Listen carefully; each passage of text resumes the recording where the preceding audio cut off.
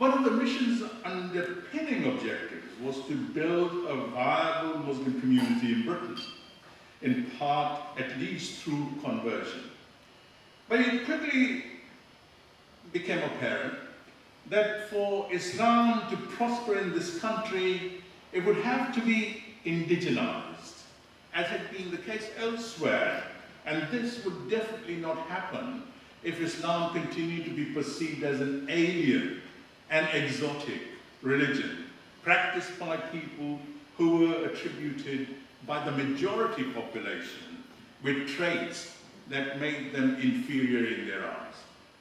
Hence, the mission realized very early on that for it to make any headway on conversion, its members would have to be creative and adopt an approach with which their potential audience was familiar. As a result, the mission's policy was to present as much as possible its arguments in a form that would be least likely to produce antagonism. Contentious polemics were carefully avoided. Nothing was said that could possibly offend anybody's religious susceptibilities. Common ground was consciously sought. Audiences were encouraged to do their own thinking, in keeping with, by now, well-established traditions of discussion and persuasion. Mission members deployed rational arguments to explain the practice and social positions that they believed were intrinsic to Islam. In the main, they were able to present their ideas in ways that suggested that Islam could be relevant to lives in the British environment, that the religion was not an alien presence in its midst. This awareness meant that much of the work of the Woking Muslim Mission was conducted with a light touch in a convivial atmosphere with due regard for the social etiquette, conventions and customs and modes of conduct and practices current at that time. British cultural forms were adopted to give as little an impression of strangeness as possible. Lectures by eminent Muslims were followed by refreshments and music. For instance, on one such occasion in 1914, a Sufi newly arrived in Britain, Maulvi Inayat Khan, presented a rendition of Indian classical music on the sitar, while a number of English women performed on the piano and violin. Throughout the interwar period, talking about the 1920s and 1930s, it was modernist Islam that was ascendant, in contrast to the much more ritualized, albeit diverse practices of South Asian Islam that have now certainly come more recently to dominate the British scene. Individuals associated with the mission, such as Abdullah Yusuf Ali, wrote pamphlets which sought to establish a depoliticized, progressive terrain for discussion on religious matters. In addition, by joining institutions such as the World Faith Conference, these Muslims developed the notion not just of interfaith dialogue, but also that religion of all reasonable people was the same. The mission's Islamic Review, and I've had the good fortune of actually working through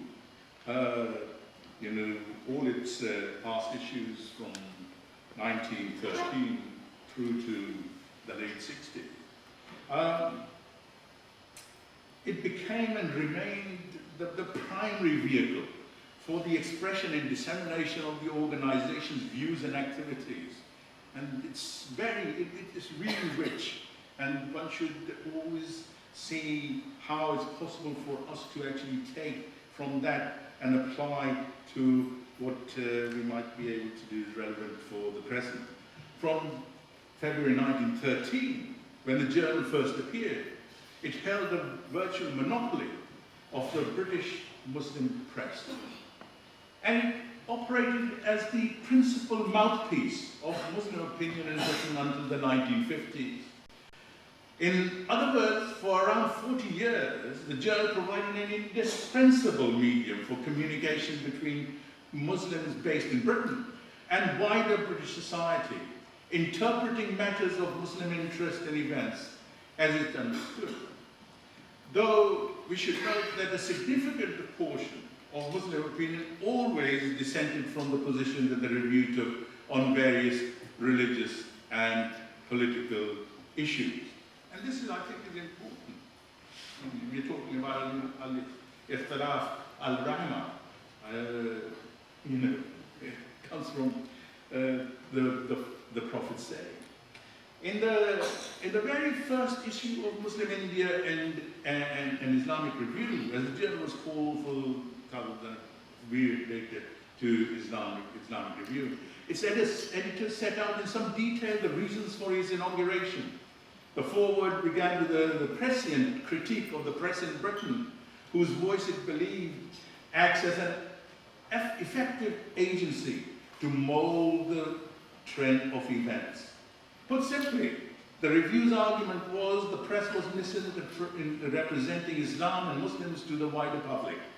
It did so by withholding information which is distasteful to it or which conflicts with the view of affairs to which it desires to give currency. In a word, its policy. For the review, the problem with several of the most influential newspapers seemed to be the fact that they did not ask, is this question correct? But rather, will this be agreeable to or support the policy outlined by our leaders? The press supported the party policy, as the Islamic Review said, at any cost, and concealed or distorted and minimized everything which it thought had got counteracting effect. In the review's opinion, Muslims were greatest sufferers of all other communities through misrepresentation in Europe, partly due to misinformation and partly thanks to ignorance. It believed that British people's negative attitudes would undergo radical change if it could only diffuse from Islamic Review more correct ideas than those which at present prevail as to the essential features of Islam and the characteristics of those who profess that religion, and to dispel the many gross errors, sometimes due to malice, more often due to mere ignorance, which are current in Europe as to its doctrines, ethic, and practice. Isn't it remarkable how astute and ahead of its time the Islamic Review was in identifying that we might today label as the Islamophobic discourse of its time? This, in a nutshell, was the corrective that Islamic Review proposed to offer. It was on the review's pages that Muslim Mission's leading lights proceeded to elaborate their views on the position of women in Islam, polygamy, the prohibitions of circumcision, fasting, zakat, and prayer, together with many other issues that aroused controversy or seemed at variance with Christian practice. Broadly speaking, instead of drawing attention to differences between Christianity and Islam, the review's writers emphasized the commonality of the Abrahamic tradition, of which the two religions, along with Judaism, they claim formed an important part. On the question of apostasy, for instance, in contrast to the support expressed by some British Muslims from 1989 onwards for the fatwa of Ayatollah Khomeini, in which he passed the death sentence on Salman Rushdie for allegedly this offense, they categorically denied that the death penalty was the appropriate punishment. The Quran and Ahadith alike were invoked to demonstrate the validity of this position. In particular, they declared that Islam respected individual freedom of religion and conscience. However, they acknowledged that fanatic who existed in all religions might insist on capital punishment for apostasy. This is all there in the Islamic Review, and various sort of issues of it. In a similar fashion, they felt unhappy about the existing blasphemy laws that, in their view, only provided protection for a state religion. In Britain's case, Christianity. As you know, this has now been repealed. In contrast to some more recent British Muslims who, in the 1990s, not only ignored the offer to remove the offence of blasphemy from the statute books, but also argued in favour of the preservation of the established status of the National Church. They called for the disestablishment of the Church of England. You know that the Church of England is established. The supreme governor of the churches is the Queen, who is also the head of the state. You know, so much for this sort of kind of separation between church and state. Symbolically, and it's very important. Parda in the British environment was deemed by the mission to be quite impracticable. Indeed, I mean, it's quite interesting to look at a lot of photos, you know, at the time. No value at all. Indeed, it was suggested that the abolition of the Parda system, and I quote from the Islamic Review, would be a blessing if done gradually, with the symbols gradually eroded and the meanings kept intact. Unsurprisingly, British women who converted to Islam were never asked to use the veil. Public gatherings organized by the mission and its offshoots were generally mixed affairs, as were the religious festivals and the larger congregations. I would have liked to have seen a few more women in Muslim. Likewise, on the question of halal meat, the fatwa of Muhammad Abdul, rector of Cairo's famous Islamic seminary Al-Azhar, allowing the consumption of meat that had not been slaughtered in the proper ritual manner was accepted. I don't know whether you're aware, Abdul had sanctioned it in line with the Islamic principle of necessity, or darura. And he was actually responding to Muslims in South Africa at that particular time who asked him for his opinion. Nor was music thought to be in, and I quote again, in the bad books of Islam. Instead, it was considered to be a fine art, and outside the confines of religion, it might be, again, quote, a real blessing for humanity. In similar fashion, any strictures against art, it was argued, were aimed at killing polytheistic propensities and not intended to discourage art itself. By contrast, many of Britain's, as you know, post-Second World War Muslims have been induced to view both music and art much more disapprovingly. As these examples highlight, the people involved in the work of the Woking Muslim Mission were prepared to enter into rational discussions and debates as and when they were required. They dispatched open letters to politicians espousing views on issues that they deemed to be of importance to Muslims living in Britain. The columns of the local and national press were used to similar good effect. Lectures and talks were given. Public meetings were addressed. Non-Muslims were invited to visit the mosque and engage in constructive dialogue. Questions were answered through the rational method. The broadest possible definition of Muslim was used. Converts were accepted as Muslims if they declared their belief in the prophethood of Muhammad alongside the prophethood of Abraham, Moses, and Jesus.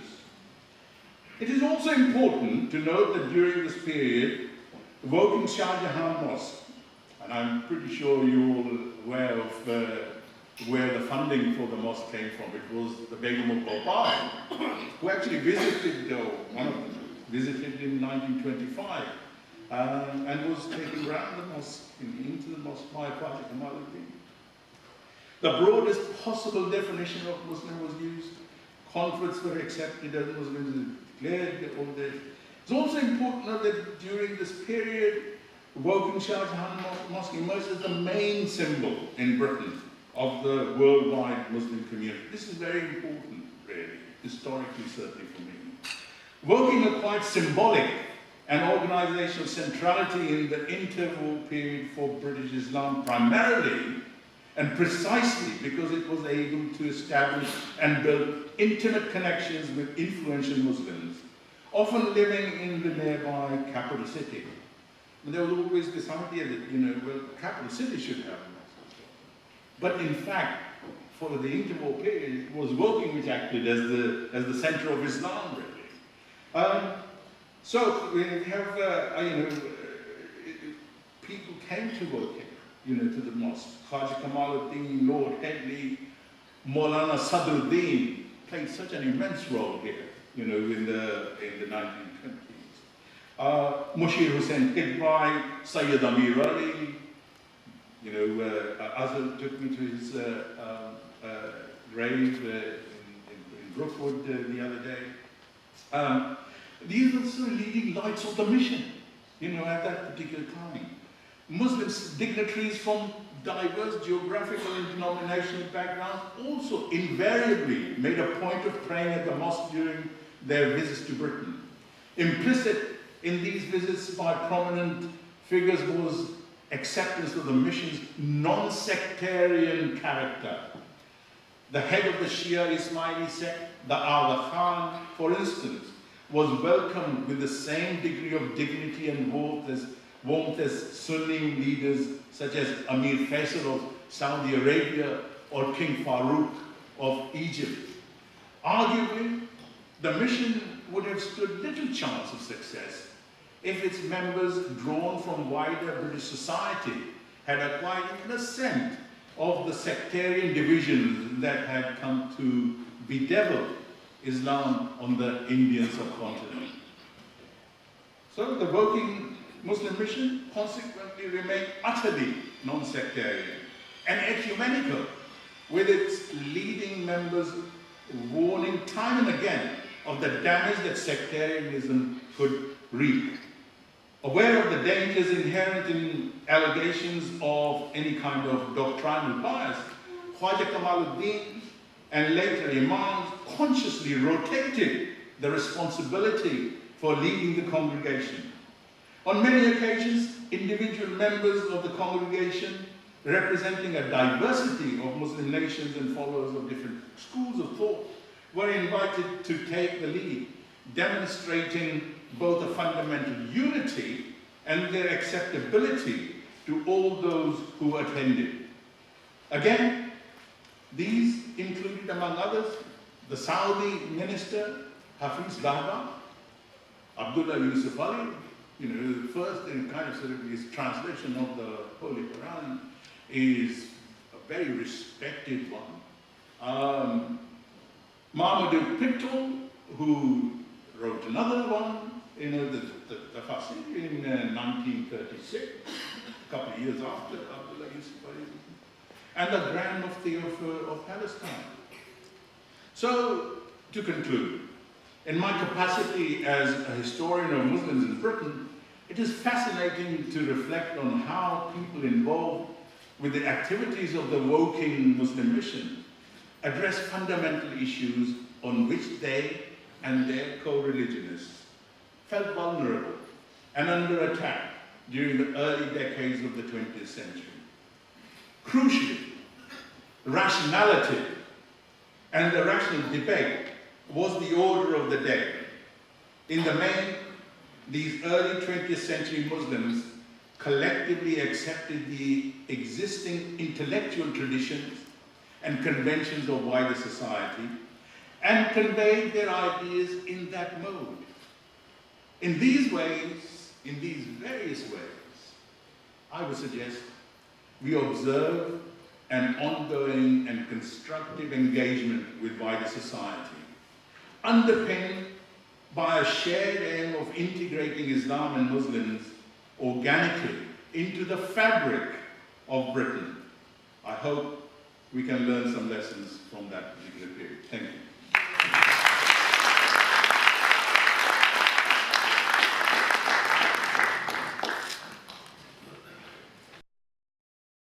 we all had fresh minds, and whatever you said went in with the pride that I'm feeling. I'm big enough as it is, but I feel really, really proud to be an MD today.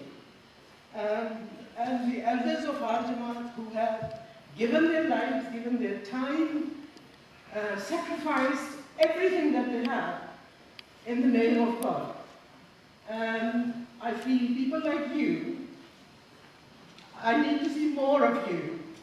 I need to see more of you that listen to this message that you are giving.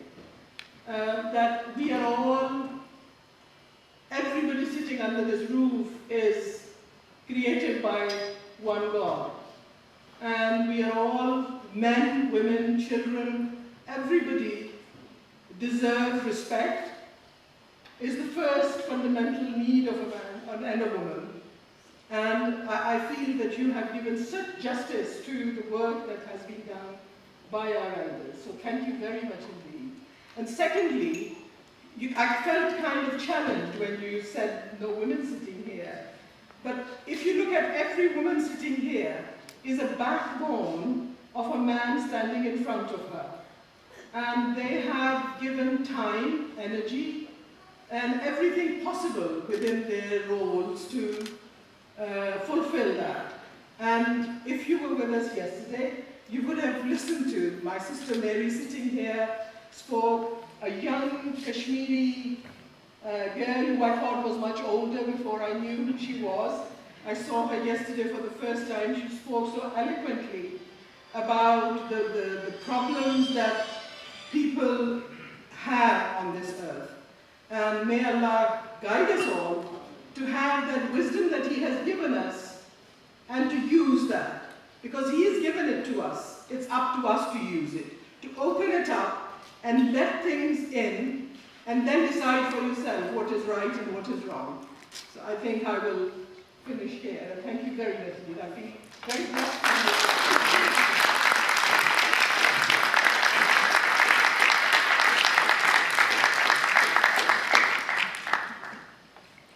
Jazakallah khair, Auntie Fokia. You've done an excellent job. I don't have to say anything now. I think we're forever indebted to Professor Sahib, because we've always known the importance of the missions in Woking and in Berlin and the impact they had in the Western world on the Islamic thought. But to hear it from somebody with such scholarly zeal and with so much knowledge, and it's like an outsider's view into our movement, it really gives us heart. And I think there are more aspects to it. The aspect we talked about was in the past. Then there is the present, and then there is the future. I'm sure Hazrat Amir, Dr. Abdul Karim Saeed, our worldwide president, will also address these issues. I think that's his talk. So you will be entertained to a very, very good talk later. Now I'm going to request His Worship, and we should address him, Mr. Purushottam Sohi, who's the mayor of Ranini. He's a councillor there. He comes from the Sikh heritage. Purushottam is an active member within the community, and he regularly visits his local temple in Southall. And we are honoured to have him here, present in our meeting, and I'd like him to come and address the congregation. Thank you very much, sir.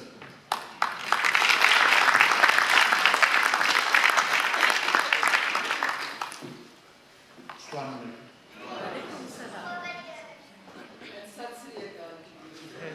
Well, I've been received so warmly, and I'm so indebted to the committee and this convention, which has been organised so well, and really grateful that this recognition is so important. And scholars, the worldwide president, I've had an opportunity to converse Punjabi with.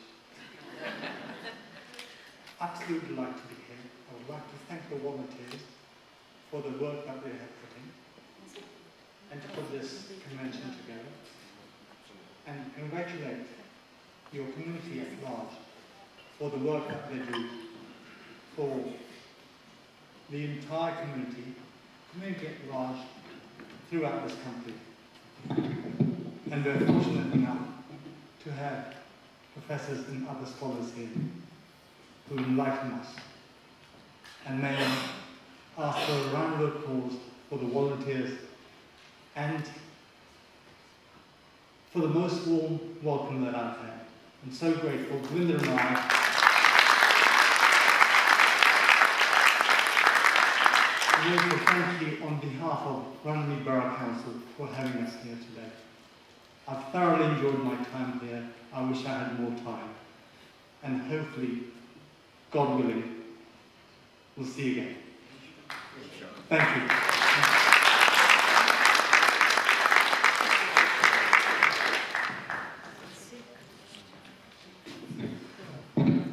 Right, so I hope thank you very much, sir, for coming and giving us your thoughts. And I'm sure everybody's enjoyed the first session, and rightly so. We are just on time now to have a tea break. We would like to reconvene in about 15 minutes, and we have got some excellent speakers for the next session, and I'd like to invite them at the next session. So we will take a break for 15 minutes, a tea break, and then we'll reconvene. Thank you very much.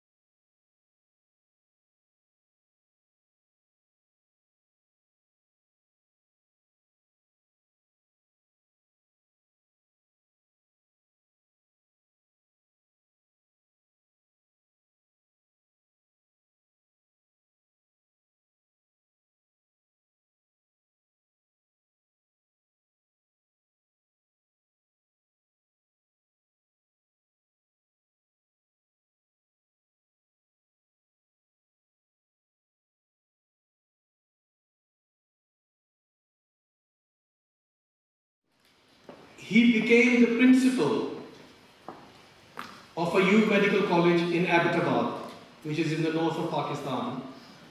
But because of the persecution in Pakistan against the Ahmadis, he had to resign and leave that post. But God has given him, and Allah has given him, lot more success as a leader of our Jamaat, and he's doing a wonderful job. And I'd like to invite him to the stage, Professor Dr. Abdul Karim Saeed, to please address the congregation. And he will tell you the topic of his speech. Thank you very much.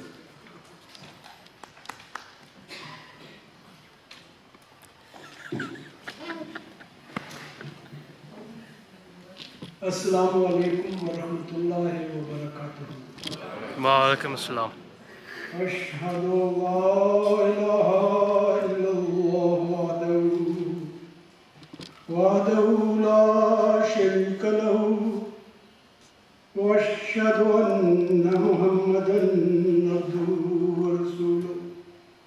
Amma ba'du fa'udhu billah أعوذ بالله من الشيطان الرجيم بسم الله الرحمن الرحيم وقال الله تعالى في القرآن الكريم ولتكن منكم أمة يدعون إلى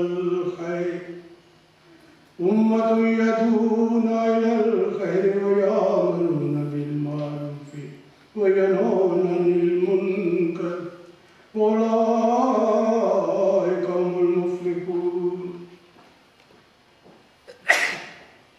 I started my speech with the recitation of the 103rd verse of the Holy Quran from chapter 3. It's translated, and from among you there should be a party who invite to good and enjoin the right and forbid the wrong. And these are they who are successful. The topic that I've been asked to speak on is why Law and India movement. If this topic was being discussed before we were declared non-Muslims in Pakistan initially and worldwide, people have condemned us, though the enlightened people very well know that anybody who recites the kalma La ilaha illallah Muhammad Rasulullah cannot be called a Muslim. All the same, or Jamaat, which was then known as the Ahmadi Anjuman Ishat-e-Islam Lahore, according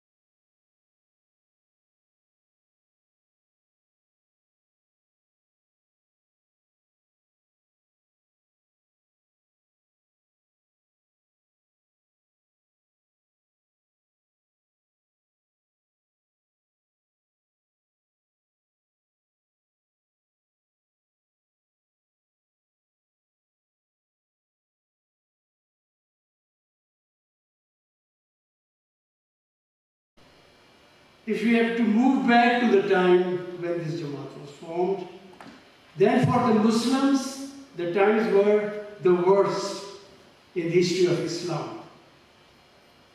They were losing their traditions, true religious teachings, spiritual convictions, moral values, and as the political situation of the time, according to that, they were also losing their countries and independence. The Muslims were losing their countries. We, in the subcontinent, we were being ruled by the British, which fortunately was very tolerant to religion, and that's why we see often Hazrat Mirza Ghulam Ahmad Sahib praising the British government because they had seen the worst times in the history of the subcontinent before that. It was complete freedom of religion.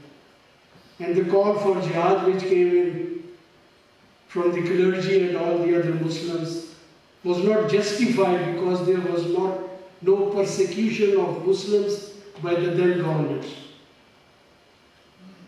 The Muslims at the time, they were unable to defend the objections raised against their religion or respond to the propaganda war that was being waged against Islam and the Prophet Muhammad sallallahu alaihi wasallam. They were ignorant of the teachings of the Holy Quran, as they did not know Arabic, and very much like what Europe went through before, that the Catholics were not allowed to read the Bible. A common man would not read the Bible, only the priest would. Same was true for Islam.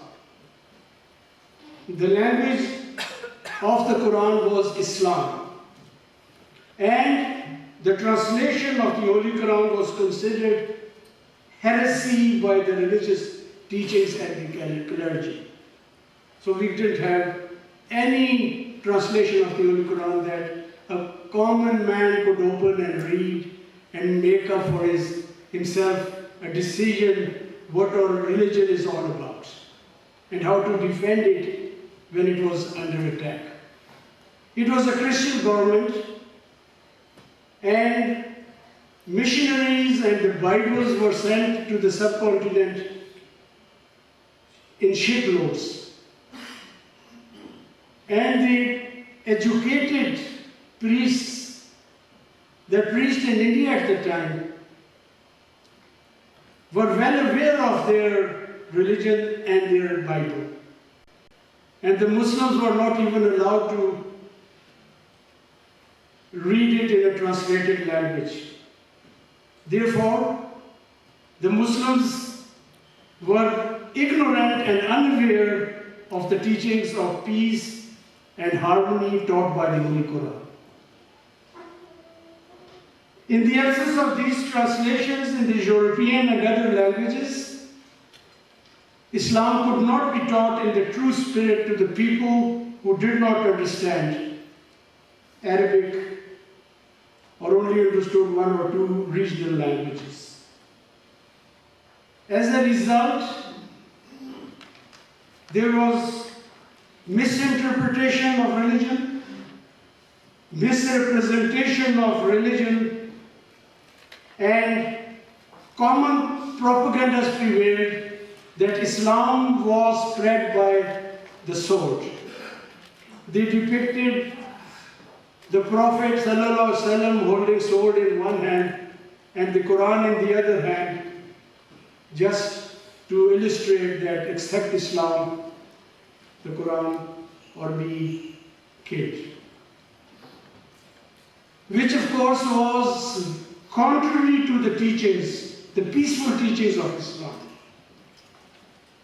and the peaceful teachings of the Holy Quran, the Prophet Muhammad sallallahu alaihi wasallam. Because in the Quran, chapter 2, verse 256, it is clearly stated, La ikrah fi deen. La ikrah fi deen means there is no compulsion in religion. And it says the right way is indeed clear from error. So it leaves the human beings to decide which way they want to choose, the wrong one or the right one. So there is no question of a sword having to be used by a prophet or his followers to convert people to Islam. In those times of darkness and despair, the Muslims awaited a reformer, which they termed as Mujaddid, who would come and defend and propagate Islam as was foretold by Prophet Muhammad sallallahu alaihi wasallam. I keep on saying sallallahu alaihi wasallam. For those unaware of it, it means may the peace and blessings of Allah be upon Prophet Muhammad. It was foretold that a person would come to remove any deviations that occurred in religion, especially those that were against the basic concepts of the Islamic teachings. Assemblies, we believe that Hazrat Mirza Ghulam Ahmad, Allah's mercy be upon him, was the person that Allah chose and gave the role to present to the world the true picture of Islam, to defend it against onslaught of propaganda, misinterpretations, and to revitalize it and spread it again as a living religion of peace and harmony. He defended Islam against being an aggressive religion, which was spread by the sword.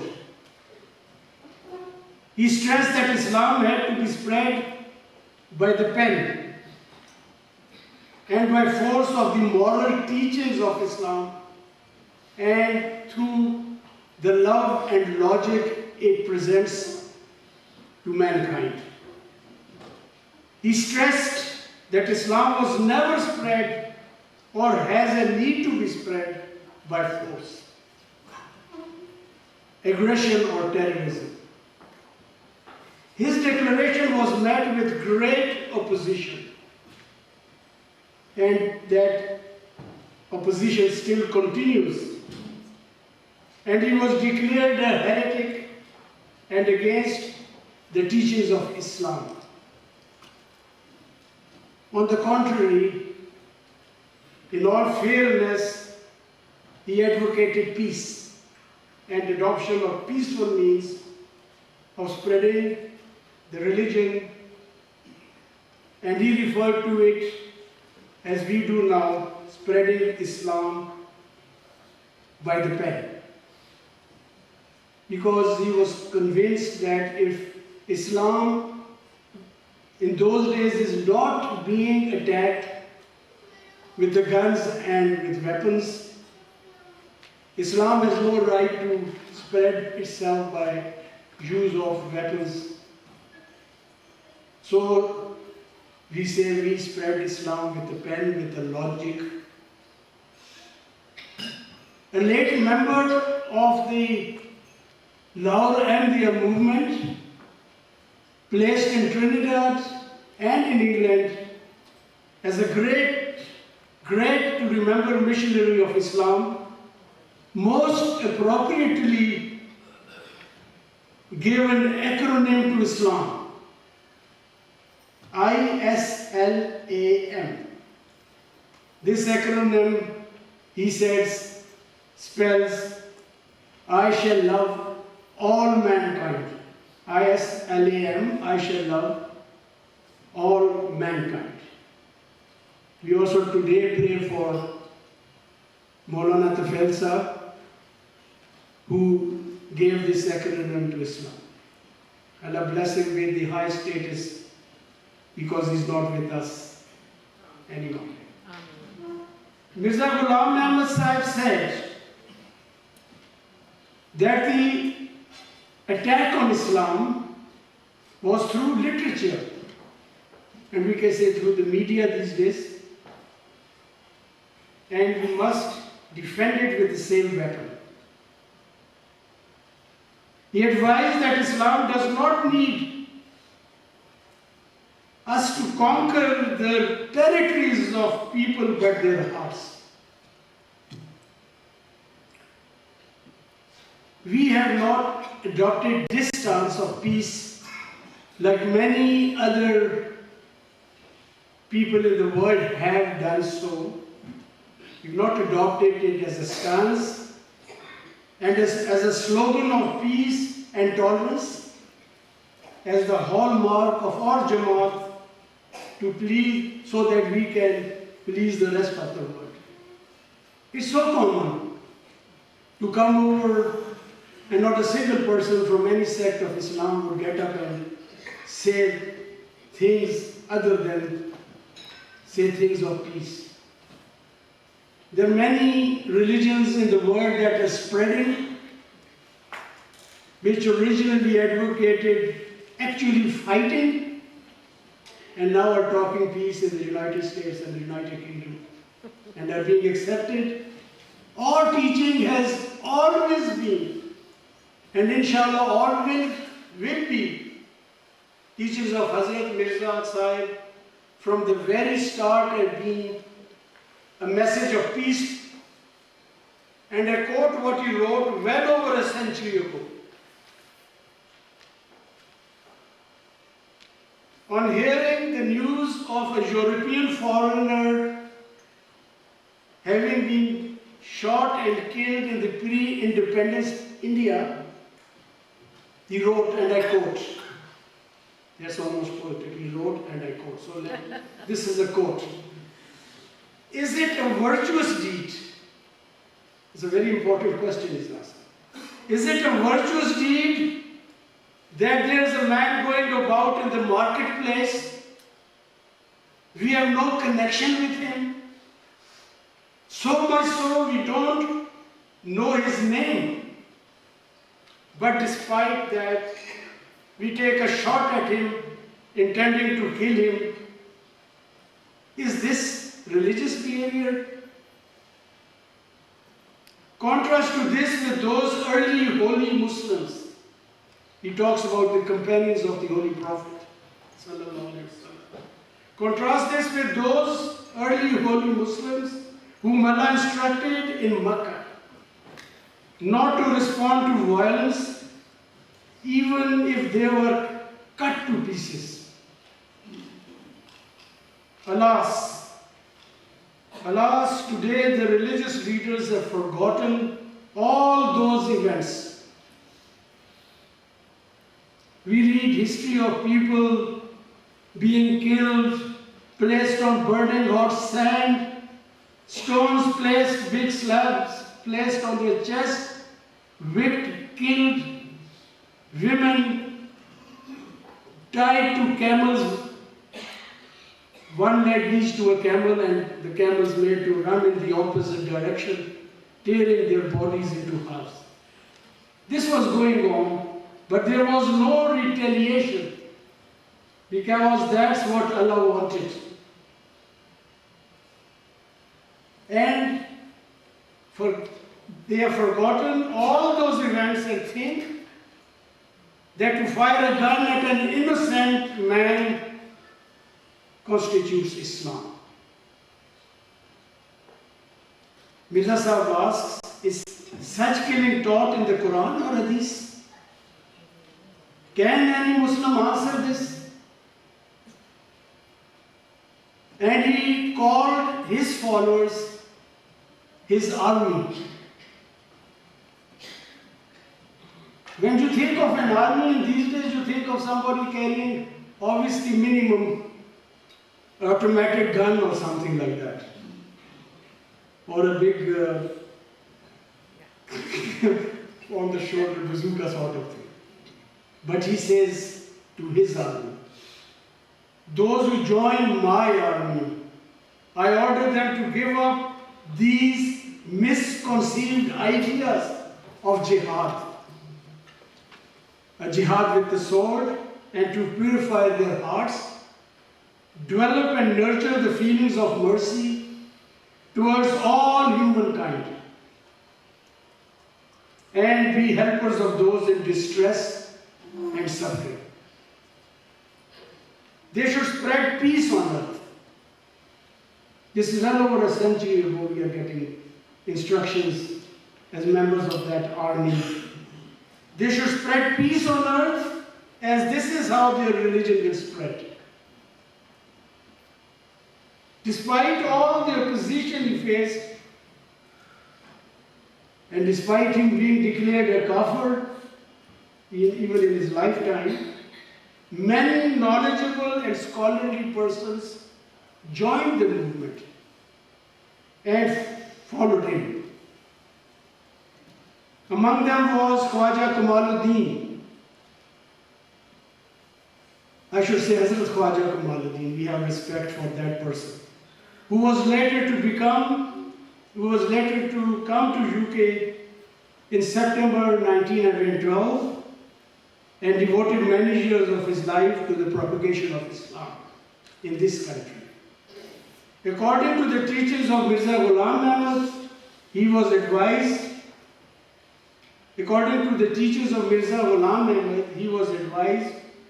by Maulana Nuruddin, who had then become the head of the Ahmadiyya Jamaat after the death of Mirza Sahib. Allah granted mercy to Maulana Nuruddin, the head of the Ahmadiyya Anjuman after the death of Hazrat Mirza Ghulam Ahmad. He advised him, preach the unity of God and not indulge in sectarianism or aggression against any other religion. That's what a muballigh or a preacher should be like. He should spread his peaceful message and stop meddling into the affairs of others. After arrival in UK, Khwaja Sahib was planning to build a mosque. He had his own plans. He was perhaps at that time in London. And he was trying to build a mosque in the UK when he received a letter from Hazrat Maulana Nuruddin. He informed Khwaja Sahib that there was a mosque situated in Woking, which could be used as a center for the Muslims. On receiving this news, Khwaja Sahib, I can imagine the happiness he would have felt that there is a mosque right there in Woking. On receiving this news, Khwaja Sahib, along with his companions, traveled to Woking, where we are these days. He found a dusty and dirty mosque and cleaned a small area with his turban. You see, when somebody removes a turban from his head, it's considered a sign of dignity. And see the respect of Khwaja Sahib, who takes off his turban and wipes the floor of the mosque. That's the respect for the mosque and Islam. He prayed asking God for help. He also found an old and torn copy of the Holy Quran. And on opening it, the first verse that he came across was the one that contains the promise of Allah to make Mecca as the center of propagation of unity of God. The Holy Quran says, وَإِجْعَلْنَا الْبَيْتَ مَثَابَةً لِلنَّاسِ وَأَمْنًا وَاتَّخِذُوا مِن مَّقَامِ إِبْرَاهِيمَ مُصَلًّى وَأَعِدْنَا إِلَىٰ إِبْرَاهِيمَ وَإِسْمَاعِيلَ أَن طَهِّرَ بَيْتِيَ لِلطَّائِفِينَ وَالْعَاكِفِينَ وَرُكَعِ السُّجُودِ. And you take the place of Abraham for a place of prayer. And we joined Abraham and Ismail saying, I thought you were passing me the 5 minutes. And you take the place of Abraham for a place of prayer. And we joined Abraham and Ismail saying, purify my house for those who visit it.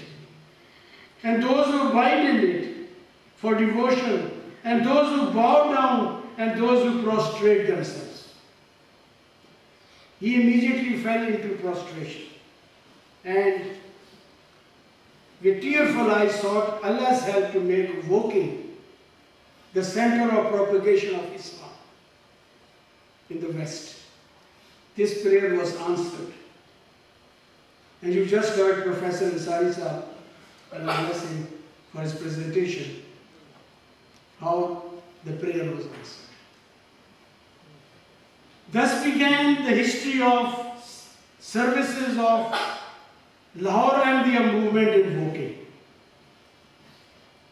A history of bringing a message of peaceful and a tolerant religion to the United Kingdoms. They were the rulers. They got the news and they probably got what they wanted to hear. Perhaps they were seeing Islam in action for the first time and seeing it being practiced by somebody who was a very devout Muslim. This is an achievement we are really proud of. And he preached Islam as a religion of peace, as guided by the teachings of Hazrat Mirza Ghulam Ahmad, the reformer of the era, which were the same teachings that had been practiced by the companions of the Holy Prophet, may peace and blessings of Allah be upon him. So that event foretold in the Holy Quran, وَآخَرِينَ مِنْهُمْ, those who will come in the later day, and the Prophet himself having interpreted on being asked by Abu Hurairah radiallahu ta'ala anhu, who will these people be? No reply by the Prophet first time. Question repeated. No answer again. Question repeated. And next to the Prophet Muhammad sallallahu alaihi wasallam was seated Ibn Farsi. Salman Farsi. Salman Farsi, he placed his hand on his lap or his neck or his shoulder and said, he will be from the offspring of him. And historically, Mirza Ghulam Ahmad Sahib was an offspring of the Salman Farsi. So, this basis was laid in Woking by the people who were foretold to be like the companions of the Prophet ﷺ, because they were given a very hard task to justify themselves to be Ahmadis. And this is a day of reflection for us, that we should follow those guidelines that our founder has left for us. Khwaja Kamaluddin constantly preached and usually included subjects which were easy to understand. For example, Allah is God of all mankind and not only of the Muslims. Islam is not only for Muslims but for the whole mankind. God is for all mankind. The Holy Book, Holy Quran is for all mankind. These were the type of subjects that he would speak on. It showed the unity of mankind and it impressed the people. So that Lord Hadley also accepted Islam and many more we are going to see today or tomorrow, buried in our graveyard here. And recently I read that Lord Hadley was dismayed with the differences between the Catholics and the Protestants. He himself was a Catholic. And he said, oh, Islam is such a peaceful religion. I'm glad he wasn't here these days when everybody is calling everybody kafir. Except us, we are calling nobody kafir. We say everybody who says, La ilaha illallah, Muhammad Rasulullah is a Muslim.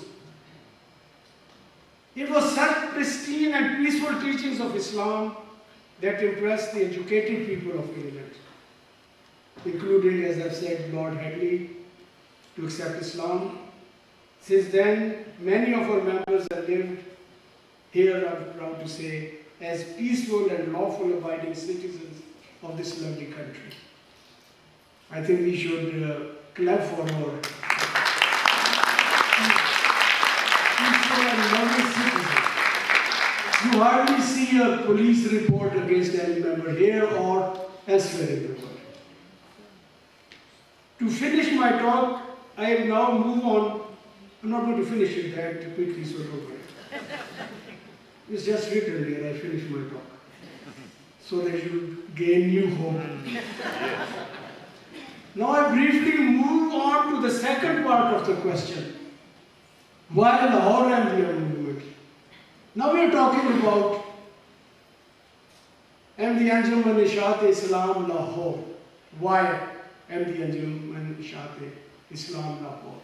Because this function is being organized by the LAM, as they written here in the abbreviation. After the death of Hazrat Mirza Ghulam Ahmad on the 26th May 1908, Hazrat Maulana Nuruddin was elected as the first person to be the next leader. Under his leadership, there was only one Jamaat, the Jamaat-e-Ahmadiyya. With the death of Maulana Nuruddin on the 13th March 1914, I always remember that date because that was the date of birth of my mother. So I say my mother was born on the day Maulana Sahib died. So it was historical maybe also. Mirza Bashiruddin Ahmad Sahib, on the Mahmud Ahmad Sahib, son of the founder, Hazrat Mirza Ghulam Ahmad, was made the head of the movement. He proclaimed Hazrat Mirza Ghulam Ahmad as a prophet of Allah and presented the doctrine that a person is not a Muslim unless he believes in and formally acknowledges Hazrat Mirza Ghulam Ahmad as a prophet. He was not a Muslim. Why? He was saying La ilaha illallah Muhammad Rasulullah, but he was not a Muslim because he was rejecting the prophet of Allah. So it was a true conviction on part of the son of Hazrat Mirza Ghulam Ahmad Sahib that he was a prophet and not accepting was kufr. Maulana Muhammad Ali, the founder of Lahore Ahmadiyya movement, and many other Ahmadis refused to accept these announcements, which they regarded as being contrary to the teachings of Islam, which believed in the absolute finality of prophethood with the advent of Prophet Muhammad sallallahu alaihi wasallam. Mirza Ghulam Ahmad, the founder of Ahmadiyya movement himself, had denied claims of prophethood no less than 357 times in his books, speeches, and while answering questions of the opponents. And Lahore Ahmadiyya movement has published a book called Denial of the Lahore, of the claim, Denial of Prophethood by Mirza Ghulam Ahmad. They've collected all the speeches and times when he said, I'm not, including a speech he delivered 19 days before his death, and another which was delivered 19 hours before his death in Lahore. So he's constantly denied that he's not a prophet, and this book has been published, is for all of you to read. And I'm glad to announce that from Suriname we have the president of the SI FI, and I used to say we, but now I've learned it's FI. So he is here, and he has translated this book into Dutch. So that's going to be something to read for all those who are here and know Dutch. He, even to the last few days of his life and hours before his life, in his reported conversations from Lahore, assured that he did not regard Muslims outside his movement as kafirs. His first successor, Maulana Nuruddin, too strongly held faith in the finality of prophethood with Prophet Muhammad Sallallahu Alaihi Wasallam. And his belief is written in his book called Tiryaqul Qulub, the steps to Tiryaqul Yaqeen. Tiryaqul Yaqeen. Tiryaqul Yaqeen, the steps to have built-in trust in Allah. He was a man with extreme trust in Allah. He's written there that he does not believe in the prophethood of Hazrat Mirza Ghulam. Consequently, those who rejected the new doctrine in May 1914, so I'm answering why was there a need. Those who rejected the new doctrine in May 1914 established Lahore Ahmadiyya Anjuman Ishat Islam Lahore, now known as LAM, for the reasons that I've already cited. Maulana Muhammad Ali declared that Anjuman is being created in Lahore for purpose of propagation of Islam, whose main aim should be to strengthen the real objectives of this movement, which is propagation. And the then leader of the Jamaat at the time, Mirza Bashiruddin Mahmud Sahib, had written that we believe the promised Messiah to be one of the prophets of God. We could not possibly regard his deniers. We have to regard his deniers as non-Muslims. And in a book published a little later by him, he expressed all those so-called Muslims who have not entered my Bai'at formally, whoever they may be, are kafirs and outside the pale of Islam, even though they may not have heard the name of the Mirza Ghulam Ahmad Sahib. So, Maulana Muhammad Ali and other prominent members of the movement repudiated that these notions as being both contrary to the basic Islamic teachings as well as against the expressed belief of Hazrat Mirza Ghulam Ahmad. The Maulana explained the event in an English tract in 1918 as follows. Thus came into being the Lahore Ahmadiyya movement with the following characteristic beliefs. These are our beliefs. Number one, that the Holy Prophet Muhammad, peace be upon him, is the last final prophet after whom no prophet whatsoever, new or old, can appear. That, number two, that believers in the Holy Prophet Muhammad, peace be on him, form a brotherhood, and so long as the person claims membership of the Brotherhood of Islam by declaring the words, La ilaha illallah Muhammadur Rasulullah, there is no God but Allah, and Muhammad is the messenger of Allah, he cannot be expelled from Islam or branded as kafir by any power on earth. It's with this conviction that although we are in Pakistan declared as non-Muslims, kafirs, we have never accepted this stance. We live with it in spite of the problems. Number three, Hazrat Mirza Ghulam Ahmad never claimed to be a prophet, but was a mujaddid in Islam, like mujaddids that arose in Islam before him. And finally, four, those Muslims who do not believe Hazrat Mirza Ghulam Ahmad still remain Muslims.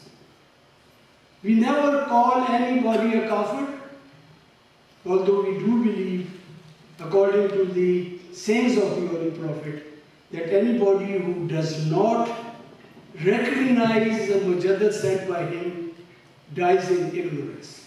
So it's desirable that we should not die in ignorance. Third thing that I want to just add as a couple of lines is that we have now a new mission on our shoulders, and that is that we have to work very actively to defend what is going on now, because we have been made as a Jamaat to defend Islam. Perhaps we are not doing enough. We have to really make up our minds and be determined that we defend Islam. And the greatest problem Islam is facing now is the Islamophobia, especially in the West. Unfortunately, caused by the ignorance that the people accepted by not accepting the reformer that was sent by the Holy Allah. So that ignorance is causing the problem. The results are obvious.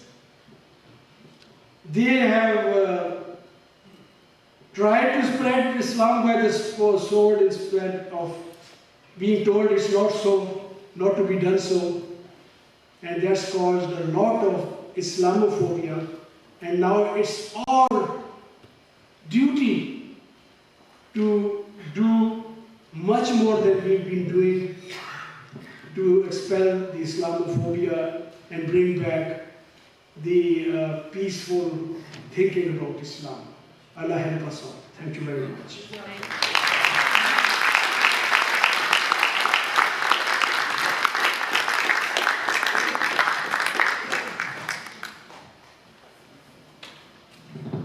Jazakallah khair, Dr. Saab. Thank you very much for the most enlightening speech and explanation.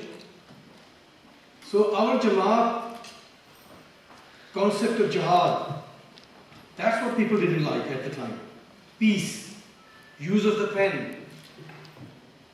So in that era, we were called kafirs, we still are called kafirs. And people said to the Ahmadiyya movement as the agents of the British. So look at the Walking Muslim Mission. At the time of the British Empire, these small group of people that Allah was helping came into the heart of the British Empire and preached Islam in its true manner. And those hearts, which were shiny and clear, accepted that message. And you're hearing what you're hearing today. So just remember, if the message is right, the people who are receptive will come to it. And we need to, as you said, Dr. Sahib, that we need to all join together, put our effort in, learn more about our own Jamaat literature, and take this message of peace forward, the best of our ability as we can. And those lights will shine, and those words will come through. That very nicely takes me on to our next speaker, who does not need no introduction if you're living in England, and I think generally in the Islamic world, people know this gentleman because he's a progressive Muslim, a very progressive Muslim. He is the director of Muslim Educational Center of Oxford. He's the founder of the Open Mosque in South Africa. And also he just told me that there is a new institute, the Oxford Institute of British Islam, which is taking shape and is starting in October. He's also heading that project. He's no other than Dr. Taj Hagi, and he's going to speak to us about the role of Lahore Ahmadiyya movement in South Africa. Dr. Taj Hagi, I'd invite you to come to the stage.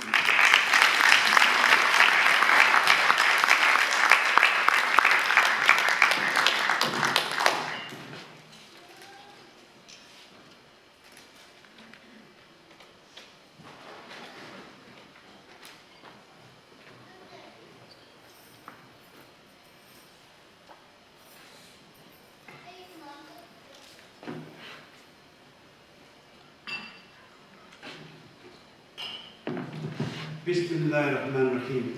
Assalamu alaikum wa rahmatullahi wa barakatuh. I would like to thank the organizers for inviting me here. I, as a non-Ahmadi, am very proud and pleased to be here at this gathering of enlightened Muslims. And I'm being asked to talk about the impact of Ahmadiyya in my homeland to South Africa. I left it many years ago, but I still have contact there. And of course, how your movement and your perspective of Islam has influenced my own spirituality and religiosity. Just very briefly, a background about Muslims in South Africa. It's a very tiny percentage, only about 2%. Most of the Muslims are either of Malay and Indonesian extraction or of Indian and Sri Lankan descent. The Malays, which I'm a member of in the Cape area of South Africa, were brought as slaves from Indonesia and Malaysia and those parts of the Dutch Empire, brought to South Africa, which was under Dutch colonial control. The Indians came during the time of the British Raj in South Africa, mainly as workers on the sugarcane plantations and as merchants. Recently, there's been some growth in the black indigenous community accepting Islam, while there's also a few whites who are converting. But generally, sadly, it is essentially a brown religion in South Africa, not a black religion or a white religion. Until the end of apartheid in 1994, it was essentially Sunni. People were either of Shafi madhab in the Cape area or of the Hanafi persuasion in Durban and in Johannesburg. Now, after apartheid, we have the introduction of Shiism in South Africa, and now there's about 2 or 3 Shia mosques in South Africa. The Ahmadi movement, both sides, Lahore and Qadian, I don't think they are in excess of about 3,000 registered members. So we're talking about a very, very tiny percentage of people, but the impact is actually very, very great, as you'll see.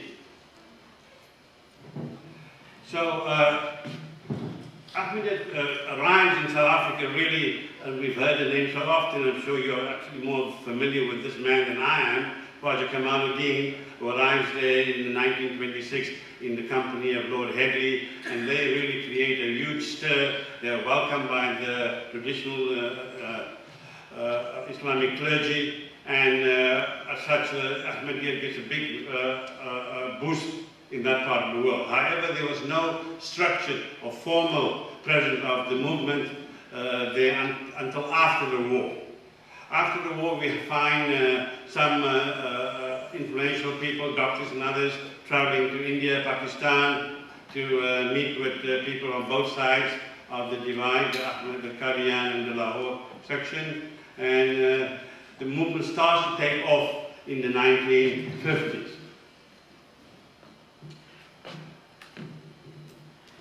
What is so striking about this movement is that it is spread by books. And books by Muhammad Ali, Khwaja Kamaluddin, Nasir Ahmed and others were like gold dust. You couldn't get it. And they were all banned by the clergy, all banned by the ulama. And people were really actually hiding the book. They would cover it with some other cover and walk around with it. Okay, they would use Muhammad Ali's translation and they would cover it up so that other people wouldn't see actually Muhammad Ali's translation. So these books really played a seminal role in propagating an enlightened and liberal and logical Islam. And so too the Islamic Review and other publications. I'm rushing through because we have lots to cover. So whether you accept Mirza Ghulam Ahmad as a mujaddid, a reformer, as a Messiah, Masih, or as a Nabi, as a prophet, that's dependent on your personal belief and affiliation. But what is important is that there's no denying that this tiny group of people, through their literature and their people coming there, had an immense impact on South African society. No doubt about it whatsoever. And for me personally, it was very important, and for others. For example, Ahmed has come along with this idea that Jesus is dead. They come along with the idea that there's no militant aggressive jihad, that there shouldn't be takfir, branding of people as non-Muslim, and that women have rights and there's no need for face masking and a ninja type of Islam. So this is And it stress, of course, reason, rationality, and questioning. And this would have a direct impact and bearing on my own development later. So who were these people that brought the two branches of Ahmadiyya to South Africa? One was a man called locals, Dr. Yusuf Suleiman. He brings the Qadian version to South Africa. He starts the movement there in the early 1950s, and he's later succeeded on his death by a man called Hashim Ibrahim, and him and his family leads the Qadian branch until the 1980s.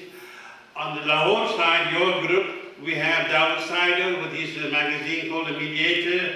They also start in the 1950s, and they start from house mosques. Okay, they would have the mosque in the house.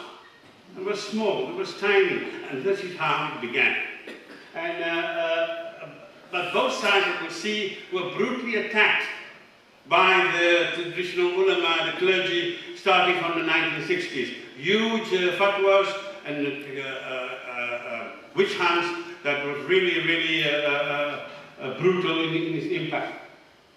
Now, for me, what did Ahmadiyya do during this time? I mean, I'm a little boy at that stage, okay? It had an immense impact on my personal evolution as a human being. Firstly, Ahmadiyya demands that we should be rational, there should be introspection, there should be self-criticism, there should be logic. All of these appeal to me in the juxtaposition of what the clergy, the ulama, the fuqaha, because they just wanted to believe.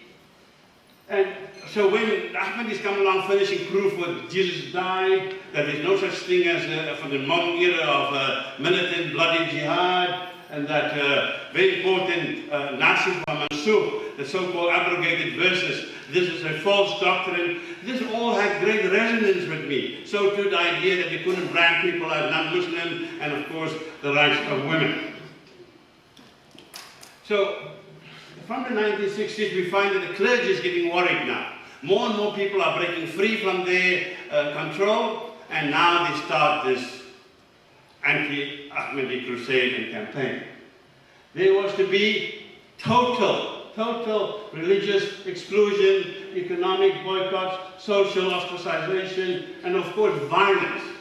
Lots of violence. Firebombing of homes, attacking people on the streets. It was really, really a difficult time. Ahmadis were denied entry to all mosques. All Ahmadis, both sides. Even you lot. Okay? So too we have marriages were annulled. I know someone, an uncle of mine actually, that his wife was taken away from him and the kids, and to this day, 40 years later, he has never set eyes on his children. To this day. And of course, no burial rights. No Ahmadi could be buried in a Muslim cemetery. It was very tough. But here we come to the interesting bit. The Qadian sections were fatalistic. They resigned, they were quiescent, they were passive. They just accepted, this is from Allah, we accept this. You lot took a different view. We say, listen, no, this is injustice. We need to fight this. And so we find that the Ahmadiyya movement, the Lahore section, would start to fight and resist this religious cabal called the Muslim Judicial Council, shortened form MJC. Who were the MJC people? The ulama, the fuqaha. Most of them, sorry to say this, are those who failed the A-levels. They failed the A-levels, and that's why they became mullah. Okay? Because the brightest sons will become doctors, dentists, lawyers, accountants, and teachers, and so forth, and the dumb guys will become the mullah. Okay? And so we have, but you know, in the land of the blind, the one-eyed is king. Yeah. Muslims knew nothing, so they said, okay, these mullahs can say few things in Arabic, they must know the language of God. God only speaks in Arabic, he doesn't speak in other languages, and so they must be right. But here comes along a very ordinary, simple man, a man called Ismail Peck.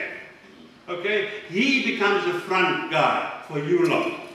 And he takes this to the court. He was attacked vilified, humiliated, but he stood his ground. Now, Dr. Zaid Aziz here has written extensively about the case. I don't even want to go through it. Also, you go on the websites. There's fantastic South African legal documents that spell out the whole case.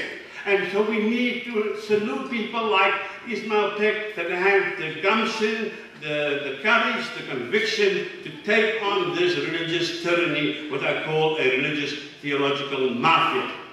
And same too with a man called Sheikh Jassim. Sheikh Jassim was a man who didn't want to, Ahmadis, especially in the Lahore group, used to go to his mosque. The clergy, the MDC, told him, listen, you cannot allow Lahori Ahmadis to pray in your mosque, you need to evict them. He says, no, I will not evict them. They are Muslim. As long as they pray and don't create any mischief, I will allow them to enter the mosque. The MDC was not pleased with this. They in turn called him a kafir and a murtad, an unbeliever and an apostate. And he too, he was a simple man, he too takes him to the court. Both cases were actually won by people defending the rights of the Ahmadiyya Lahore movement. Now, this is a landmark case, okay? And it all started because in 1981, the Ahmadi, the Lahori Ahmadi decided to apply for charitable status, get a registration number, that has to be advertised in local newspapers according to South African law, and we have, of course, the clergy up in arms, and they lead a huge campaign of renewed opposition and vilification of all Ahmadis. They didn't make the subtle distinction between Lahori Ahmadis and Qadiani Ahmadis. They were all the same. They were all the same. And so Peck wins his case, and so did Jassim too, but the MDC refused to, of course, implement the judgment, and to this day they go around saying this was a kafir judge, and that's why they ruled against us. But the point is, any logical thinking person will realize that their arguments were flawed, and that Ismail Peck's arguments and Sheikh Jassim's arguments were compelling and convincing, that no one, as the leader of your wonderful Jama'ah said, no power, no authority on earth can declare someone un-Muslim. Muslim is a self-definition, whether I like someone or not. Muslim is a self-definition, whether you like them or not. And that is the core value and principle of your movement, and I would like to say also of mine. So how did I become involved in this? I never actually thought I would become involved in this. But after I finished my education in Cairo and Holland and got a PhD, or DPhil, we call it at Oxford, I then had a job at the Department of Religious Studies in the University of Cape Town. One day a man knocks on my door, and he's a Lahori lawyer, and he said, listen, you say you're a scholar in Islam, can you define to me what is a Muslim? I said, I don't have a problem defining what is a Muslim according to the Hadith, to the Quran and the Sunnah. Define. Will you say this in court? So, but by that time I really dug the hole. Okay, I dug my hole. So I had to say, listen, okay, coming as an expert with it, I'm very happy to do so. The moment the clergy, the MDC came to hear about this, they then automatically said I was Ahmadi as well, and then started a huge campaign of vilification and physical threats as well as violence against me. And of course, I used to go to a regular mosque, and 3 times in succession they've thrown me out physically from the mosque during Jum'ah, because they asked me during Jum'ah, I must say Mirza Ghulam Ahmad is a kafir. I say, I can't say anyone is a kafir because I'm not entitled to that. I am not Malik Yawmiddin.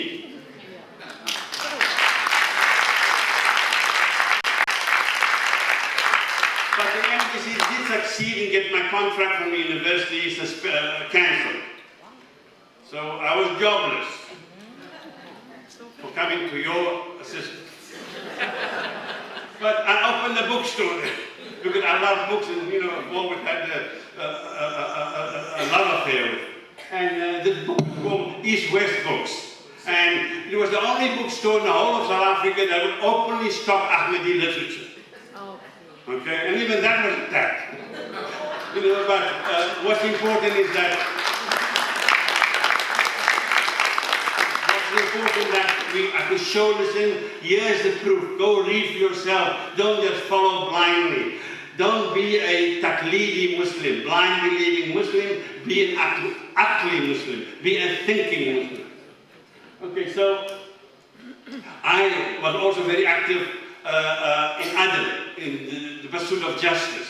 So we weren't just justice for Ahmadis and others, but also for political justice, because we had apartheid there, we had institutionalized racism. And I was very involved in that, and I was briefly incarcerated for my political activities, and then realized the time was to leave.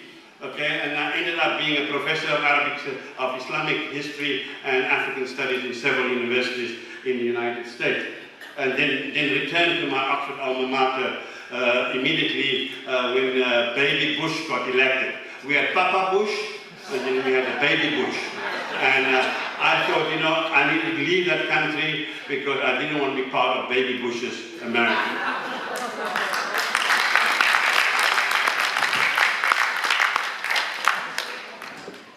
So when I came back to UK about two decades ago, aside from my academic work and research, I then became involved in 3 organizations over the span of 3 years, which actually I'm very grateful for what the Ahmadi movement gave me the knowledge, the confidence to do so.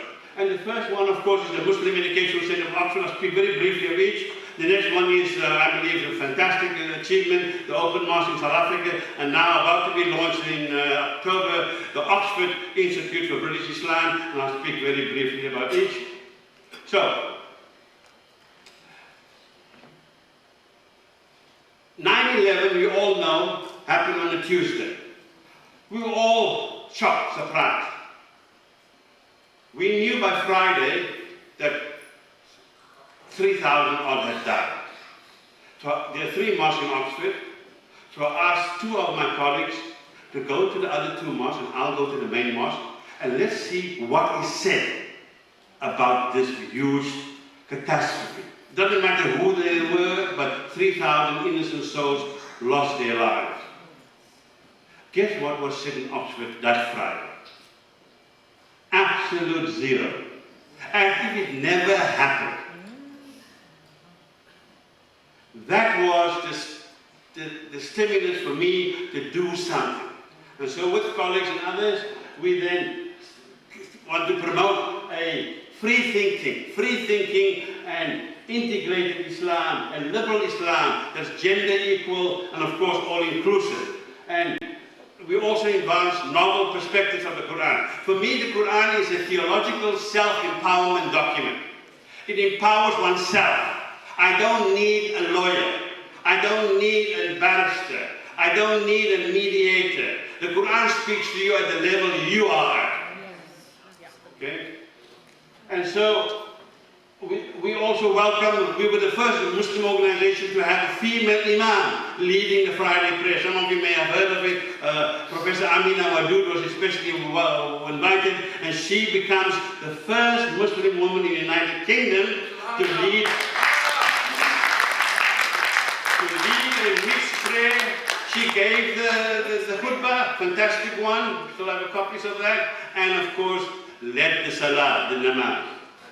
Okay? We also do interfaith marriages without requiring conversion, because where did it say you must convert? Okay? And of course, we do a lot of interfaith work. We invite ministers from other religions to come to give the first half of the Jummah, the first half of the khutbah, and we have interfaith barbecues. In fact, we're having one 8th of September, and if you want to come along to Oxford, you're most welcome. And the whole idea is to bring people together. One God, one humanity, one destiny.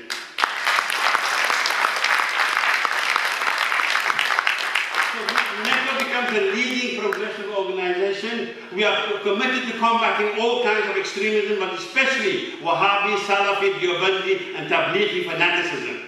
Okay, we go after them because God will ask me, I don't know about you lot, but He's going to ask me, you saw things being so bad. What did you do against these people? So we go after them. And so for this reason, we have a high profile in the newspapers, radio, television. We're championing loudly, proudly progressive Islam. We're not afraid of that word. So that in fact becomes the forerunner, the experimental laboratory for a bold new venture that I always had in my mind. Remember, I was thrown out of a mosque 3 times in Cape Town. So therefore, I started 5 years ago, gave my pension money to this project. And this is the open mosque in Cape Town. Go check it in the website, okay? And what is the open mosque? A liberal, forward-looking mosque. It is based on the model of the Prophet's Mosque. The Prophet's Mosque, by the way, if you don't know, had a single entrance. Men and women came in together. No separate entrances, no apartheid. Inside there was no curtains. Everyone saw each other. That is how a mosque should be. And so the open mosque is like that. Okay? We also have women to lead the prayers and the khutbahs there. We ask other faith leaders to give part of the khutbah. And of course we do lots of interfaith marriages. And next month in September I'm going back to Cape Town. We have a fantastic interfaith retreat out in the mountains. 3 days and nights. We have 20 Jews, 20 Christians, 20 Muslims coming together to worship, work and pray together. And the concept of the conference is, or the theme is, the concept of justice in the Abrahamic religions. What does Judaism say about justice? What does Christianity say about justice? What does Islam say about justice? So we do topical things. Next year you want to come and join us. Next year's thing is about what does the Abrahamic religion say about climate change, about environmentalism and so forth. So we do hot button issues that are relevant and pertinent to our time. What also the mosque does, very uniquely, we invite Christians a few days before Christmas to give them a Christmas dinner. So we give them turkey, we give them lamb, and we give them biryani, and all of that. And we get them to sing the hymns in Arabic. Silent Night in Arabic. Inside the mosque. Then we also do Hanukkah. We invite the Jewish synagogue to come celebrate Hanukkah in the mosque. They in turn, the Christian churches invited us to have iftar in their church, and we have the iftar there, and we pray there, and we give the azan there. The same in the synagogue. We go for iftar there, we pray there, and we give the azan there. So, what are the foundational principles of the mosque that I think is somewhat linked to what you represent? You know, we say we're Quran-centric, meaning that we do not follow slavishly and blindly man-made literature. We just don't do that. Number 2, we are gender equal. We make it very, very clear everyone's equal. Number 3, we are clearly non-sectarian. So we allow Muslims of all shades of opinion, Ahmadis included, Qadianis, Lahoris, whatever you want to call them, Baha'is, Christians, Jews, even atheists. And we all give them a cup of tea and coffee afterwards. Okay? The whole idea is that the mosque is open to all. It is the only mosque in the world I'm aware of, and please you can rectify me, where it says loudly and clearly on the walls outside, all welcome in 5 languages. We do not prevent anyone from not entering the house of God. That is the house of God. It is not a masjid, so to speak. It's Bayt Allah, the house of the Creator. And so we are intercultural, not multicultural. Multicultural means the Pakistanis stay there, the Irish stay there, the Bengalis stay there. No, we are intercultural, mixing people, and we're independent, not part of the clergy. And I like alliteration as a teacher, so we are egalitarian, we are erudite, and of course we enlighten Islam. And what we do with the Quran, marvelous thing. Firstly, we have translations from every walk of life, including the wonderful Muhammad Ali's translation. And we subject the Quran in our classes to the 5 Ds. What are the 5 Ds? We debate, we discuss, we dissect, we doubt, and we disagree. Okay? Because God doesn't want a bunch of zombies to come to Him.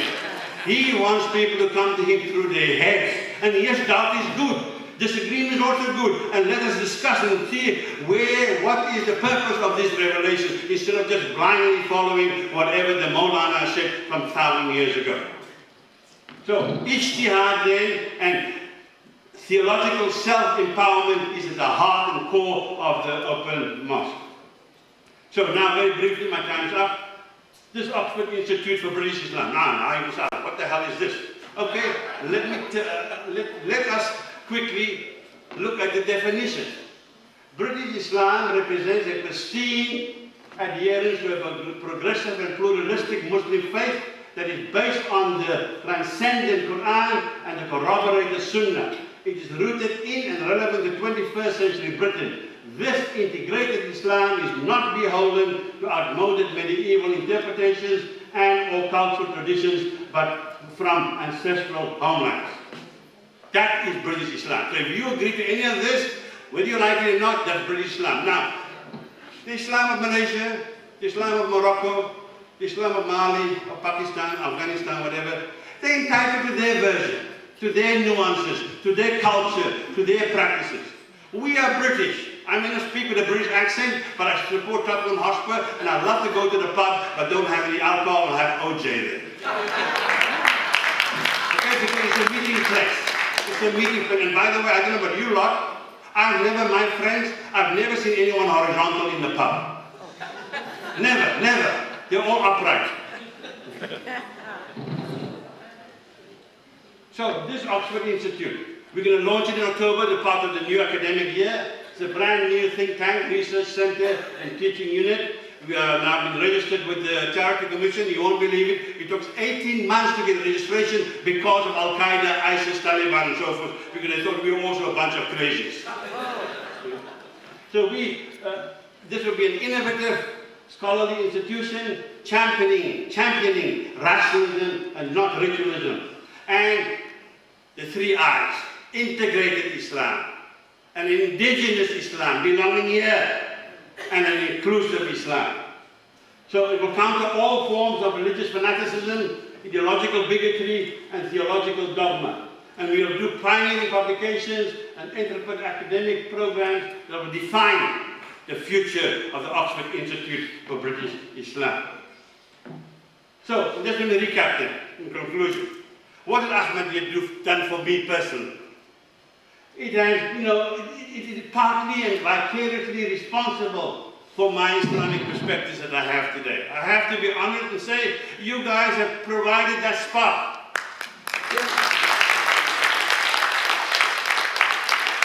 And by stressing reason and logic and self-criticism, that has made me a better believer, I believe. Okay? And I've rejected all the orthodox Islamic priesthood, because now we know this priesthood, they are not the best, the brightest buttons in the box. In fact, they're the opposite of that. We have now solid proof for Jesus' death, and as Amir said, no prophet old or new is coming. And we have nullified this offensive, ridiculous notion of militant jihad, of killing people, slicing off their heads.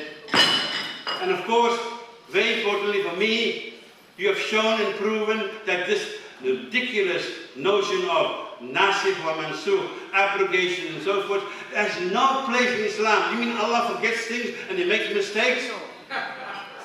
And this, I'm grateful to the Ahmadiyya movement for bringing this to my attention.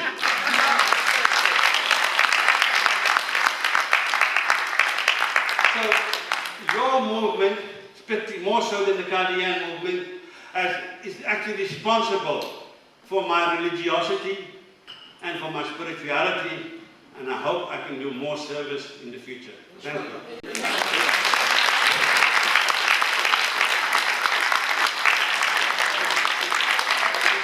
thank you, and if you have any questions, we don't have time now, but I'm happy to answer it a little later. I'd like to have one more word for Dr. Saad Raji. It's an absolute pleasure to meet you and to listen to you.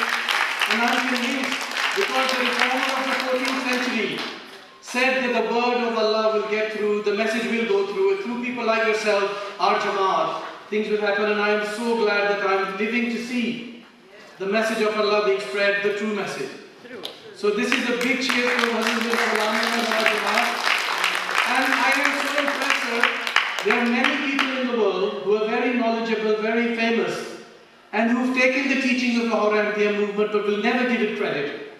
But I'm so grateful to you that you yourself are such a knowledgeable, and you have taken it to new heights, but you've acknowledged the work of our Jamaat. You've acknowledged the transformation, the reformation of Hazrat Mirza Ghulam Ahmad. And this was exactly what he intended. He said that this is a stream. It's going to keep going. It is going to happen. If you want to partake in it, you dip into it, you become part of it. And thank you very much for being part of it. And may Allah give you health, and may Allah bless you in your projects. And we'd like to join hands and help you in your projects, inshallah. Thank you very much.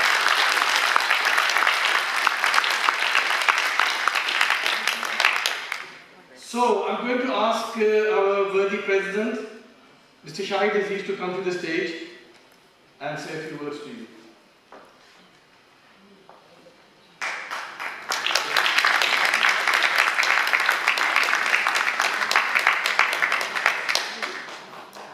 When my friend Taj was talking about Ismail Peck and Sheikh Yassin, I could see those pictures in my mind, because to my brother Zahid Aziz, he's here somewhere, we were also involved. And when I was in Cape Town a few months ago, Ibrahim Muhammad, the president of the Jamaat, he took me to where Ismail Peck used to live, and the mosque from which a crowd at every prayer used to go to Ismail Peck's house and stone his house. You must have seen that, you were living there. And the same thing happened with Sheikh Yassin. And these two individuals stood up against tyranny and injustice. And the least we can, they were not rich men. They weren't rich men. Ismail Peck, I think, worked in the telephone department, I think. And he used to walk 6 miles every day just to learn about Islam. But anyway, today I think the least we can do is to remember them. They've left us now and gone to a better place. And I would request Hazrat Amir to say a special prayer for these two worthy souls who took on a whole community, a whole country, just to fight for truth and justice, but not the American way. That's what the man would say.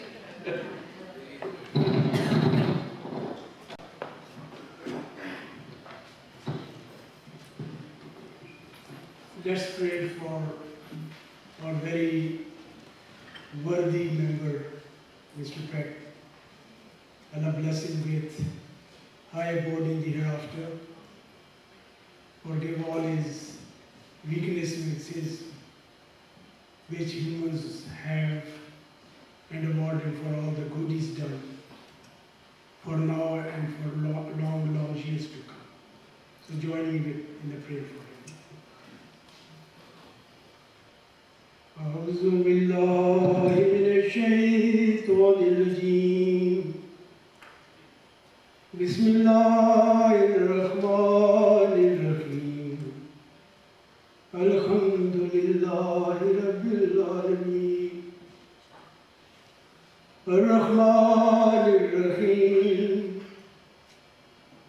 مالك يوم الدين. إياك نعبد وإياك نستعين. اهدنا الصراط المستقيم.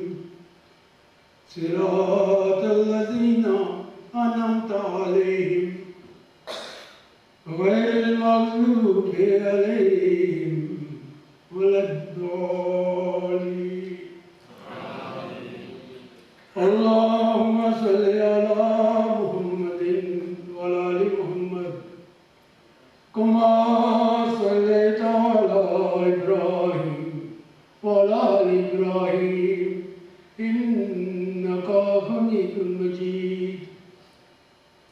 اللهم بارك على محمد وعلى آل محمد كما باركت على إبراهيم وعلى آل إبراهيم إنك حميد مجيد اللهم بارك على محمد وعلى آل محمد كما باركت على إبراهيم وعلى آل إبراهيم إنك حميد مجيد اللهم انصر من نصر دين محمد صلى الله عليه وسلم وجعلنا منهم واخذل من خذل دين محمد صلى الله عليه وسلم ولا تجعلنا منهم ربنا آتنا في الدنيا حسنة وفي الآخرة حسنة وقنا عذاب النار ربنا أنت ولينا فاغفر لنا وارحمنا وأنت خير الغافرين ربنا لا تؤاخذنا إن نسينا أو أخطأنا ربنا ولا تحمل علينا إصرا كما حملته على الذين من قبلنا ربنا ولا تحملنا ما لا طاقة لنا به واعف عنا واغفر لنا وارحمنا رب اغفر لي ولوالدي وللمؤمنين يوم يقوم الحساب ربنا ظلمنا أنفسنا وإن لم تغفر لنا وترحمنا لنكونن من الخاسرين رب اغفر وارحم وأنت خير الغافرين وتب علينا إنك أنت التواب الرحيم ربنا تقبل منا إنك أنت السميع العليم وصلى الله تعالى على خير خلق محمد وعلى آله وصحبه أجمعين برحمتك يا أرحم الراحمين آمين.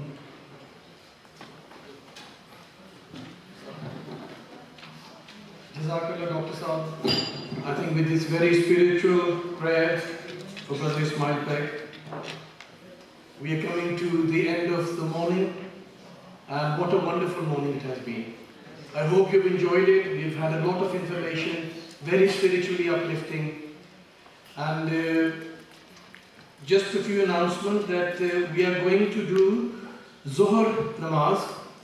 It says 1 o'clock, so once we sort of finish this meeting, we go back where we came in from, and there is a room, I've been told, where we can do Zohar Namaz. I don't know whether we're going to do combined with Asr, maybe, but definitely Zohar Namaz. After that, lunch will be served, and then we will reconvene at 2:15 back in the hall here. So for 2:15, we will aim to be back with another wonderful session. For second floor, and there's a lift. Okay. I've been told the prayer room is on the second floor, and you can use the lifts, and you can pray there. We'll have lunch, where we had the tea earlier in the break, so the lunch will be served there. For 2:15, we'll reconvene, and I'm sure it'll be a wonderful session again with some wonderful speakers, and hope to see you all as soon as we can. Thank you very much.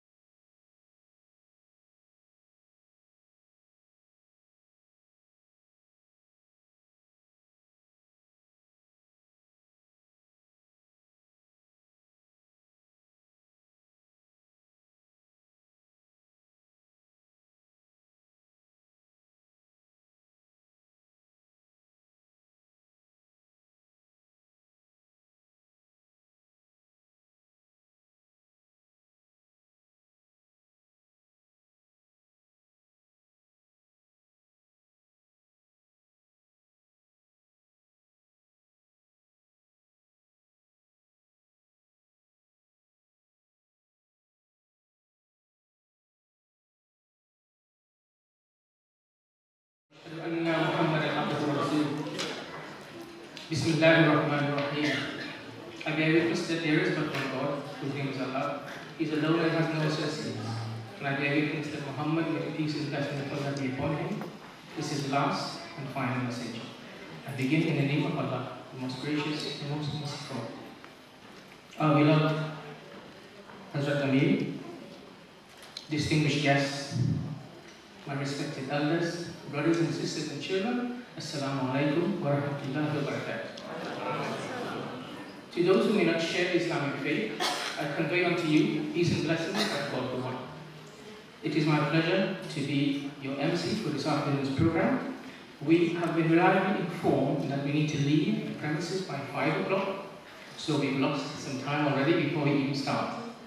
And we will also have to forego our tea break, and I will update you as I get much more information.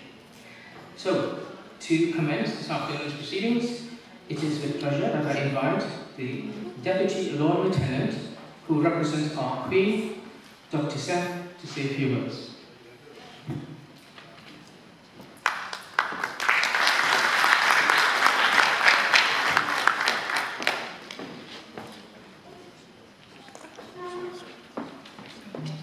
Thank you, Musa, Ali, and Hazrat Ahmed, who very kindly has helped me to come here. I was asked to come here by the Lord Lieutenant, Mr. Michael Molino, who is a direct representative of the Queen, and I work for him and represent the Queen through him. So it's a great pleasure and honor to be asked to come here this afternoon and to join you in your proceedings about this very peaceful and nice, good branch of Islam, which I would like to learn more about. I have heard something about it and know a little bit about it, but I look forward to hearing more about it and taking the message of your group and your branch of Islam forward and trying to increase the knowledge of this group of Ahmadiyyas to the rest of the people in the county, and to try and improve understanding and relations. So I look forward to hearing the proceedings of this conference this afternoon, and once again would like to thank you on behalf of Michael Molino and Her Majesty to invite us to partake and participate in your proceedings. So it's a great honor and privilege, and thank you very much.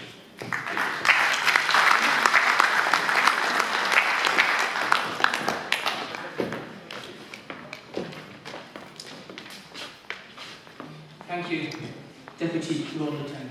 Thank you for your words. Moving on swiftly with our program. Our speaker, first speaker for this afternoon, is Professor Zsolt Urbanowski. He is a college professor from the Vats Catholic College. He's a lecturer in sociology and religious studies. Being from the West Indies, I have no idea about Islam in Hungary, so personally, I'm looking forward to this. So it is with pleasure, sir, that I invite you to address me.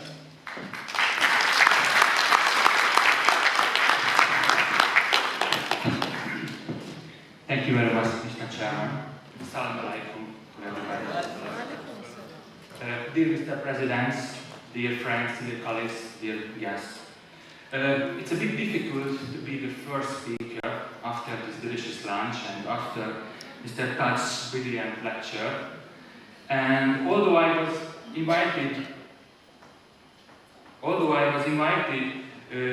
by you to talk about the impact of the Lahore Ahmadiyya thought through the Walking Muslim mission in reforming Muslim thought in Hungary. I believe it will be more rewarding and interesting to see how the movement could be actually connected to Hungary. I'm a historian, interested in the history of religion in Hungary, and as such have been studying the presence of Islam in Hungary for 25 years. So first, I would like to talk about the life of Hajj. I would like to talk about the life of Haji Abdul Karim Julius Germanus, the first Hungarian leader who have discovered the Ahmadiyyas. Just very briefly, I promise. Germanus was born in 1884 in Budapest into a Hungarian Jewish family. In the summer of 1902, he traveled to Bosnia-Herzegovina, where he gained his first experience of Muslim culture. Immediately after enrolling in the University of Budapest, he decided to specialize in the Turkish language. He traveled to the University of Istanbul to study law in Turkish.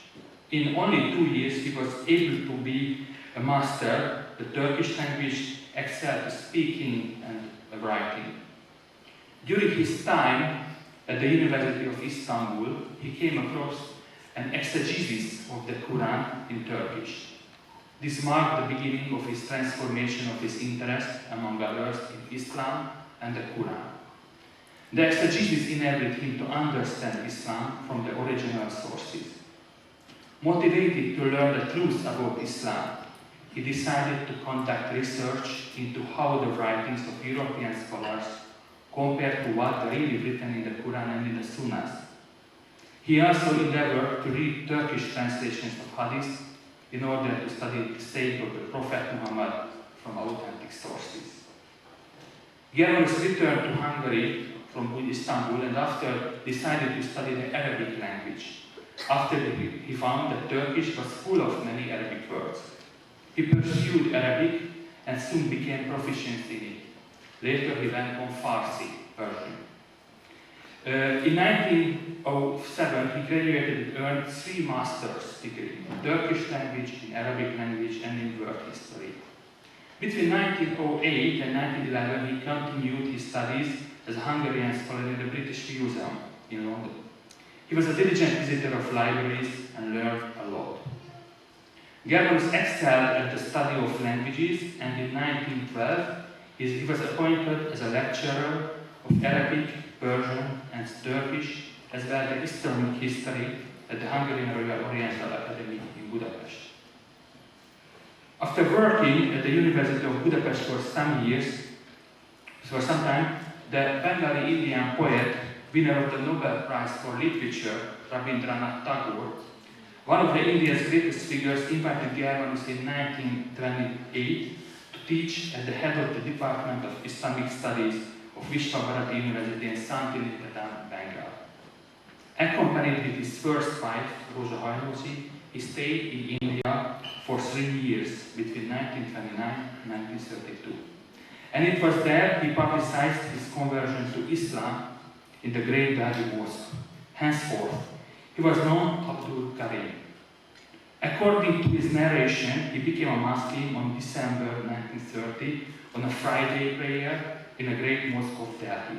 After the khutbah, he gave a short speech, which he began in Arabic, about having come to India as a seeker of knowledge, about the place of Islam in the history of humankind, the decline of the Muslim peoples, and their possible renaissance.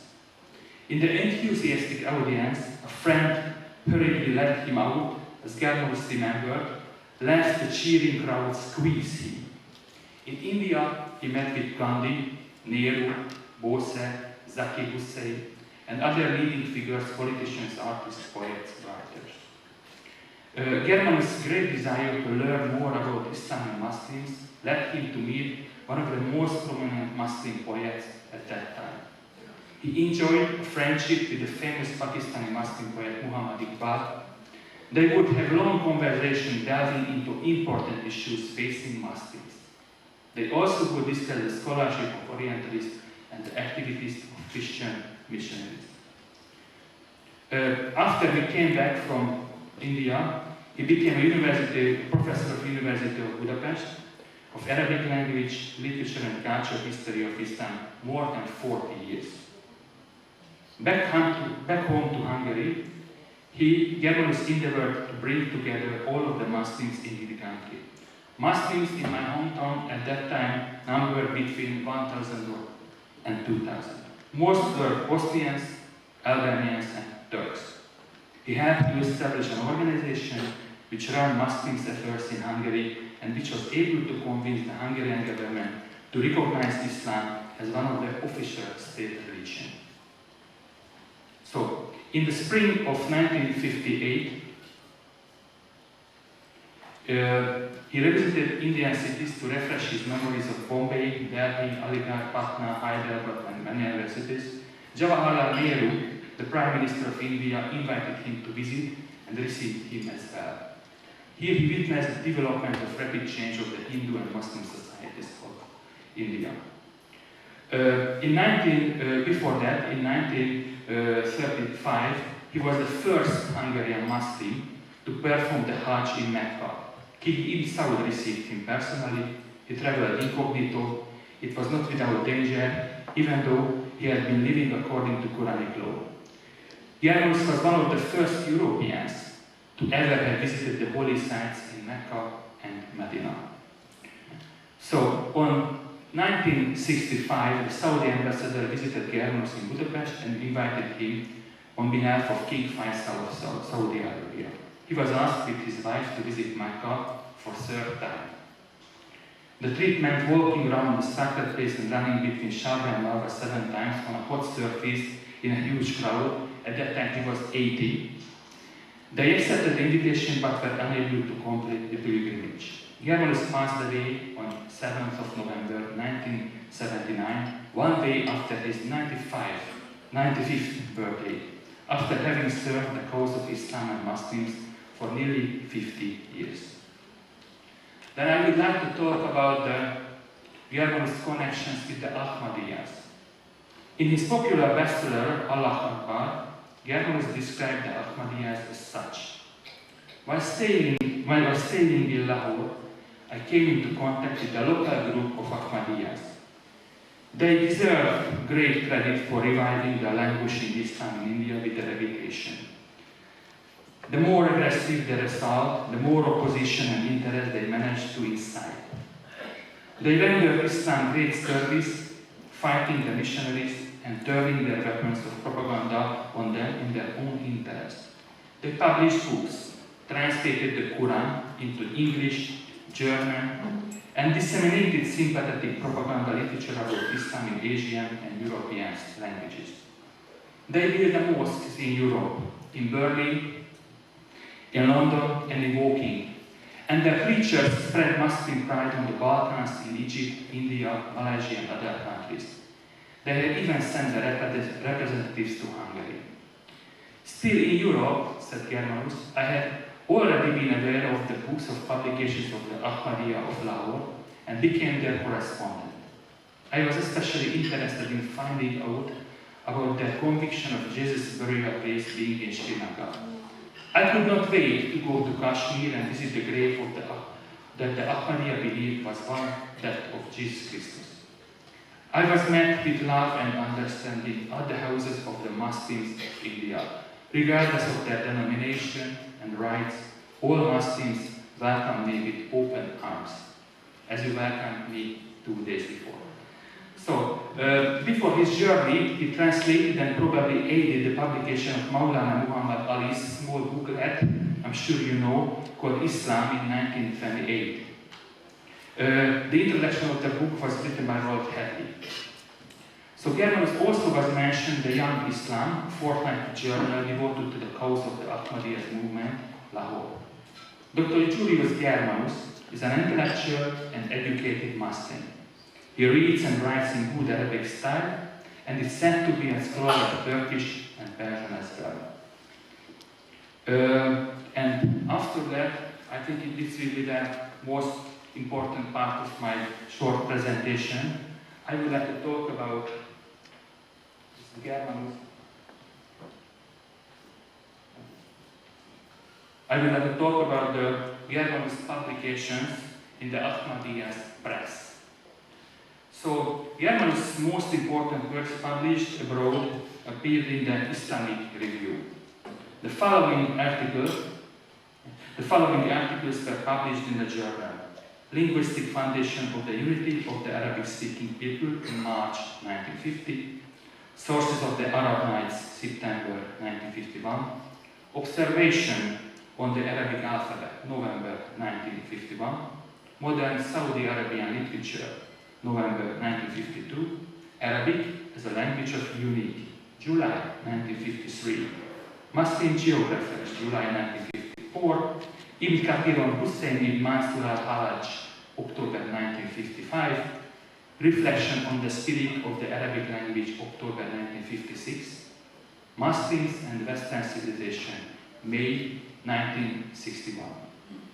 Important for its place in media history, the Islamic Review, in my opinion, represents a unique source for the study of the history and activities of British and European Muslims in the 20th century. First published in 1913 as Muslim India and the Islamic Review, then from 1921 shortened to Islamic Review, the multi-publication, but I'm sure that you know much more better your journal than me. Currently it's called The Light. Reading these articles, we find them to be a cogent and substantial and written in excellent English. Germanus proved to be the first rate when it came to the interpretation of Arabic literature and its presentation to his audience in a clear language. He also published pieces of Arabic language, art, cultural and scientific history with great determination and expertise. First formed in the 1920s, he retained his contact with the British Centre of the Lahore's Ahmadiyyas for decades. I believe Professor Germanus was not only so-called official Muslim in interwar Hungary and following the Second World War, the communist takeover the power, he was also the only Hungarian who knew and represented the Lahore movement in my country. It must have been exceptionally difficult to publish in foreign journals in English or any other language. Just to stay in touch with the free world beyond the Iron Curtain was complicated. When Germanus published his articles in your journal in the 50s, terror ruled my homeland. The Communist Party and its secret service imprisoned hundreds of thousands. They terrorized, kept under surveillance, and checked almost everyone and everything. People could be picked up by a big black car with its darkened windows, just to disappear for years. They were tortured and sometimes killed by their captors. At that time, there was a Jewish-born Muslim convert, Arabic professor, Professor Germanus in Budapest, among the circumstances who regularly sent his articles to you, to the editorship of Islamic Review. He could not care less if his letters were opened, his telephones was bugged, and he was followed everywhere by the Secret Service. He took a stand for many and actively helped those colleagues and students who got into trouble. I believe this was a courageous and positive gesture. Germanus was a popular teacher. Many attended his lectures, and he most probably told to his audience about the Ahmadiyyas, about you. You published articles in your journal in 1953, the year of Stalin's death, when power struggle ensued in the highest echelons of the Communist Party. When in October 1956, a revolution broke out in my country, Hungary, against the communists and against the Soviet troops, Germanus published also an article in your journal called Reflection on the Spirit of the Arabic Literature. He again sent another piece in 1961, following the defeat of the revolution and purge, and followed it and during the consolidation of the Kandar regime. So finally, I would like to, I jumped many things. Finally, I would like to briefly summarize the history of the Ahmadiyya movements in Hungary in interwar period. Unfortunately, they belong to Tadianis movement, what can I do? So the year of 1936-37 was the year of Ahmadiyya in Budapest. In February 1936, 26-year-old doctor of literature and law, Haj Ahmad Ayaz Khan, a missionary sent by the Caliph of Qadian, arrived from British India to conquer the Hungarian capital for the cause of true Islam. This he did achieve to a certain extent. He had a good press, and the number of his new followers numbered between 70 and 400. The congregation, made up of mostly intellectuals, was led by Hungarian persons, Having taken up residence in a flat of a west side of the Hungarian capital, that he meant as the new center of his mission. He began to preach the main tenets of Reformed Islam: peace between God and human, human and human, man and woman, nation and nation, religion and rationality, capital and labor, government as people. It was not only his message to become popular, but his personal charm worked wonders too. His turbaned, Baroque slender figure will soon be as much part of the scenery of the city as the tomb of Kőbaba, reported the Hungarian daily newspaper Magyar Világ. Another missionary was from Kadian, Dr. Ibrahim Nasir, arrived in early 1937 to join Khan and soon replaced him. They published 2 booklets in Hungarian also. The 2 missionaries had very good press. They had gave lectures and were in contact with Hungarian civil groups, such as Working Women's Decca.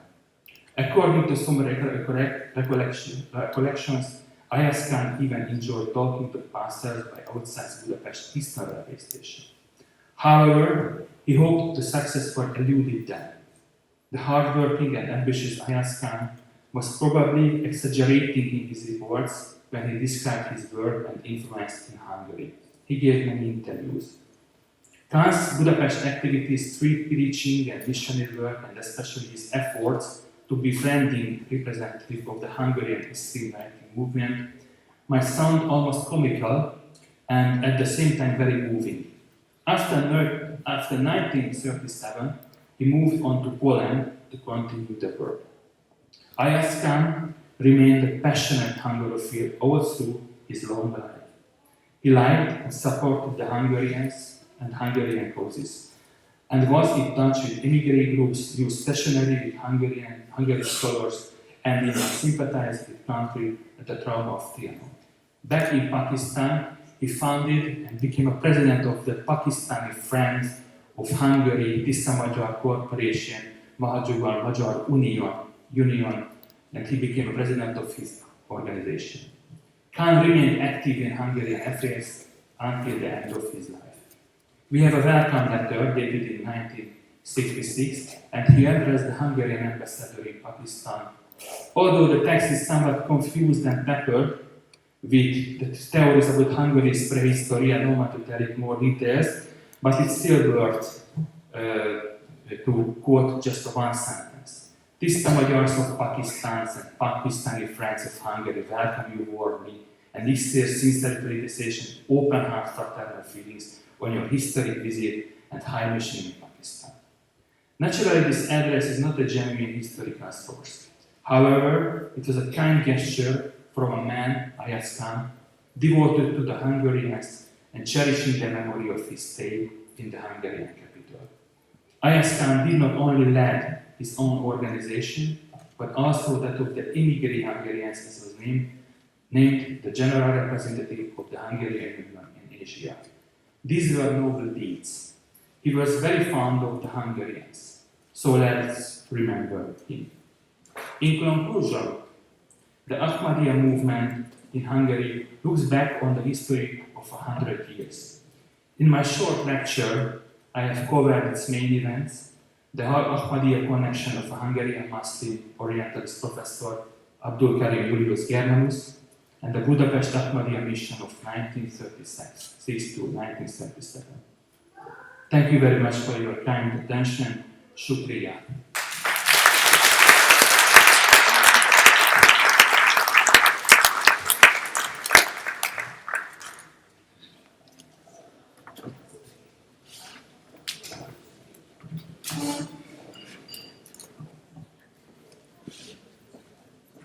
Thank you, Professor Zols, for your wealth of knowledge, sharing of your wealth of knowledge you've acquired over the years from your research.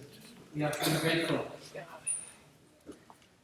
Our next speaker is Dr. Patrick Bauer, who completed his PhD in 2013 from the University of Denver and his PhD in religious studies. So it is with pleasure that I ask Dr. Bauer to address us. Dr. Bauer.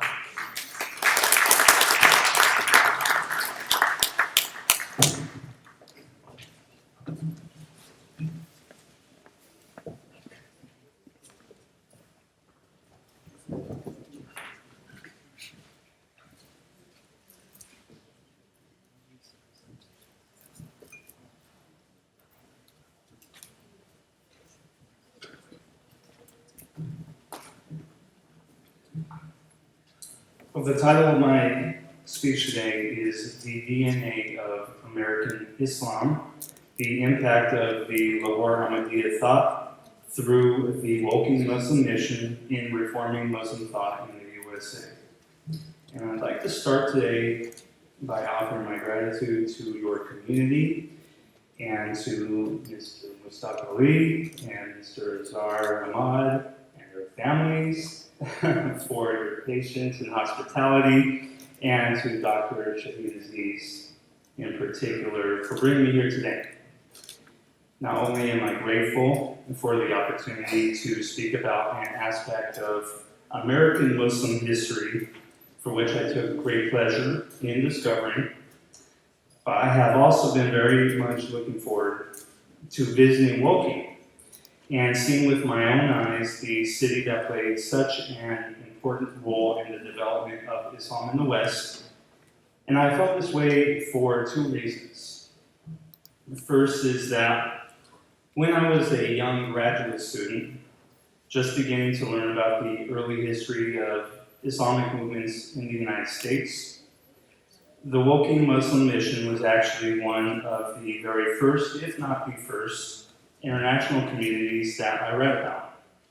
From my perspective at the time, Woking seemed to be at or near ground zero of the modern movement of Islamic conversions in the West, which burst onto the American religious landscape in the 1920s with the sudden wave of conversions of literally thousands of African Americans to Islam.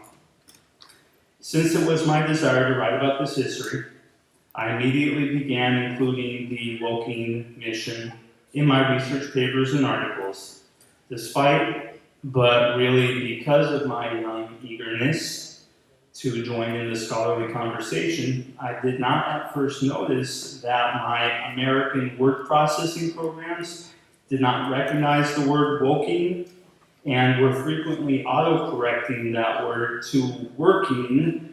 And after a series of patient but clearly irritated teachers and editors pointed this error out to me, I became so deeply embarrassed by this that the name and spelling of Woking became permanently etched in my mind, and to this day I cannot even write the word working without double checking it. So perhaps at a deep subconscious level, I have traveled over 4,000 miles just to try to heal this old emotional trauma from my student days. But there is another much more serious and significant reason I was happy to receive this invitation to the celebration.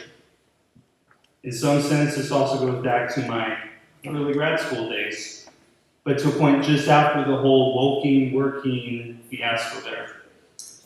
At that time, as I continued reading about and doing new research on the development of the history of Islam in the U.S., Woking faded in importance for me.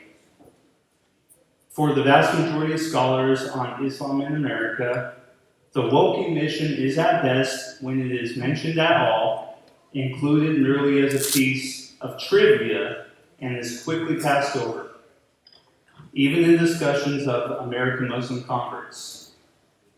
In my own research, where I of course started with the most cited and most easily accessible questions and source material, I initially found very little that would go against this tendency that had been displayed by previous scholars. And as I have learned over the years, there is some justification for that tendency. Woking was certainly not as central to the American Muslim movement as I had believed in my earliest, most naive days.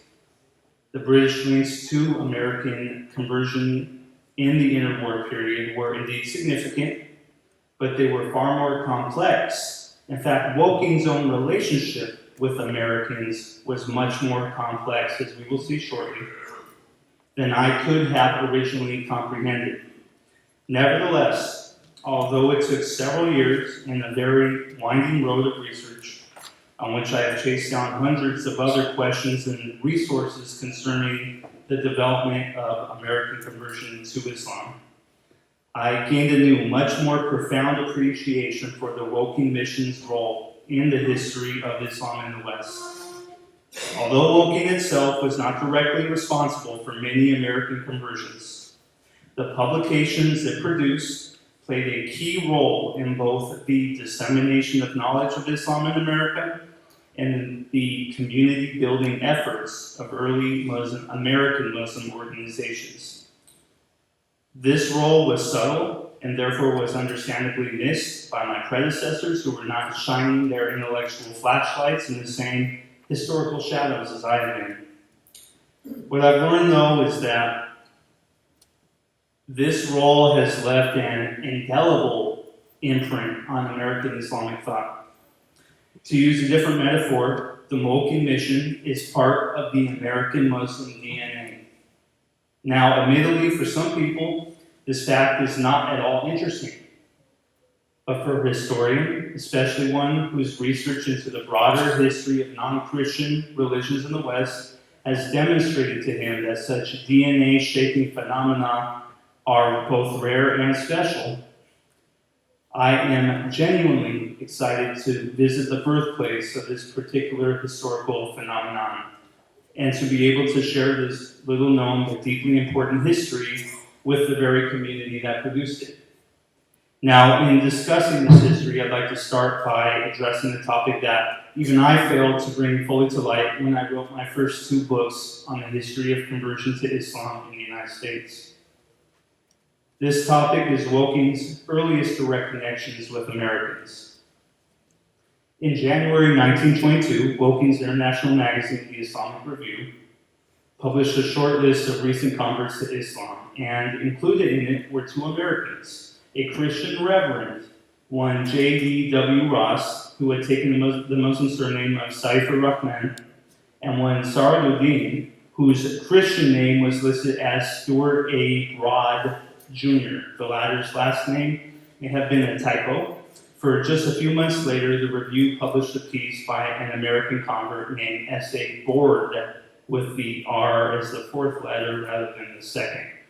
Now, Mr. Board's writing, the latter writing, which was notably included in Woking's important 1961 compilation of conversion narratives, Islam Our Choice, which I'm sure most of you who are active know, he revealed that he was an African American who had first learned about Islam in 1920, and by 1921, he was a convert who was linked with the Woking community. This is very much a noteworthy event, for it was really only in 1920 and 1921 that African Americans had started embracing Islam in any significant numbers. And this is probably one of the earliest conversion narratives of such an individual, which places the Woking mission at the beginning of this incredibly important religious transformation in the modern West. I think it is also worth pointing out that almost 30 years later, in 1949, Mr. Board had another letter published in the Islamic Review in which he affirms that after all those years, and despite the prejudice he had received from other African Americans who were Christian, he was still a Muslim and still linked with the Woking community. What is also noteworthy about Mr. Board's 1922 letter is that he indicated that his interest in Islam was first piqued when he read, not the Islamic Review, but a different British publication, the African Times and Orient Review. That magazine was published by Dusay Muhammad Ali, a prominent British Muslim of African descent, who himself was affiliated with the Woking mission and had a personal, sometimes contentious relationship with Khwaja Kamaluddin. Mr. Ali, interestingly, would soon have a more direct role in the spread of Islam among African Americans. In late 1921, he moved to the United States, and by the next year, he was an influential figure in the massively popular Black nationalist movement led by Marcus Garvey. It was, in fact, largely because of Garvey's influential movement, starting after Mr. Ali had joined it, that it began promoting Islamic themes, that Islam was able to take stable hold in the African American community. Indeed, Muslim missionaries from other groups intentionally exploited this link between Garvey and Islam, and this link at its core was an Ahmadi message, one that was a Lahore Ahmadi message, and it's one that had been transmitted to Mr. Ali, Mr. Garvey, and to tens of thousands of Black Americans who heard their message. And that message is that true Islam does not permit racism, and that it has no sectarian divides. Racism and religious factionalism were both issues that had greatly disturbed and harmed African Americans, and for the thousands who embraced Islam in the 1920s, a number previously unparalleled in U.S. history, those two concepts that were promoted by the Woking Mission were central to their choice to embrace Islam. Therefore, in the examples of Woking's subtle but behind-the-scenes part in the American Islamic DNA, this is one of its most important. In any case, as I've said, the Woking Mission's efforts among African Americans were greatly overshadowed by those of other Muslim communities. And while they later did work to do that, and that is important as well, its outcomes would appear only subtle ways over the next few decades until the 1950s, when those outcomes became much more pronounced, as we will see shortly. For now, though, I would like to focus on Woking Mission's impact on the United States in the 1930s and 40s. It was during this period that the mission made an enormous effort to distribute the Islamic Review to American individuals, schools, and libraries, as some of the previous speakers have alluded to. If one examines the magazine's letters to the editor from that period, it will become very clear that Americans, rich and poor, from college professors to unemployed library dwellers, were grateful to find and receive Woking's flagship publication. Missives poured in from readers who were eager to learn about Islam at a time when hardly a word, let alone an unprejudiced word, could be found about the religion in an accessible way. The timing of all this was fortuitous, for it was a period when American culture was going through a transition.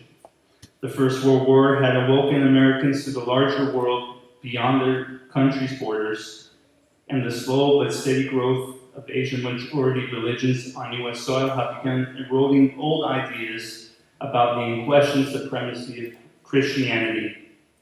Mr. Ghulam Ahmad himself had made small inroads in America years before, going back to the 1880s, and the vestiges of those efforts were still transforming American minds, often in subtle ways, as we will come back to.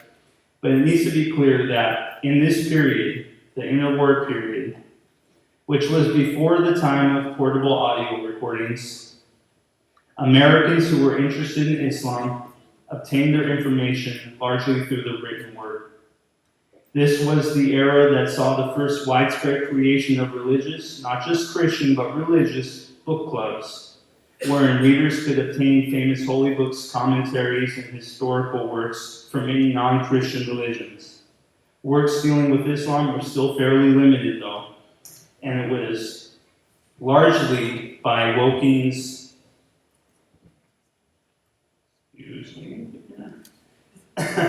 publications that helped fill that void. Not only with its magazine, but also with its publication of Nabi Muhammad Ali's translation of the Holy Quran, which contains the English next to the Arabic. An incredibly useful tool for those who sought to learn the text language.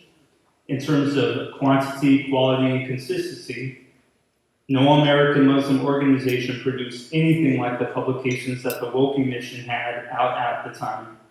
If an average American in the 1930s and 1940s wandered into a library wanting to read a publication about Islam by a Muslim, it was more likely than not that he or she would be picking up something from Woking. It was in this way that the core teachings of Woking's message, especially those that stand out to Americans, such as those around racism and sectarianism, received wide circulation in the country. Beyond this more diffuse intellectual impact, however, was one of the most surprising, if little-known developments in the history of American Islam. Since no other Muslim magazine has as broad as reach and impact as the Review, its letters to the editor section became one of the most likely resources for American Muslims and potential converts to learn about Muslims in other parts of the country, which in turn helped bring together various American Muslim convert-focused organizations. The earliest example of this is the case of the white converts in Los Angeles, California, who read about each other in the magazine's 1931 and 1932 issues. By the summer of the latter year, the white Muslims in the region who had met each other through the journal began to organize. Then, in the following year, a small but nationally focused Muslim organization named the American Islamic Association, which had both immigrants and converts as leaders, used the Islamic Review to recruit the West Coast converts into its East Coast-based network. The American Islamic Association had been indirectly linked to the Woking Mosque since the former's founding in 1930. The group had been initially organized as an American branch of the Western Islamic Association, which itself had been established by the British convert Dr. Kelly Sheldrake, who was an early member of the Woking Mission. In the 1930s, the American group's members had not just letters, but also full articles and advertisements for their writings appear in the Islamic Review.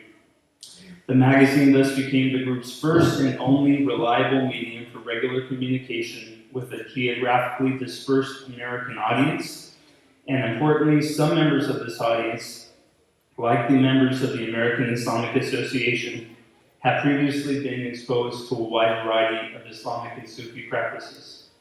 The American group, via Sheldrake's and thus Woking's influence, had already committed itself to the principles of anti-racism and anti-sectarianism, but the Review's own emphasis on these matters helped facilitate these various Muslims' interactions and ease potential sectarian tensions. In the end, were it not for the Woking Mission connecting the Americans who were scattered across the country, the American Islamic Association probably would never have become the first truly national, convert-based Muslim organization in the United States. The emergence of this American Muslim network would become linked with another important organizational development in U.S. Muslim history. Although the links with the Woking Mission were not as direct here, the broader Lahore movement did play a more involved part, and Woking could be said to have helped lay the foundation. So I think it's worth briefly recounting here. By the mid-1930s, the Lahore movement's headquarters not only were in communication with the leaders of the American Islamic Association, communication that presumably had been facilitated by the Woking Mission, but also had an active missionary for their community working in the United States, an African-American convert, Saeed Ahmad, who had probably been involved with a number of different Islamic groups prior to aligning with Lahore, had started convincing several Muslims in the Pittsburgh, Pennsylvania region, which was a key hub of Islam in the African-American community, to align with the Lahore movement and advocate for non-sectarianism. It is still unclear whether or not Woking's publication played a role in this project, but the results nevertheless were significant. The Lahore movement had established a strong foothold in one of America's largest communities of Muslim converts, and its message of non-racism and non-sectarianism began to radiate throughout that community's national network of influence. Meanwhile, although the formal American Islamic Association ceased functioning, its own network of white and immigrant Muslims stayed alive and continued to gain new members, often by way of the Islamic Review. The most notable of these was Nadira Osman, who was from New York and a convert who embraced Islam after reading the works of Mirza Ghulam Ahmad and learning of his connections with Alexander Russell Webb, a prominent 19th century white convert who also had communicated with the Ahmadi founder. Soon, Miss Osman was publishing writings in the Review, and by the 1940s, she and former members of the American Islamic Association were connecting with each other, organizing new Islamic institutions, and interacting with Lahore-influenced African Americans in several regions of the country. During the war, some members of that community were also involved with African Americans with Lahore connection, when African Americans with Lahore connections attempted to create the first truly multiracial and national mainstream Islamic association, the Uniting Islamic Societies of America. Again, emphasis in this group reflected Lahore's and Woking's philosophy of non-racism and non-sectarianism. In fact, when certain members challenged this philosophy in the organizations, the unifying Lahore view won out. Although this institution had dissolved before 1950, it solidified the connections and left an important model and organizational legacies for American Muslims in the ensuing years. In the late 1940s, the Lahore movement in America received yet another burst of energy when its Indian head sent an official representative to America's West Coast, Mr. Bashir Ahmad Minto. He soon arrived in San Francisco, California, where he incorporated the Muslim Society of the USA and quickly went to work, sending out hundreds of advertisements and letters to local and national periodicals, giving dozens of lectures around the state, distributing Islamic publications to all who were interested, raising money to purchase a building, and corresponding and meeting with hundreds of Muslims and potential converts. With these efforts, he had established the first robust Lahore Ahmadi mission in America, and as a result, he had begun winning over to Islam a new class of Americans, college-educated whites. In previous periods, the vast majority of American converts to Islam had not attended college. In most cases, although these people tended to be interested in intellectual subjects like history and philosophy, they had not formally attended a post-secondary institution. But Mr. Minto's approach to promoting Islam, grounded in the Lahore approach, was able to bring in the college trained. And at one school, the well-respected University of Chicago, one of Mr. Minto's converts established a college Islamic association, one of the very first college Islamic associations in the country. Despite these new developments, however, the earlier Lahore connections with Americans were not forgotten, and after Mr. Minto left in the mid-1950s, a former member of the American Islamic Association was appointed to be the new official representative of the Lahore movement in America. Mr. Minto's efforts may have contributed to another broader development taking place in American Islam in the 1950s, but this development's effects can actually be better observed in the pages of Woking's Islamic Review. Post-war America, which was now receiving thousands of Muslim students and immigrants, witnessed an unprecedented surge in Muslim conversion and organization forming. And since, just as in previous periods, there was still no widely popular American-based Islamic periodical, the review became the closest alternative to that for American Muslims. So this is the exact same thing as Professor Ansari has referred to in the case of Muslims in Britain. The Lahore periodicals and publications became the main and primary source for Muslims of all groups to read during the interwar period through the 1950s. Letters and occasionally articles from non-Muslim readers still had a very real presence in the magazine, but what was perhaps its most notable feature was the increase in letters from Muslims of a wide variety of ethnicities, for converts and immigrants alike. One can also observe in its pages that both prominent and small American Muslim communities from across the country, New York to California, Washington, D.C. to California, were eager to communicate with Woking and with other readers of the magazine. In addition, mentions of new American converts were becoming almost frequent. And one can see in the review's letters the strong belief that Islam would be an escape from the racism that had traumatized life for so many Americans. The largest concentration of new converts seems to have come from the metropolitan area around eastern Pennsylvania and New Jersey on America's East Coast.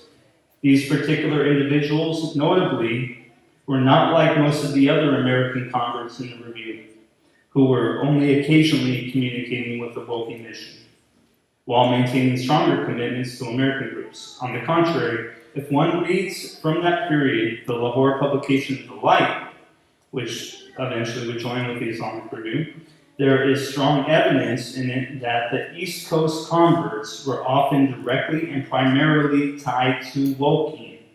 In fact, it seems that during the 1950s, the Woking mission was one of the first Muslim groups to make significant inroads among African American prisoners, all the while preaching its anti-racist and anti-sectarian message.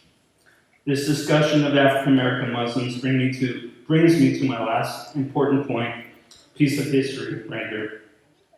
Woking's connection with the non-Orthodox African American group known as the Nation of Islam. In 1958, Woking's Imam, Khan Ghulam Rabbani Khan, visited the United States and met with various Muslims, including members of the Nation of Islam. Impressed with the group's disciplined, business-oriented lifestyle and in its condemnation of white racism, the Imam wrote several paragraphs praising the group in The Light.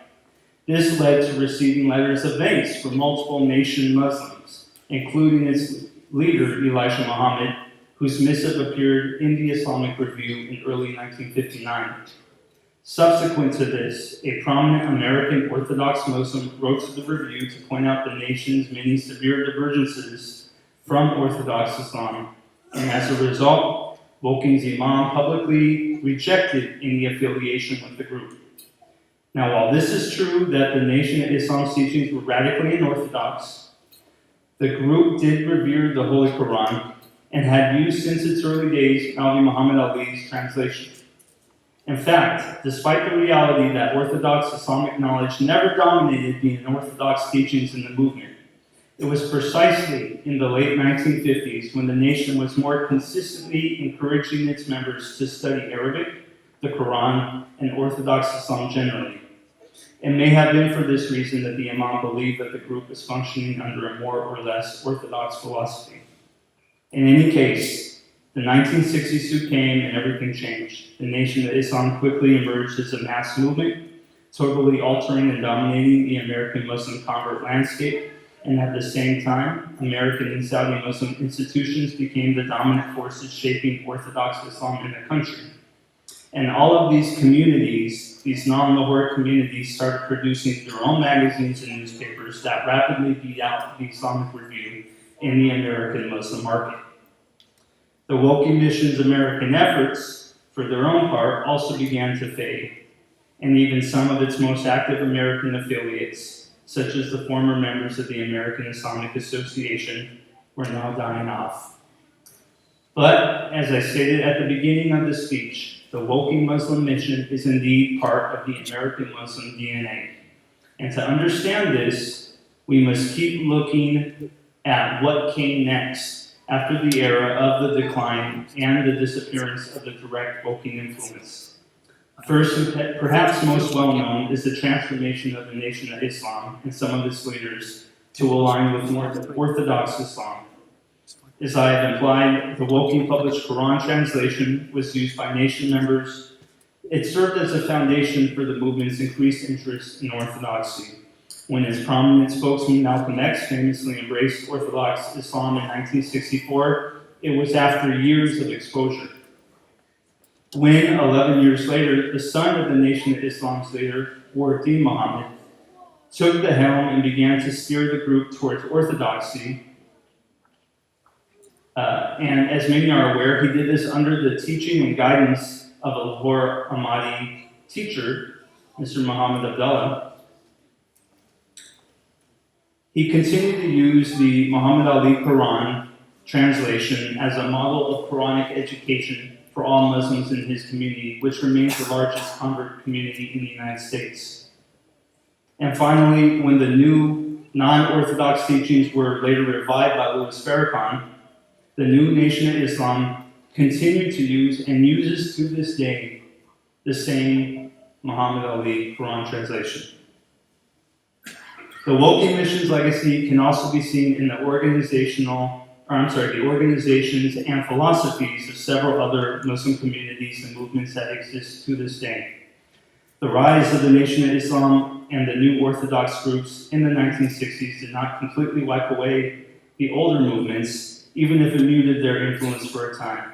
And because those communities and individuals from the early days were able to survive and in some cases join up with the new organizations, they had considerable wisdom to share and therefore influenced new generations of Muslims.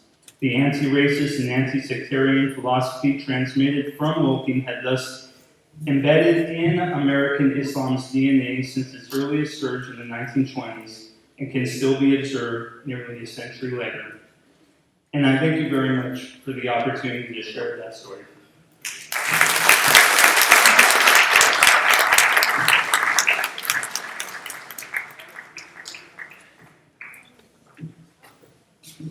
Thank you so much, Dr. Baron. Your wealth of information and presenting of your research to us of the history of Islam and our influence of the Jamaat in America. Thanks again. Ladies and gentlemen, at this point in time, I would like to introduce the son of Dr. Robert Mohammedan to do a song. Dr. Saad, would you please bring him up?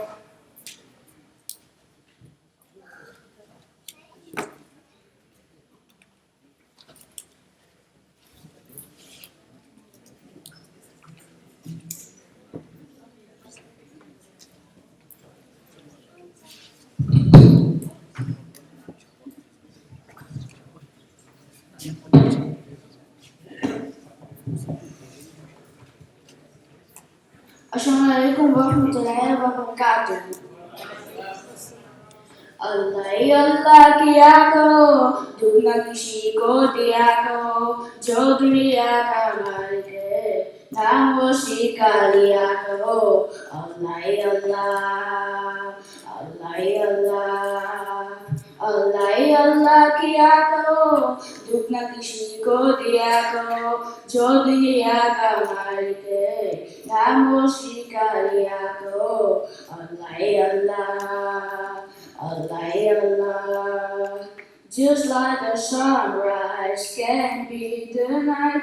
No, just like the river will find the sea. Oh Allah, you're here and you always near, and I know without a doubt that you always hear my prayer. सच की राहों पर चला करो, दुख न किसी को दिया करो, जो दुनिया का मालिक है नाम उसी का लिया करो। अल्लाह अल्लाह अल्लाह अल्लाह अल्लाह अल्लाह किया करो, दुख न किसी को दिया करो, जो दुनिया का मालिक है नाम उसी का लिया करो। अल्लाह अल्लाह अल्लाह अल्लाह। I'm not ready.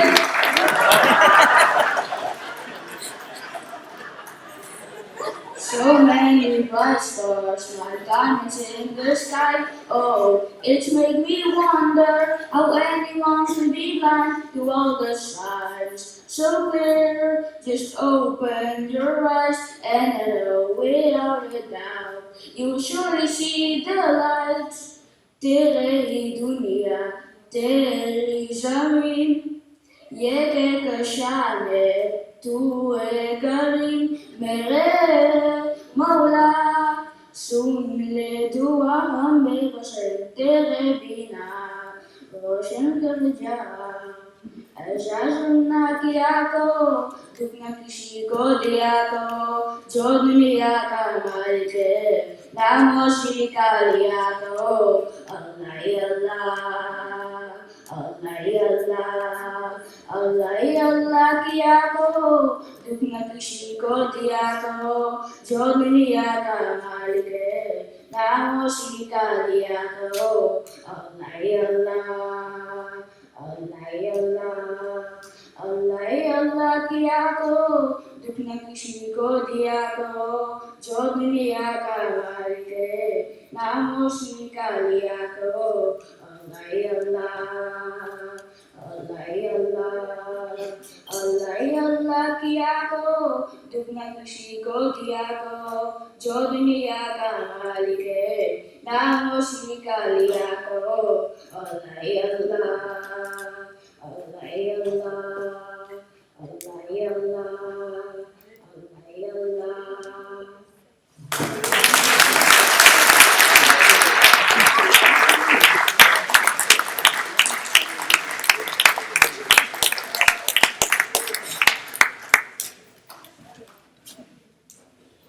Thank you very much for your beautiful rendition. Thank you. Our next speaker is Dr. Robert Dippert, who is president of the Jamaat in Suriname. He is a medical doctor by profession, and he also holds a PhD in medical physiology, a topic close to both our hearts. But before he goes into his presentation, I think he has something he would like to do.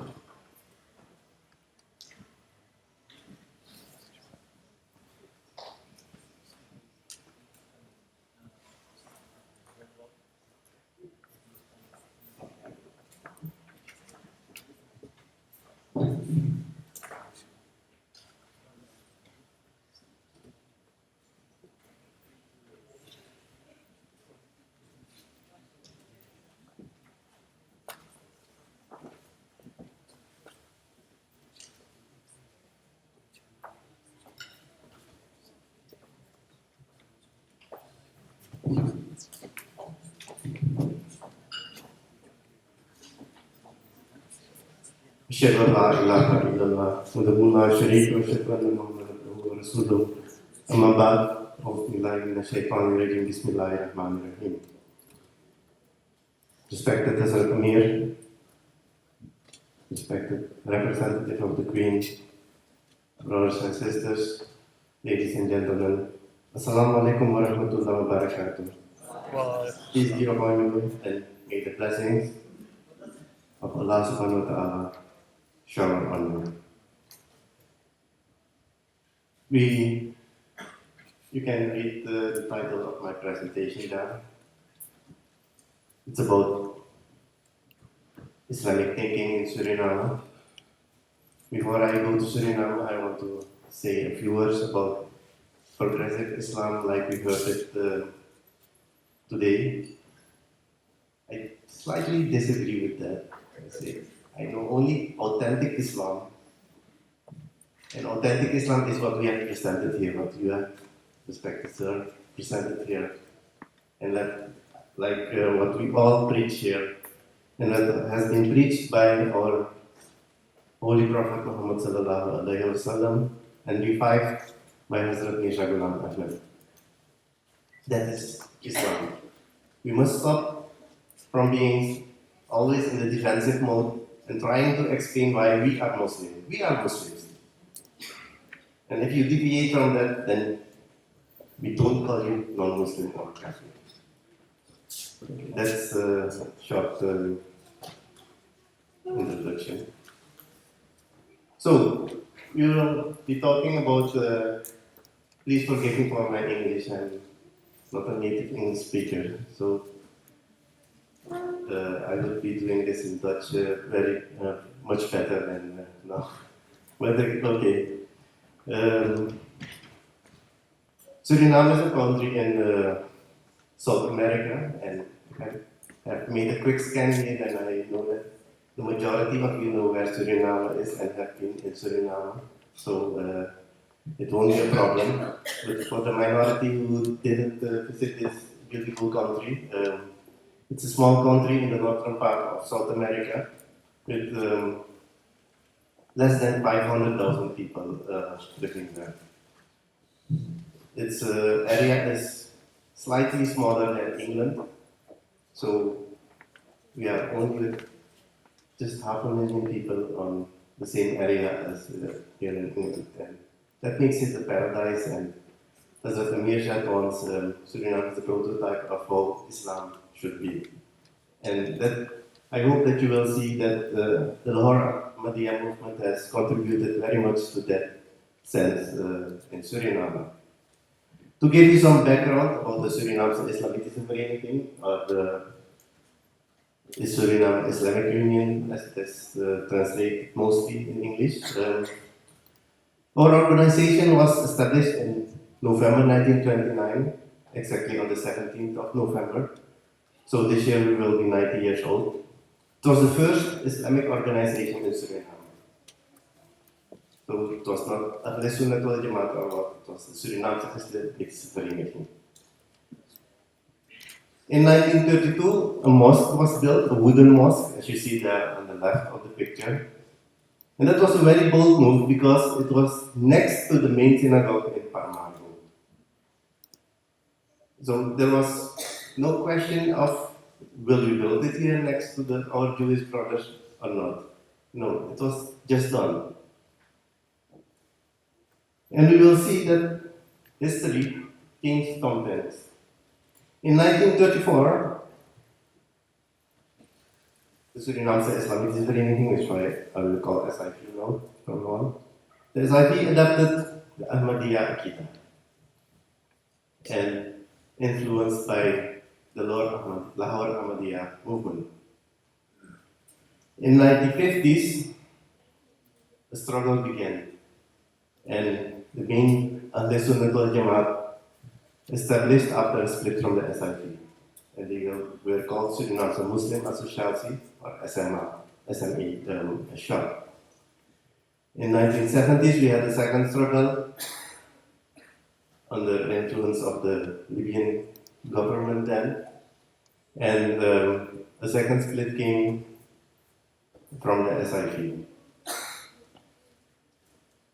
If we go back and take a look at what Woking has done for us, then there are 4 names there of people: Maulvi Amir Ali from Trinidad and Tobago, Maulana Abdul Hamid Yaqi, Maulana Sadaruddin, and Maulana Sheikh Muhammad Tufail, who were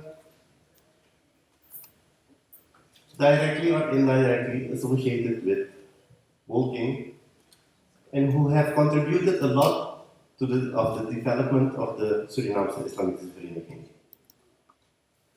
And it is not without the help of these people, these honored people, these respected people and persons, that the SIV has been developed now to the respected Ahmadiyya movement, not only in Suriname, but in the Caribbean and I think worldwide. What was now the influence of this mission? As I said, our mosque lies next to the synagogue. And worldwide this has been seen, this has been seen now and is still being seen as the symbolism of peace. Every tourist visiting Suriname comes here and takes a lot of pictures. If you search for mosque on the internet in Suriname, then you always see these pictures associated with the synagogue. And we live like brothers among each other. During the Second World War, when in 1942, a lot of Jewish victims from Suriname origin were being deported from the Netherlands to Germany and Poland. Then the Imam of our mosque, the then Imam, called special prayers and gatherings, and what they call in Dutch nachtwaken, nightly wake, in remembrance of the victims of the Holocaust. And as you can see there in the middle picture, recently a monument has been stated to remember these victims, and this has been done on the plot of the synagogue. And the SIV was invited to call a number of these names. Right after that, a high delegation from Israel and the Jews, as you see on the right, came and visited us in the mosque. It was on a Friday, so it was just before Jummah prayer, and they just joined us also during that. What has the SIP done further for the Islamic thinking in Suriname? Gender equality, Muslim women being recognized and getting the gender rights. Some examples. Muslim women from our organization have been an example for other Muslim women that they can work, they can participate in the working force. Furthermore, there is underscoring of the monogamous lifestyle as mainstream Islamic custom and culture. Another thing is that there is a lot of support for women's rights in marriage, and the practice of tilak has been banned in Suriname. And that is all because of lobby work from our organization. The government recognizes us as a main Islamic organization, as well as all international missions and even the Organization of Islamic Cooperation. As you see here, all ambassadors from the United States of America bring a courtesy visit to our mosque, and they participate frequently in celebrations like Eid and other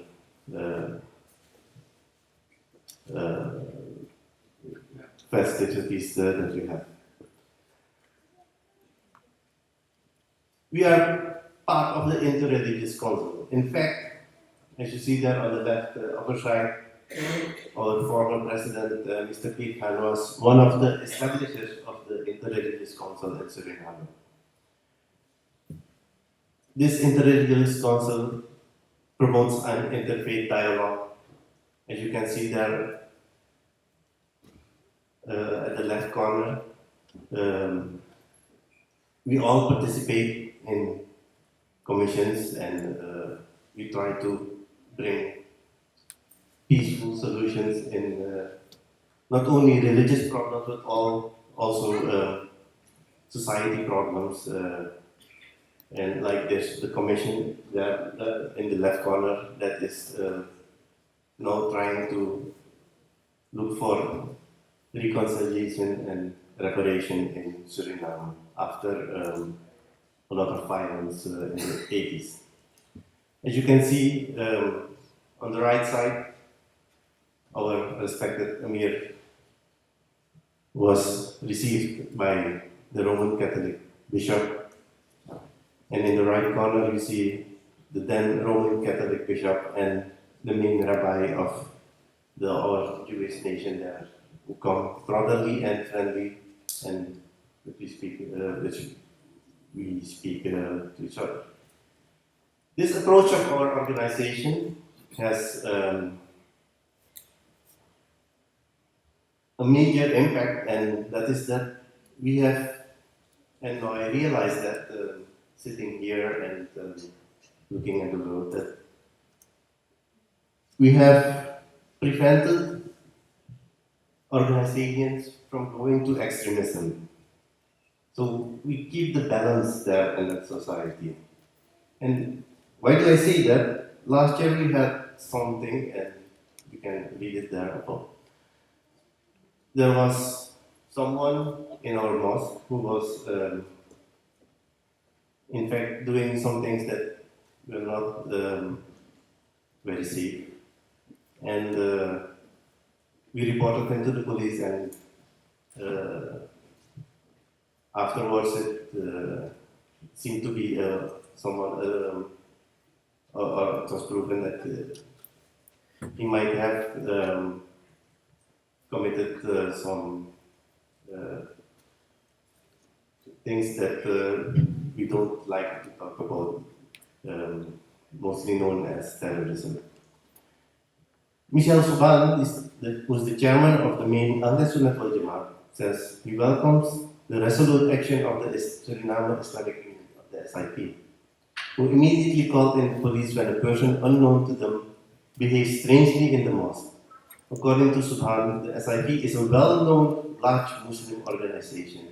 The fact that the SIP did not hesitate to report the suspect to the police is already a sign that our faith has nothing to do with terrorism. So we have been able to get the major Ahl Sunnah wal Jamaat to condemn terrorism and violence, which they did not do in the past. But now we have, with our actions, then they are obliged to do this also in the press, because otherwise everyone will ask them, what do you think about it? And we have succeeded in that. The SIP has also brought a social face of Islam in Suriname. And recently, right this week, we had Eid al-Adha, and meat was distributed and given to all people, Muslims and non-Muslims, all alike. So we are the only organization doing that in Suriname, because the other organizations say that they, it is only, meat is only for Muslims. We don't do that, and in this way they are also asked every time by the press, why don't you give it to the poor and needy? You give it only to your members, and they don't have an answer on that. So I think in a short while we will have to do this also. They are under pressure now to do that. We support students and needy people, and what we do is we say the zakat that we collect is for everyone in need. It doesn't matter if it is a Muslim or a non-Muslim. People who are in need of assistance and help, for example, Medicaid or that kind of things, are eligible to get this help. And we supply food for elders and orphans. Furthermore, the Netherlands, the Islamic Lahore Ahmadiyya in the Netherlands are just the extension of our society in Suriname, and we have a very good cooperation with them. Isn't that so, colleague Robert? In conclusion, we just can say that the Lahore Ahmadiyya movement has reformed Islamic thinking in Suriname significantly. That has been proven now. And pioneers, both directly and indirectly associated with the Woking mission, have contributed greatly to this reformation. Consequently, the general perception of Islam in Suriname is a moderate, humane religion that is peaceful and all-inclusive, and that word has been practiced a lot today, and which strives for a respectful relation and coexistence with all other denominations. And I think that is Islam, that's authentic Islam, and we should practice this and preach this as the prototype of Islam, and not the other types that put violent measures in order to kill people, to convert them. In the end, I want to say that the SIP will be 19 years old on November 17th of this year. And on occasion of that, we will have an international convention next year, August. And I invite you now to participate in this convention next year with us. So before I say salam, I want to do some things here, but for this moment I will greet you. Assalamu alaikum wa rahmatullahi wa barakatuh.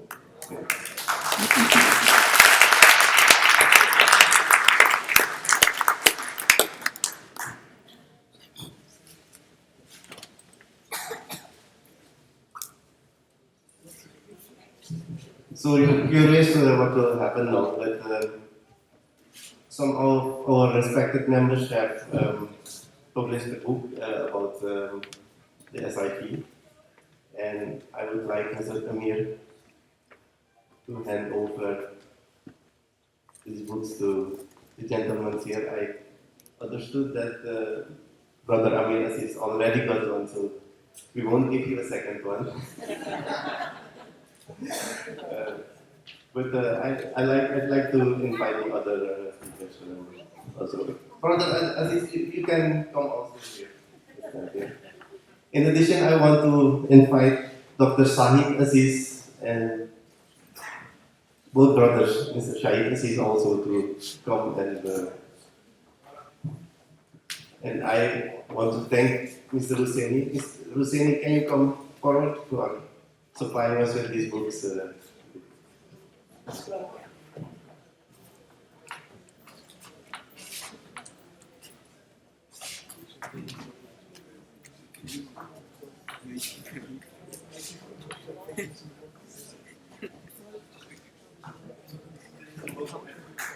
can see all the mosques here.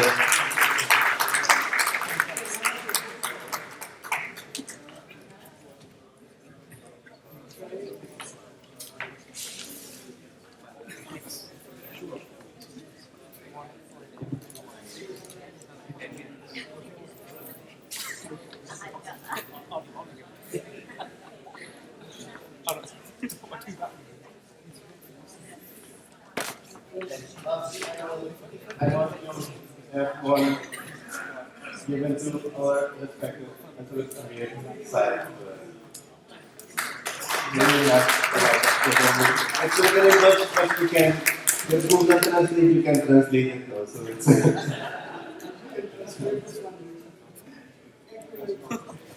Thank you very much for your attention, and I will see you next August 2020.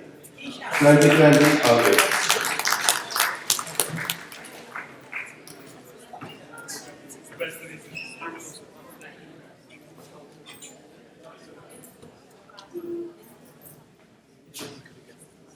Thank you very much, Dr. Kipak, for your contribution today.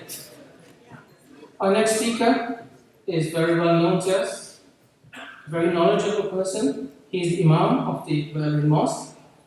He is no other than Imam Amir Aziz, a very hard and dedicated worker of our Jamaat, and in spreading the philosophy of our movement in Germany.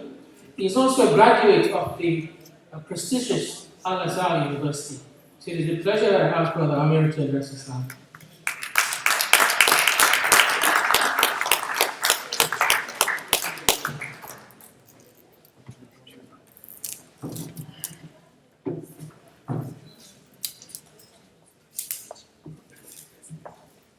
أشهد أن لا إله إلا الله وحده لا شريك له وأشهد أن محمدا عبده ورسوله أما بعد فأعوذ بالله من الشيطان الرجيم بسم الله الرحمن الرحيم قال الله تعالى في القرآن الحكيم يريدون ليطفئوا نور الله بأفواههم والله متم نوره ولو كره الكافرون. They desire to put out the light of Allah with mouths, but Allah will perfect His light, though the disbeliever may be ours. Most respected Hazrat Amir, worthy guests, ladies and gentlemen, Assalamu alaikum wa rahmatullahi wa barakatuh. There is a quotation, success is not final, failure is not fatal, it is the courage to continue that counts. Some people, they talk, some people, they think, but visionaries, they act and they change the history of the world. Today I am here to explain to you that Berlin Mosque, how it changed the history not only of Europe, how it had an impact on the people of Europe, but to the whole world. As you know, that it is the first mosque built in Germany. How it started. The first vision it was by the founder of the movement, Mirza Ghulam Ahmad, where he had a dream that he is catching white birds. So that means he himself explained this dream that the message of God, it will go to the Western countries. So these birds are those white people, Western people. This message will go to them through his organization. In 1922, a very well-known Indian English newspaper, the Mohammedans, they published an article. In that article, the heading was "The Need for the Propagation of Islam in Germany." But this was only an article which was published and nothing happened. Before that, as I told you that I am going to narrate the story of the visionaries, in 1921, 1 year before that, the founder of Lahore Ahmadiyya movement, Hazrat Maulana Muhammad Ali, he addressed the nation where he said that we should have our mission in America and Germany. So 1 year before this article, he already had given this task to the people. So what happened? In 1922, Maulana Sadruddin, I'll just show you the first visionary which I wanted to show is Mirza Ghulam Ahmad, which I talked about. And then comes here 1922 Sadruddin. He came to Germany not knowing the language, and there is no mission, no preparation for anything, but he went to Germany, he started a war, and not a common war. You will see what happened in that mission house. He dreamt to build Taj Mahal, not a common building. So you see that in Taj Mahal, which was built in India, it was built by a king who had all the resources of India, which was at that time India, a greater India, from Afghanistan till the whole subcontinent, it was under his control. He built Taj Mahal. But here was a man, Sadruddin, who had no resources. He even didn't have his assistant with him, all alone, and he had dreamed that he is going to build Taj Mahal, and he built it. In 1924, he was able to build the Berlin Mosque. And what is common between the two buildings? One Taj Mahal in India, one here. Two are totally different. This is known as Mini Taj Mahal, but that was built by a king in love of his wife. This building, it was built in love of God, in love of humanity. Because here he wanted to bring humanity at one point, and that was only on the name of God. So as we know that yesterday, Brother Ikram Jahangiri, in his lecture, he said that when there is some good thing, evil also comes. So there comes evil also. They are also known brothers, Kari brothers, they came in. And they started to oppose the mosque. And so much so that they were Muslim, they went to India and all other Muslim countries that they wanted to build a mosque, but they were unable to build. But when this mosque was built, they started opposing it, and so much so they gave it the name of Masjid al-Darar. That is, it is a kind of mosque which is going to disrupt Islam.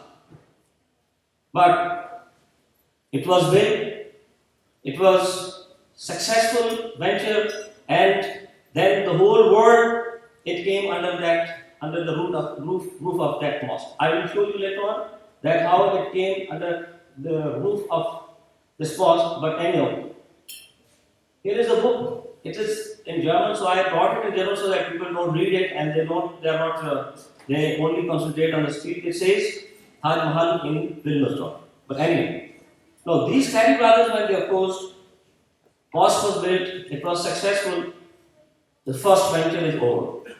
Now Sadruddin is there again, and in 1936, the man who did not have any knowledge of German language, he learned language, and in 1936, he translated Quran into German language. That was the reason. So, same Sadruddin. In 1936, he was able to translate Quran into German, and we know that this is the time when the war was going to start. This is again not a complete story. He did it, and the whole Muslim community in Germany, they wanted that Quran, and that was a successful venture again of a single man. Now, as our brother here, Dr. Taj, he told you about that the mosque they built, it is attracting people. So what was the miracle? This mosque in Berlin attracted the greatest mind of 20th century, Albert Einstein. No one can even consider that a scientist, a physicist will go into the mosque and will listen to the person who is delivering lecture.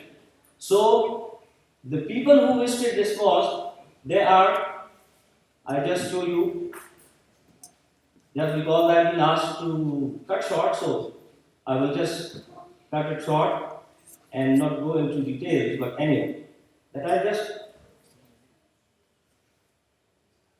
this mosque, it was visited by Albert Einstein, it was visited by Martin Buber, a very famous writer, it was visited by Thomas Mann, a Nobel laureate from Germany, it was visited by Hermann Hesse, who was a Nobel Prize winner from Germany. So this was the impact of the mosque, that it attracted everybody. Scientists, and here the novelists, and here the poets, those who got Nobel Prize, they were all sitting in that mosque, and that was the impact of the mosque in that time, at that time. So, and then again, here if I show you one thing, what change it brought. When Europe loved Islam, today we are here in Europe and we see nobody will even say that we love Islam. Even the Muslims, they are going to have problems while saying this word. But this is an article in which you can, when you Google it only on Google, this title, When Europe Loved Islam, and you will find this article on internet also. It is foreign policy. The writer said, how Europe loved Islam. Who brought that love of Islam for Europe? Berlin Mosque.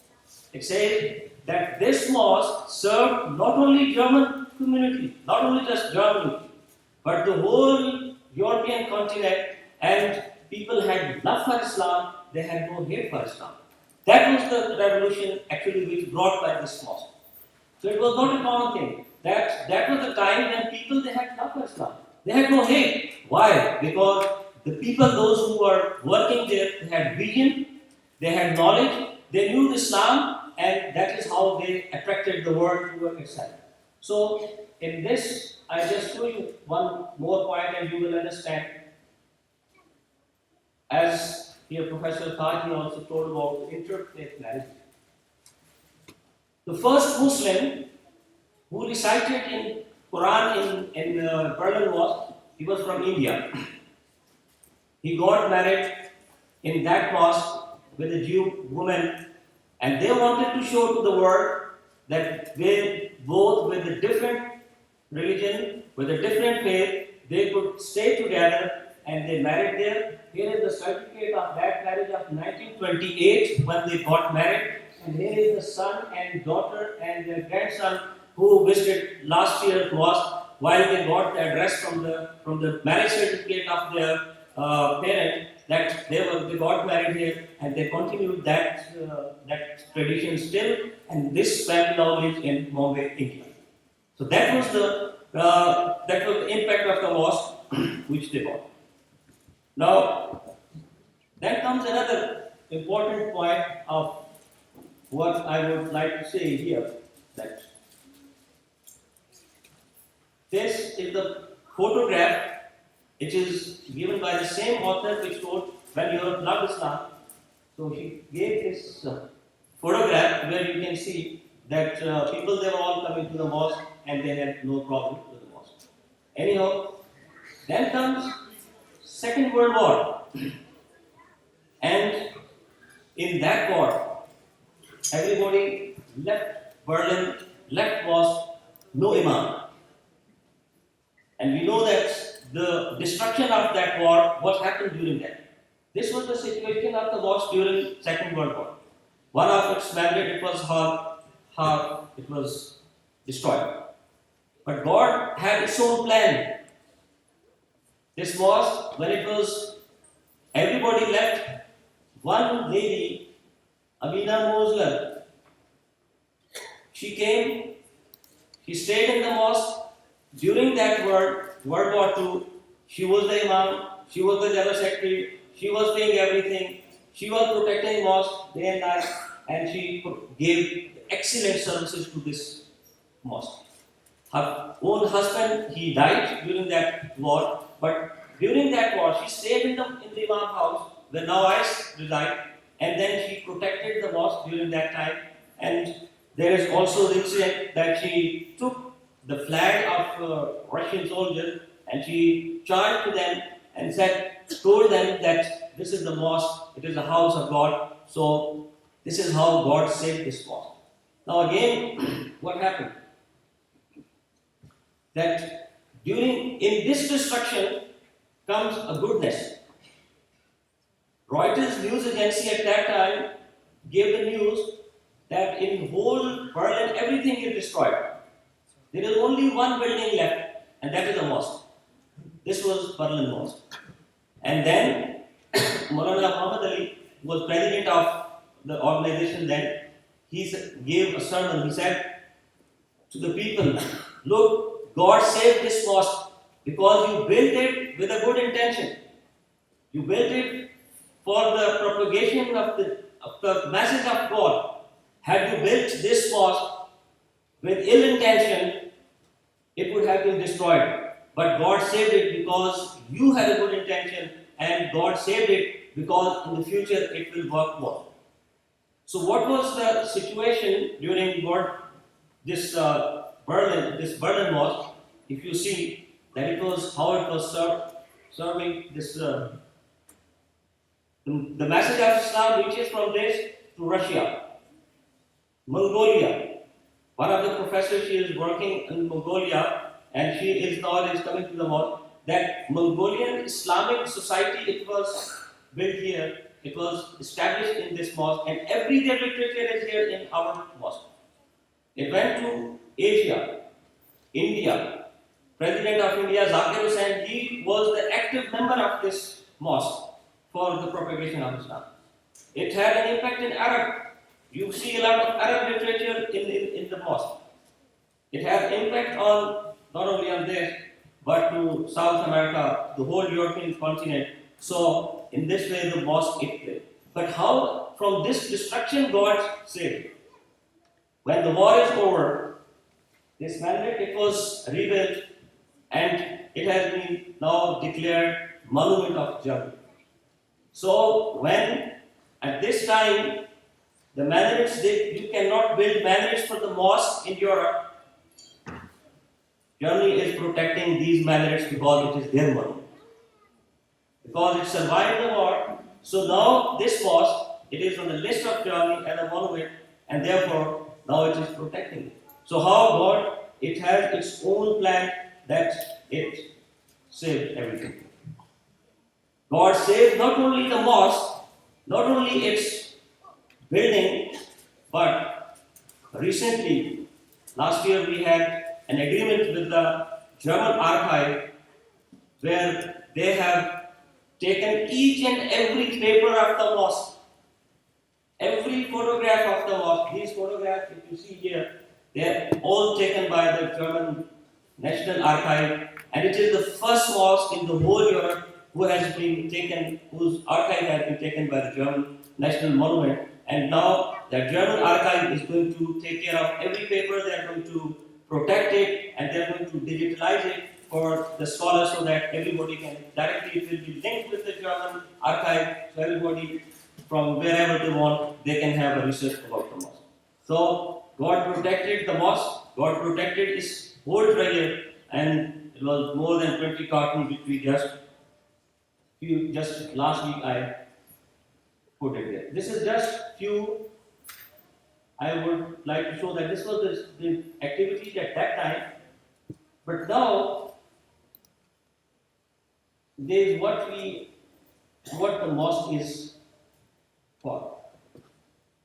This is the mosque where we are not only going to invite the Abrahamic religion, we are inviting people from Buddhism, we are inviting people from Hinduism, we are inviting people from Christianity, from Judaism. Everybody is invited in this mosque. And right from 1924, this mosque was the hub where people of every religion can go and they can stay there. Here is just one example of this. We had last people from all different here. You can see Buddhists, you can see everybody. They are standing there in that mosque and they are learning about Islam and humanity. So that was the main purpose. So again, this mosque, about for the Muslims, more than 5,500 people have accepted Islam through this mosque. 5,500. Although, as last Dr. Zaid Aziz said, our brother, he told, it is not our duty that we should ask people to convert to Islam. Our duty is only to convey the message. But this is the work which has been done. And who are the people? Just look at it. Hamid Marcos.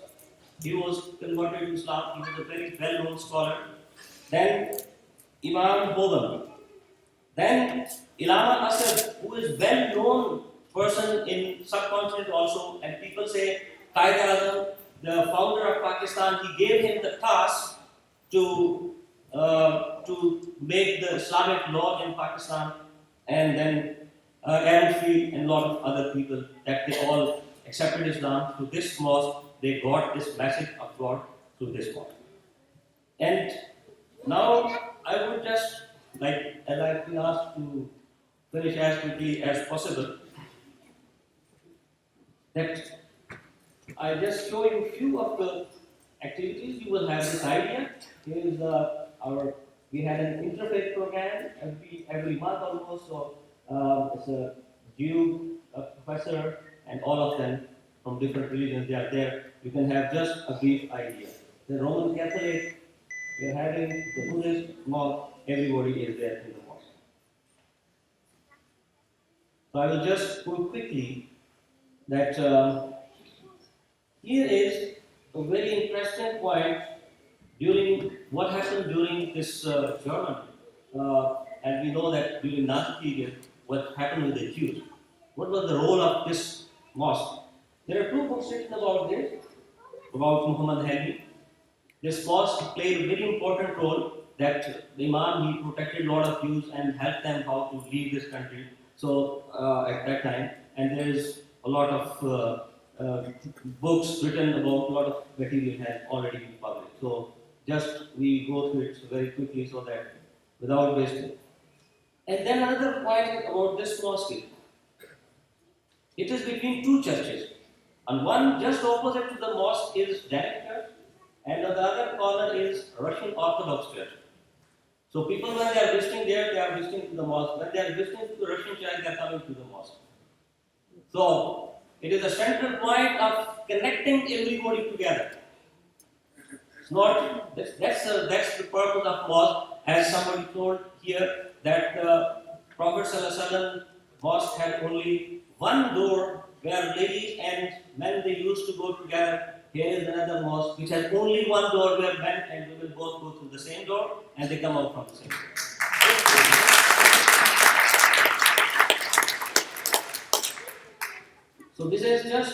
very brief, I gave it so that you can have an idea about the history of this mosque. We had a lot of programs in 2017. We made a demonstration against terrorism on where the church there was something happened, and our president he is having dua for all those who died there. So the ultimate goal of this mosque, the vision of our elders was love, peace, and harmony for the humanity. That was the ultimate goal, because the creation of God needs only love, peace, and harmony. In the Holy Quran, God says, وَلَقَدْ كَرَّمْنَا بَنِي آدَمَ. We have given respect to the humanity, so we have to respect every human being. And that is the purpose of this mosque. Now, in the past, what had happened, that it was much more working with the Europe, but now what happened? In future is that now we are having delegates from USA. Now it has gone its propagation to Canada. We have gone propagation to African countries. Now we have the people from Arab. Now we have people from Bangladesh. Now we have people from India. This Eid, last Eid, it was almost the whole world was there in that mosque. So that was the purpose and of this organization, and that is the purpose of the mosque, which is fulfilled. And only thing what I would like to clarify, how it was possible. Maulana Sadruddin, he was a human being like us, but he had a vision, and he had only strong will and strong faith in God that I can do it. He did it. If we had strong vision and if we have strong will, we can do it, and we will do it. We did it. I tell you this, when we started this renovation just 3 years back, the architect he came to me and he said that it will take almost 10 years. I said we will finish it in 2 to 3, 4 years, not more than that. He said that you are talking about impossible. I said we did it, we will do it. And we did it. We have half this 80% it has been renovated, only 20% is left, and inshallah then coming next 1 or 2 years we will finish the whole project. Which he was thinking that we need at least 10 years. Only we need resolution and we need only strong will. That is how we will be able to achieve the success and goal. So I would just finish with one of my elderly motherly figures are here from Holland. They said that we can't understand English, or nobody is talking anything in Urdu. We can't understand a single word of it. So I just finished with this, which is a message for the whole humanity, which is a message for those brothers who stopped this mission. Now, just one question mostly people they ask me, and it is also a question for mostly the Qadiani brother, they gave a very wrong answer to this, that why Zulfikar Ali Bhutto, the Prime Minister in whose time Ahmadis were declared non-Muslim, why he was hanged? And mostly our counterpart Ahmadis is, because he did this against Ahmadiyya and all this. I said, no, never. It is not God's rule that if somebody is going to do something bad to any community or some people, then he is punished. No. What punishment he got? Because it disrupted the great cause of this Islam. It actually what was happening, that due to that decision, that resolution, he did not harm the Ahmadiyya community. Ahmadiyya community is still sitting there. Everybody is here. Ahmadiyya community, both the communities, they have spread all over the world. What the harm was done to the cause of Islam. The harm was done to La ilaha Muhammad Rasulullah. Because that stopped that harm which was done to Islam, that created the problem. And the punishment is because of the message of God was stopped. And if God knows what happened, but it is not because of the Ahmadis they were declared God. But anyhow, what we faced persecution, I just read, I had a poem which I recited in a church. It is in Urdu, in my own language, and I'll just one or two verses. Those for those who will English can understand, but for Urdu, तो मैं आप लोगों की उर्दू की वो जो बहुत ज़्यादा प्यास थी उसको मैंने कहा बुझा दूँगा। तो ये it was a poem. It was recited in a church, and the church and they took its translation for their that they want to hang it in the church. भूल कर अदावत को चलो फिर से मिल जाते हैं, भूल कर अदावत को चलो फिर से मिल जाते हैं, बर्बाद बंजर धरती में फिर से फूल उगाते हैं। न आंसू तुम्हारे बहे न आंखें मेरी नम हो, न आंसू तुम्हारे बहे न आंखें मेरी नम हो, नफरतों की आग में अमन की आशा जलाते हैं। न तुम हिजर का दुख सहो न मैं वस्ल की आस में जीऊं, इस अथाह अंधेरी रात में उम्मीद का एक दिया जलाते हैं। घर है हम नायबे खुदा तो क्यों ना सुने उसकी सदा, घर है हम नायबे खुदा तो क्यों ना सुने उसकी सदा, दुनिया को सबक फिर से इकराम आदमियत सिखाते हैं। कटे लाशें बर्बाद बस्तियां आहो बुका मदबूत चेहरे, आओ इस उजड़े गुलिस्तान को फिर से गुलो गुलजार बनाते हैं। My brother Shahid said that Hazrat Mirza Sahib, the founder of the organization, said, you have to accept this message which I brought. Whether you accept it with love and peace, or whether you accept it after having all this bloodshed in the world, so the world will come toward this, whether it is their choice, the way they want. ये अर्ज़ो समा की वुस्अतें तेरी भी हैं मेरी भी, ये अर्ज़ो समा की वुस्अतें तेरी भी हैं मेरी भी, तू वो मैं का झगड़ा छोड़ मिलके इन्हें कहकशाओं से सजाते हो। जो बीती है हम पे वो बताएं अगली नस्लों को, जो बीती है हम पे वो बताएं अगली नस्लों को, यकीन उनका न करना जो इंसान को इंसान से लड़ाते हैं। घर हमारा जले या तुम्हारा जले, जलेगा इंसान ही अजीज। घर हमारा जले या तुम्हारा जले, जलेगा इंसान ही अजीज। चलो फिर आज से नगमे मोहब्बत की गुनगुनाते हैं।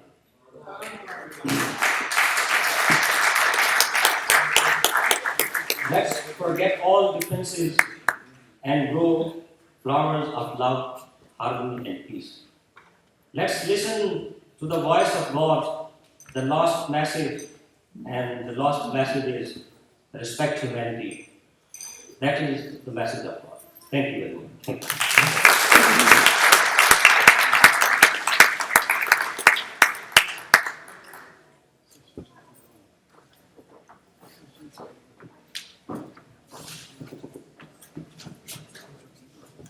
Thank you very much, Father Amir Aziz, Imam Amir Aziz. And for those who do not know the history of the Berlin Mosque, I encourage you and I implore you to read the history of the Berlin Mosque. From what I read many years ago, when the appeal was made to build a mosque in Germany, it says in the literature from our history that the ladies took off all their jewelry and started throwing it, giving it a donation. And it took 4 men to lift a piece of cloth on which that gold was. And that's how they started building the Berlin Mosque. So the ladies of our Jamaat, I applaud you.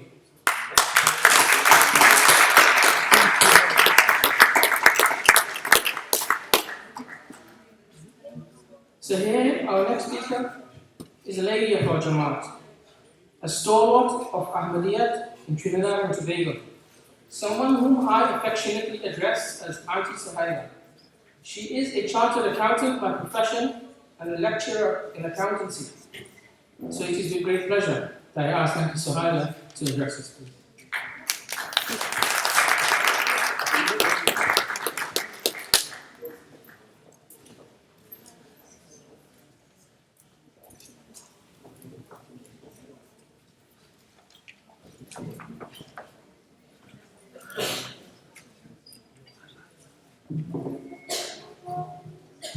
Assalamu alaikum. Mr. Chairman, Audience, Hazrat Amir, other dignitaries, Assalamu alaikum. Thank you very much to the UK Jamaat for inviting my husband, Wahid, and myself to attend this convention. And thank you for asking me to speak. That has made me quite nervous.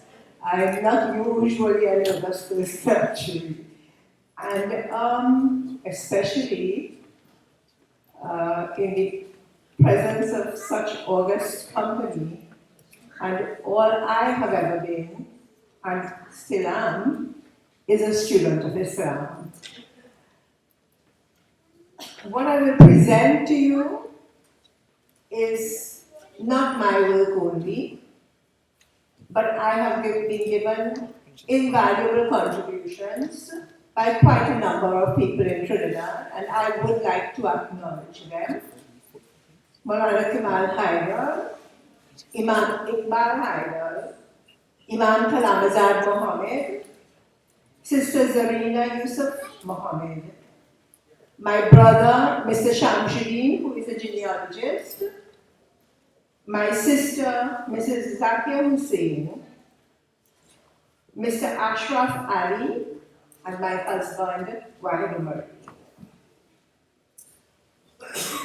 From 1845 to 1917, the British took approximately 140,000 persons from India to Trinidad as indentured laborers to work on the sugarcane fields. My brother Sham estimated that among them were about 25,000 Muslims. Our ancestors were among that number. So we've come from very humble background. It is true that the Muslims had come from Africa to Trinidad before that. The earliest went as explorers even before Christopher Columbus. Then in the early 19th century, Africans were taken as slaves. Among them were Muslims. But it was through the great effort and sacrifice of the Muslims who came from India that Islam survived in Trinidad. Wherever there was a group of Muslims, they established a Jamaat and built a masjid, which was a humble shed-like structure with a thatched roof and earthen floor. Early masjids included the one at Irie Village, there Amir Sahib has been there, which is believed to be the first masjid built in Trinidad, and which is managed by the Ahmadiyya Anjuman Ishaq Islam of Trinidad and Tobago. Currently, Imam Iqbal Haidar is serving as the Imam of that Jamaat. But the practice of Islam became adulterated by traditions that may have been borrowed from their Hindu acquaintances. We can cite as examples the practice of Taweez, or in Trinidad we say Tabish, but I don't think it's very widely practiced anymore. It was like issuing amulets to help cure illnesses and so on. There was even a practice of something like exorcism. We call it jari in Trinidad, with broomstick, and that was to repel evil spirits. Islam also came under attack from Christian missionaries whose main objective was to convert the heathens. For example, the Canadian mission had as their sole objective to convert Indians, both Hindus and Muslims. To counteract these, the more educated and forward-thinking Muslims formed themselves into organizations. One early one, very early one, being the Takfiratul Islamic Association, the TIA. A group of Muslims concerned for the future of Islam and Muslims in Trinidad and Tobago, future of Islam and Muslims in Trinidad, made a request to the working mission for a missionary. In the latter half of 1921, Maulana Fazal Karim Khan Durrani was sent to Trinidad from Lahore, the Ahmadiyya movement. He held classes, gave public lectures, held public debates with pundits and priests. As a result, Muslims became more interested in acquiring knowledge of Islam. One such Muslim was a young man named Amir Ali. He had gained some limited knowledge from available Islamic literature, especially the Islamic Review, which, as we've heard a lot about, was a publication of the Working Mission. It was very popular in Trinidad. It was mainly from this publication that boys, my brothers included, were given names like Sadruddin, Kamaluddin, Nuruddin. Ahmadi literature continues to have immense impact on Islam in Trinidad. Maulana Durrani left Trinidad in 1923. So too did Amir Ali, who went to the Lahore Ahmadiyya Movement Institute in Lahore to study Islam. He returned to Trinidad in 1930 as Maulvi Amir Ali. He joined the TIA. He taught Islam as he had learned in Lahore as an Ahmadi. And he talked about the founder. Other Muslims believed him to be an Ahmadi. The Asja, a Sunni organization formed in 1935, accused him of preaching Qadianism. His followers were for many years referred to as Qadianis, which came to be synonymous with being a kafir. Maulvi Amir Ali was a Trinidadian. His contributions were extremely significant, affecting our marriage laws, denominational schools, and adult franchise. I quote from Maulana Haidar's writings. His untiring persistence in 1935 caused the Immigration Marriage Ordinance to be abolished and replaced by the Muslim Marriage and Divorce Ordinance. In 1936, as the first non-Christian member of the Education Board of Trinidad and Tobago, he moved a resolution advocating that the Hindu and Muslim religions should be eligible to receive government aid in running schools in the colony. The only religion considered for such a privilege was Christianity. Such aid was eventually granted in 1949. As a member of the Indian Central Committee, he, Amir Ali, fought against controversial language test, the controversial language test in the exercise of adult franchise. That test was that to be able or eligible to vote in Trinidad at the time, you had to know the English language.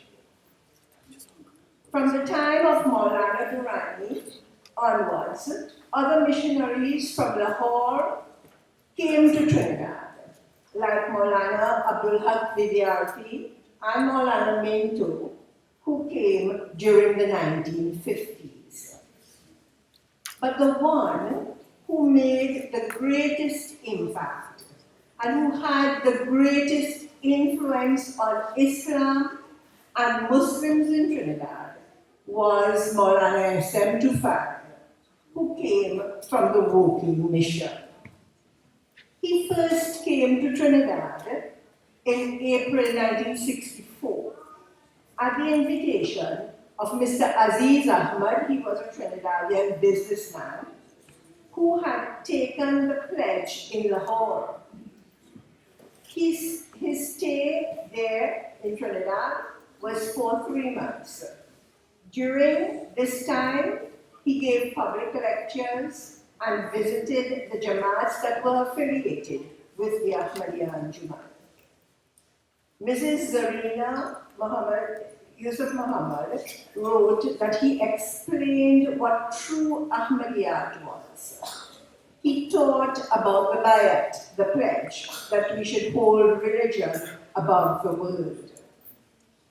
People who were Ahmadis or supporters or well-wishers felt that he was a missionary who could give them that feeling of belonging, a new identity. It was reported by Maulana Haidar that it was during this visit in 1964 that Maulvi Amir Ali took the pledge at the hands of Maulana Tufan. Students and followers of the Maulvi also took the pledge, my own father included. I took the pledge at the hands of Maulana Fazludin. I was pregnant with my first child. So successful was Maulana Tufan's visit in 1964, bringing about a new spiritual awakening among Muslims that they wanted more. So in 1966, he was assigned to Trinidad for a period of 3 years. He continued to work along similar lines like Maulvi Amir Ali. Maybe the greatest impact was on the Ahmadis themselves.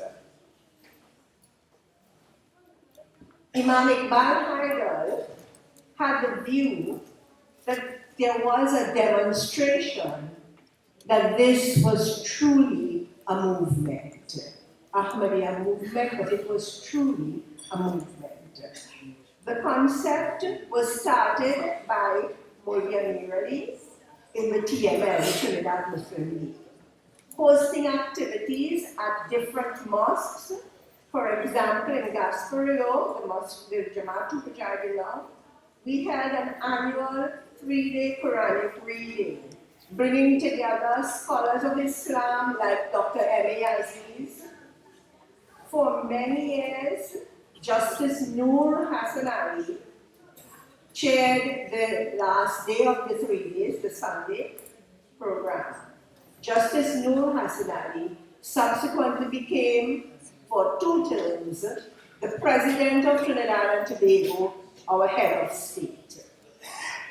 Maulana Tufan was a good organizer and a much better motivator.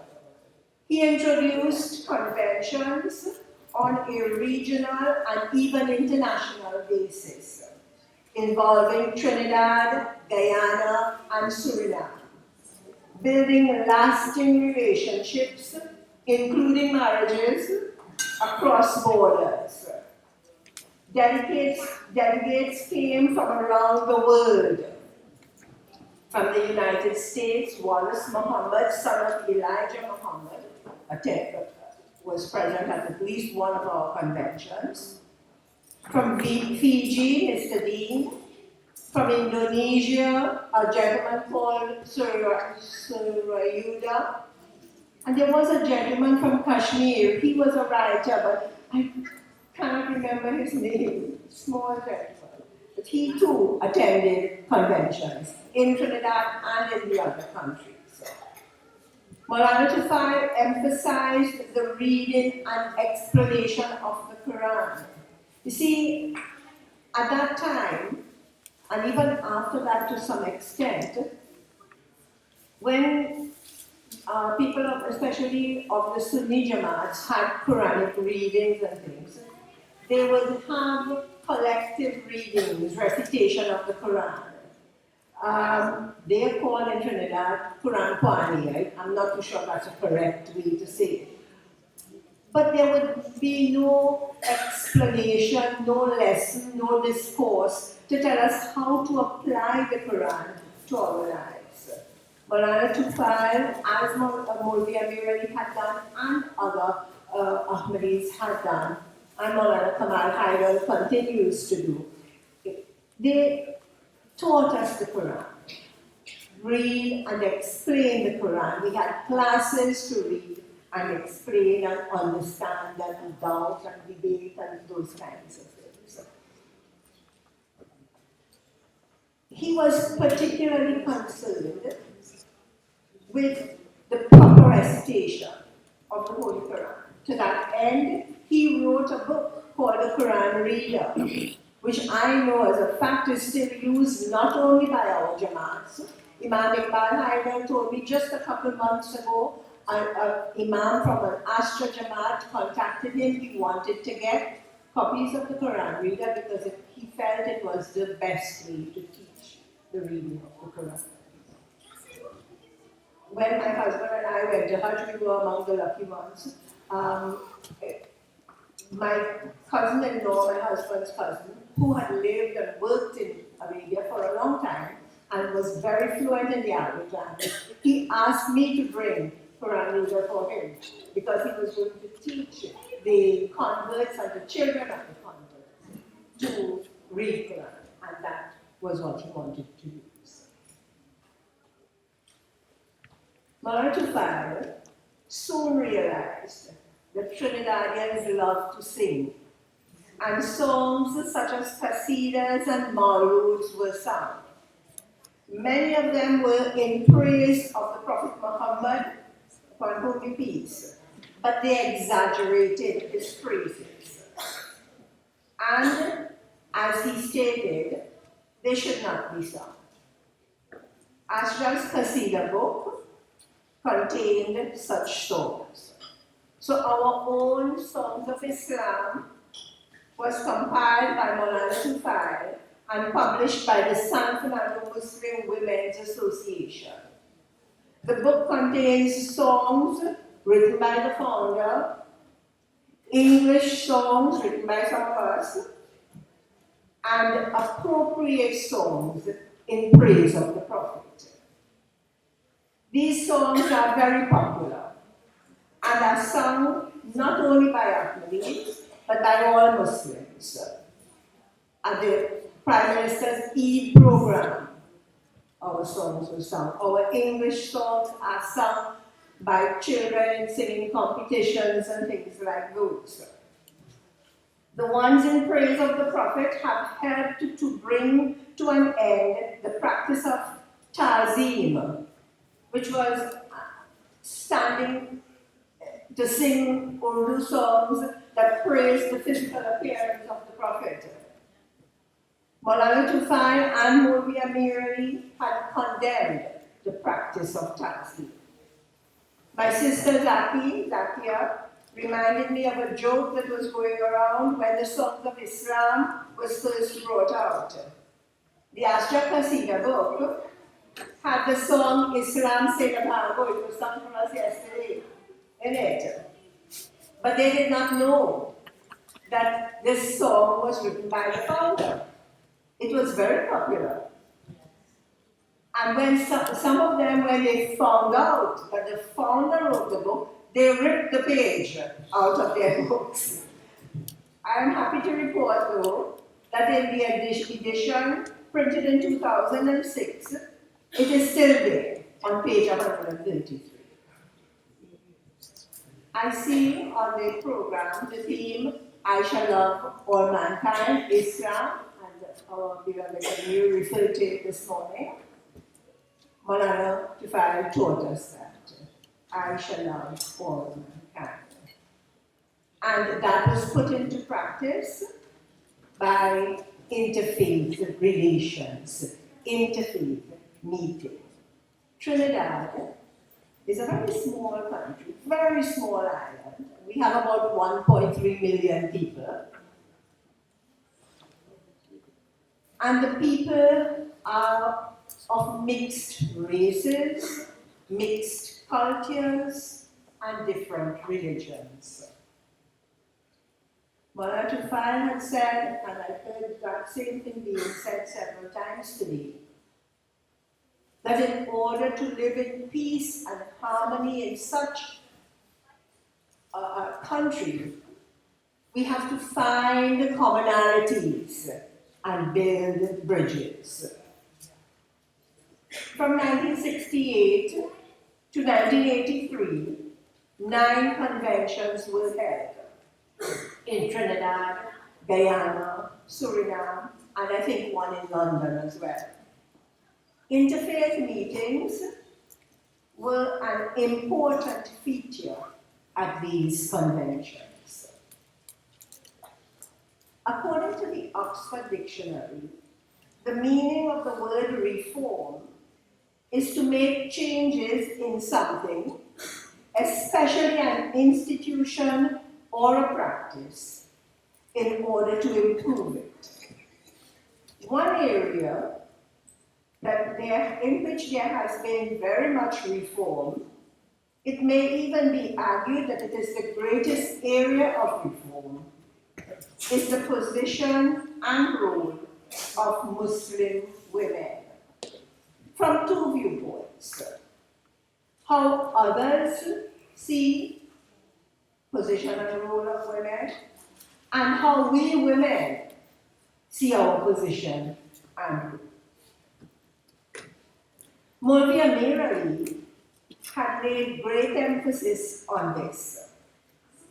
He encouraged the TRA to allow women to join and attend functions and lectures, and to participate in religious activities. And he set the example. His wife Nurul, who died at 103 recently, gave a lecture on Muhammad the Exalter of Women in 1933, July 1933. These efforts of the Maulvi bore fruit and were continued by Maulana Tufayl and Maulana Haidar. Women attend masjids in Trinidad. You don't have to elaborate on that. And in some of these masjids, women have leading roles. The Anjuman in Trinidad, of Trinidad and Tobago, they have women among their imams and marriage officers. I am not an imam, but I have given Khutbah Friday prayer twice. I didn't lead the namaz when I was asked to do it on an Eid day because the Eid fell on Friday. I told the imam, I will do it, I will give the khutbah, but I won't lead the namaz. So asked my husband. So my husband read the prayer, but I gave the khutbah. We must also consider how women, what effect it had on women as they saw their roles. In the year 2000, the National Muslim Women Organization was formed. It was the brainchild of Mrs. Rose Mohammed, a member of the TML, Trinidad Muslim League. To the best of my knowledge, Rose is not an Ahmadi.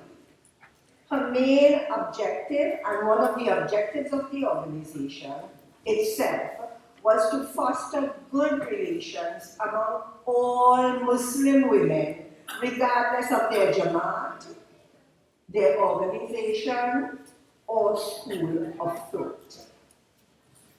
But both my sister Zakia and I have served as presidents of that organization. and we are both known to be Ahmadis. Imam Amir Aziz, I think then he was the General Secretary of the Anjuman. He addressed the women at one of their friendship meetings at the home of Sister Nancy Batch Mohammed she is now, and she is also an Ahmadi. So women have been entrenching themselves, Ahmadi women. Both Zakia and I have represented Muslim women on a national basis. During my term as president, I was invited to say the prayer at the opening of Parliament.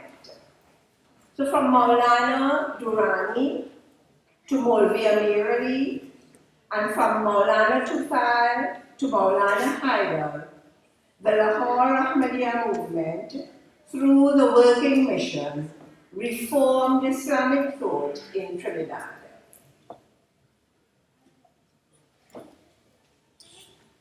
It has not been an easy journey. Many Muslims still accuse us of being kafirs. Some of our members are still prevented from going to Hajj. We have been subject to terrorism. At our convention in Trinidad in 1983, we were bombed. Some of us, including myself, still have the physical scars as evidence. But we persevere. I pray that Almighty Allah will continue to help us all. Thank you.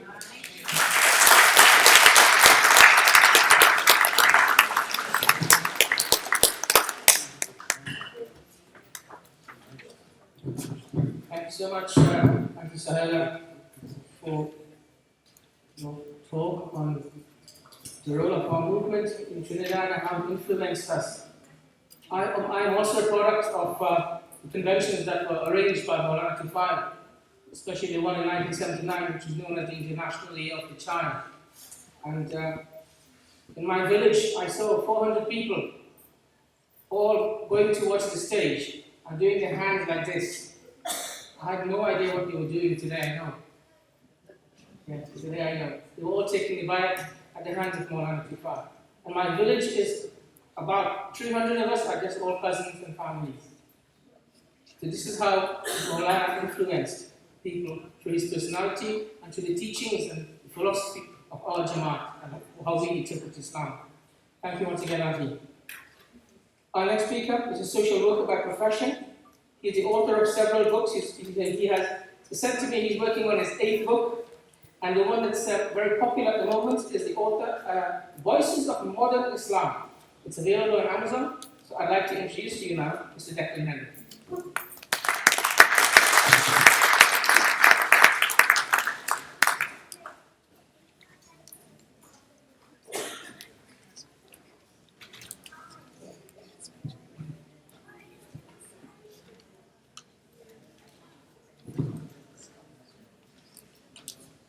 Good afternoon, ladies and gentlemen.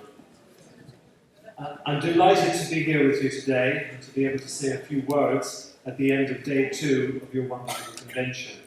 Now, I'm not going to give a long speech because I know it has been a very long day and you're probably getting very tired at this stage. I first became aware of the Lahore Ahmadiyya community in 2017 when I was writing my book on Islam. And as it was introduced, Voices of Modern Islam, What It Means to Be Muslim Today. Now, the book contains a very hard-hitting foreword by Dr. Taj Hargave, who you heard speak earlier today. He also helped me edit the book, and I do advise you to read it because it's a great read, and I know that you will love it. I have read it and loved it. Oh, thank you very much. It was during my research for the book that I discovered what it means to be a Lahore Ahmadiyya Muslim in today's world. Shahid, your UK president, kindly allowed me an interview for the book. I was fascinated to learn that men and women are not segregated from each other in your community. And after having visited many Sunni, Shia and Sufi mosques during my research, this was a refreshing fact to learn. Last year, I did a speech at your mosque in Wembley, and here I discovered exactly how integrated everybody is in your community. I would even go as far as saying that you are, single-handedly, the most liberal community of Muslims living in the UK at the current time.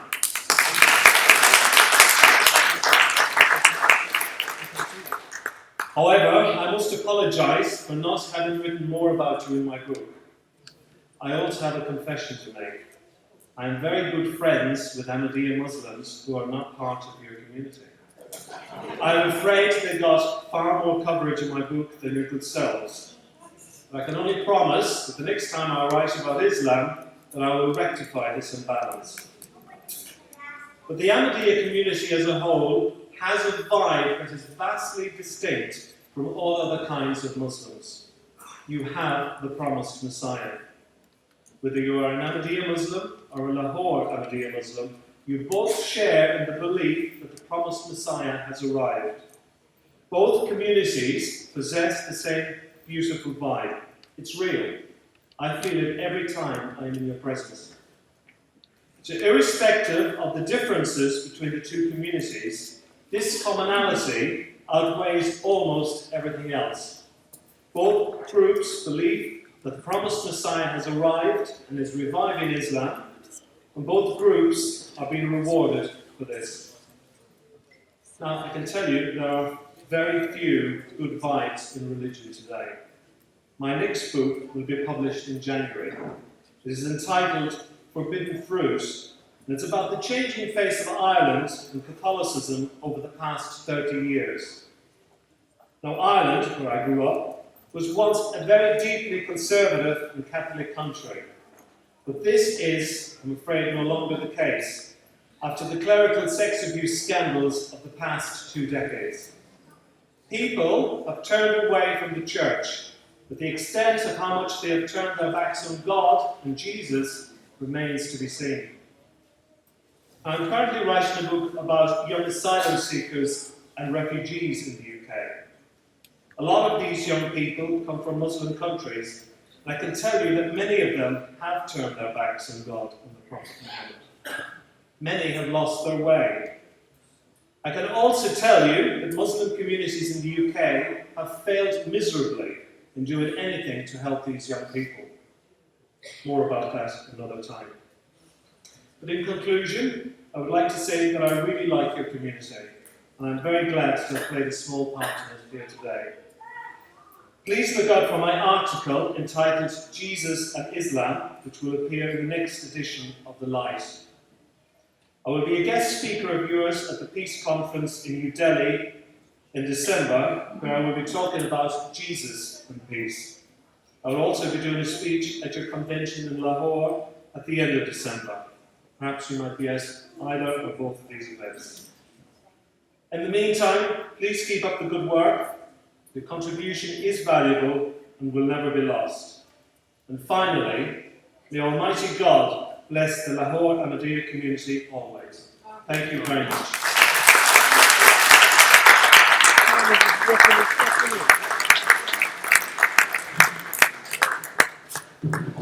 Thank you, Declan.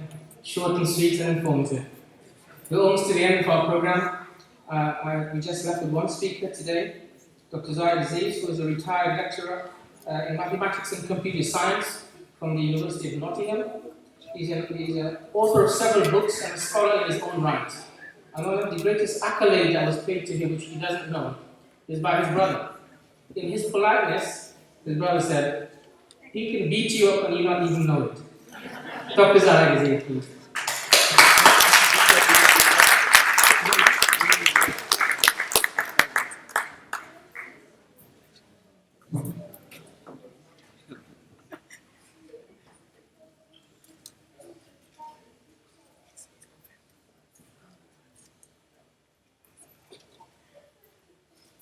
أشهد أن لا إله إلا الله وحده لا شريك له وأشهد أن محمدا عبده ورسوله أما بعد فأعوذ بالله من الشيطان الرجيم بسم الله الرحمن الرحيم قال الله تعالى في القرآن الكريم بسم الله الرحمن الرحيم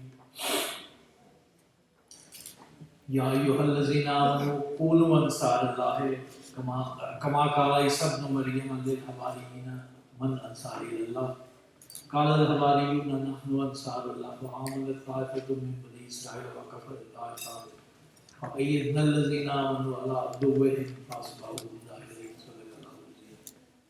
I started with that verse of the Quran which instructs Muslims to be what is called in Arabic in that verse Ansarullah, that is to say helpers in the cause of Allah. And in what way? The verse goes on to say كما قال عيسى ابن مريم للحواريين, in the way in which Jesus called his disciples to be helpers of Allah. And Jesus said, according to that verse, Man ansari Allah, who will be my helper in the way of Allah. And his disciples said, we are helpers, we will be helpers in the cause of Allah. And then goes on to say that so a group of his people believed in Jesus, and a group didn't. And eventually, the group which believed in it became successful over the others. So Muslims here it has been indicated to them that a time will come when they will be asked to assist the cause of Islam in the way in which Jesus asked his disciples to do the same.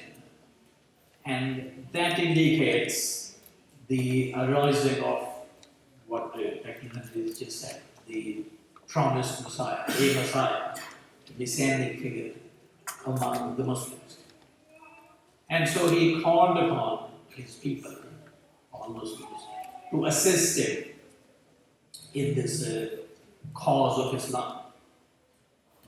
And as we know, we've been hearing about, in particular, Khwaja Kamaluddin, who was one of those people who then assisted in that cause as following the path that was laid down by Hazrat Mirza Ghulam.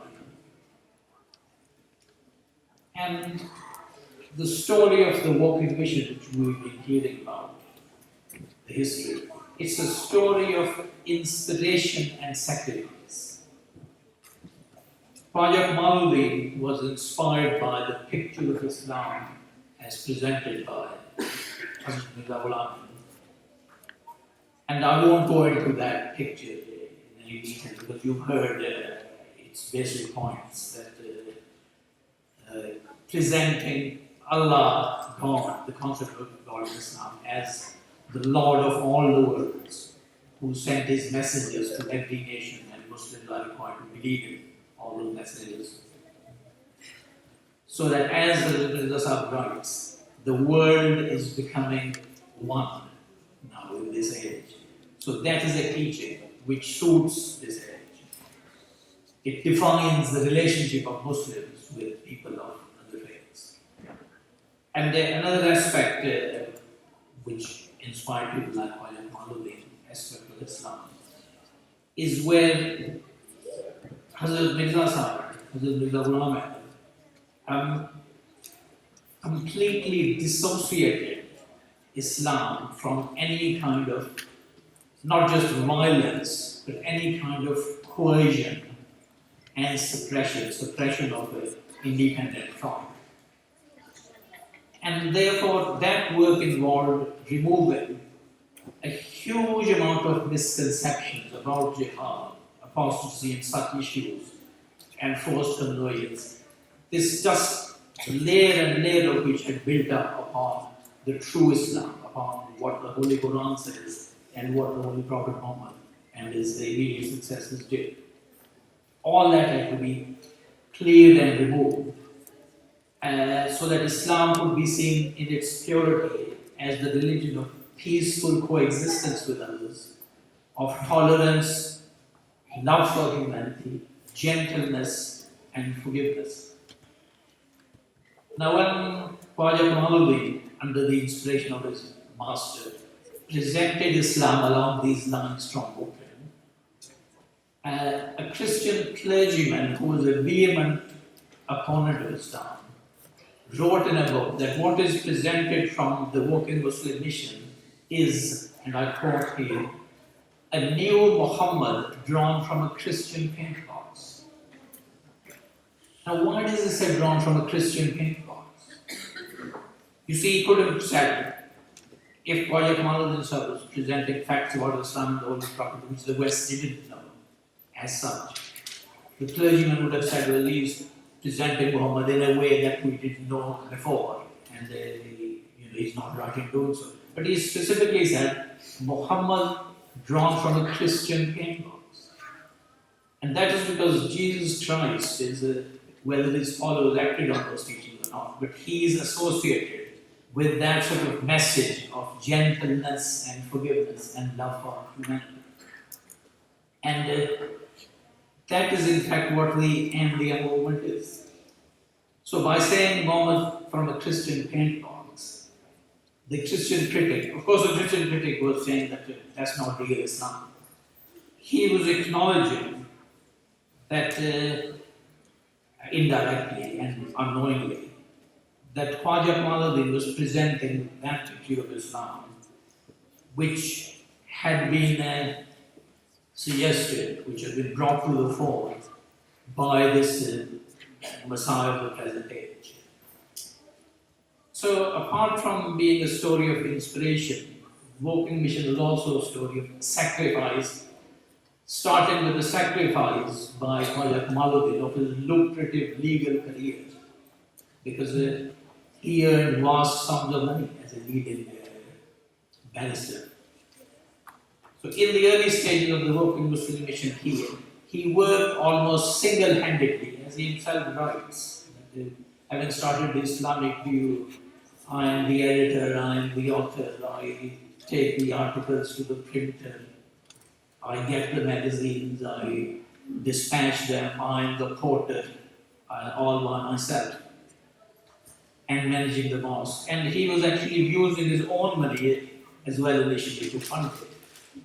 And as someone wrote about him a few years later, his table was his writing desk by day, and it was his bed by night. So destitute was the Walking Mission, and such were the circumstances in which he lived. And while he was at Walking during his second visit, in the year 1918, this well-known flu pandemic spread to India as well. And Khwaja Kamaluddin's 22-year-old eldest son Bashir died. And Maulana Muhammad Ali sent Khwaja Kamaluddin this telegram in English. Beloved Bashir called back. Sorrowfully we submit. Khwaja Kamaluddin later said, I got the whole message in those words. That he has died, but he's been called back to Allah. And there's nothing we can do but have sorrow and submit. But that wasn't all, because shortly afterwards, that same son Bashir's wife, he had just recently been married, and the infant son also perished in that flu pandemic. And Khwaja Kamaluddin never let such a loss or any kind of hardship deflect him from his work. But we must also mention others who came from British India to assist him. And in fact, they came after his life as well, in later years. They also made great sacrifices to work in a strange land and in an unfamiliar environment. Deprived of their sort of normal way of living and cut off from what they were familiar with and the social connections and even in terms of food, finding the kind of food that they had anywhere. So, and it's not realized these days that coming to Britain from a country like India was not some sort of an alluring prospect that people were rushing to do. Those who came here suffered in different ways, even as regards the climate. And often, just like the British going to India, often they fell ill, like that famous Indian mathematician Ramanujan, the film Raman you might have seen, that he couldn't survive here for more than maybe 2 or 3 years. And for a start, there was vegetarian diet wasn't easily available here. And then Cambridge is a very cold place. So the same sort of hardship then confronted the people who, Khawaja Kamaluddin Sahib and the other people who came here. Like, for example, the father of Mr. Nasir Ahmed Sahib, Maulana Aftabuddin, who came here twice in the 1930s, the second time with his family. But Nasir Sahib himself was born here during his father's tenure as Imam of the Woking Mosque. And then later on, after the independence of Pakistan, or around that time, we had people such as Dr. Hassan Abdullah, and then later on, Maulana Tufail. But there were other people as well who came and went. And behind these frontline people were their supporters, largely in Lahore, first in British India, then in Pakistan, who raised funds for this mission. I'm sure Nasir Sahib will be able to confirm that there were constant appeals in Lahore, in our Anjuman, in our organization, for fundraising for the walking mission. And although the walking mission from the late 20s to the end of the Second World War had become, on paper, an independent mission. But after the Second World War,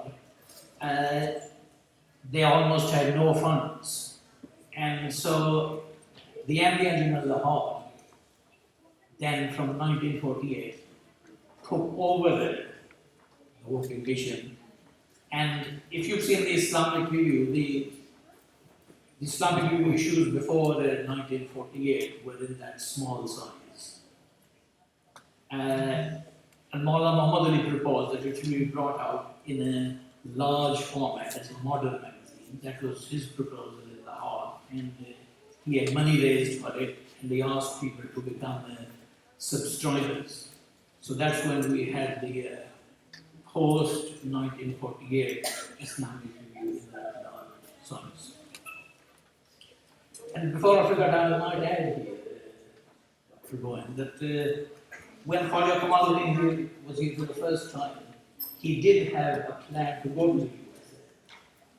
But I think if this was changed during probably because of the outbreak of the First World War.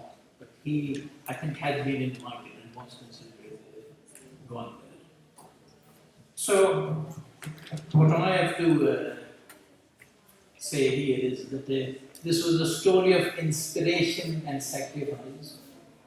And someone, a very learned gentleman and a good friend of mine, said yesterday that we are often here talking about the past, what was achieved then, and what about the future. Well, this was a story of inspiration and sacrifice, and that is also how the only way that you can continue. And by inspiration, I omitted to say one thing. Khawaja Kamaluddin and his fellows weren't only inspired just by the picture of Islam presented by Mirza Sahib, but because he prophesied from the prophecies of the Holy Prophet Muhammad that you will be successful along these lines. So they were convinced, you see, that if they did this work, no matter how much it looks as if they would be good failure, this sun would rise from the west and they would be successful. And when Khwaja Kamaluddin Sahib started this mission, this was called, I think I'm quoting this in India, a mad venture. They said the English people are so brave, they are ruling us. They have such a high civilization. They've made such scientific advances, technological advances. We are nothing compared to them. Our religion, as far as it is presented, is a religion of violent, primitive, uncivilized savages who go around looting other nations' property and women, and who have these harems of 100 or more women. While they are civilized, their society is so well organized. And we are being, on top of that, we are being ruled by them. They are our rulers.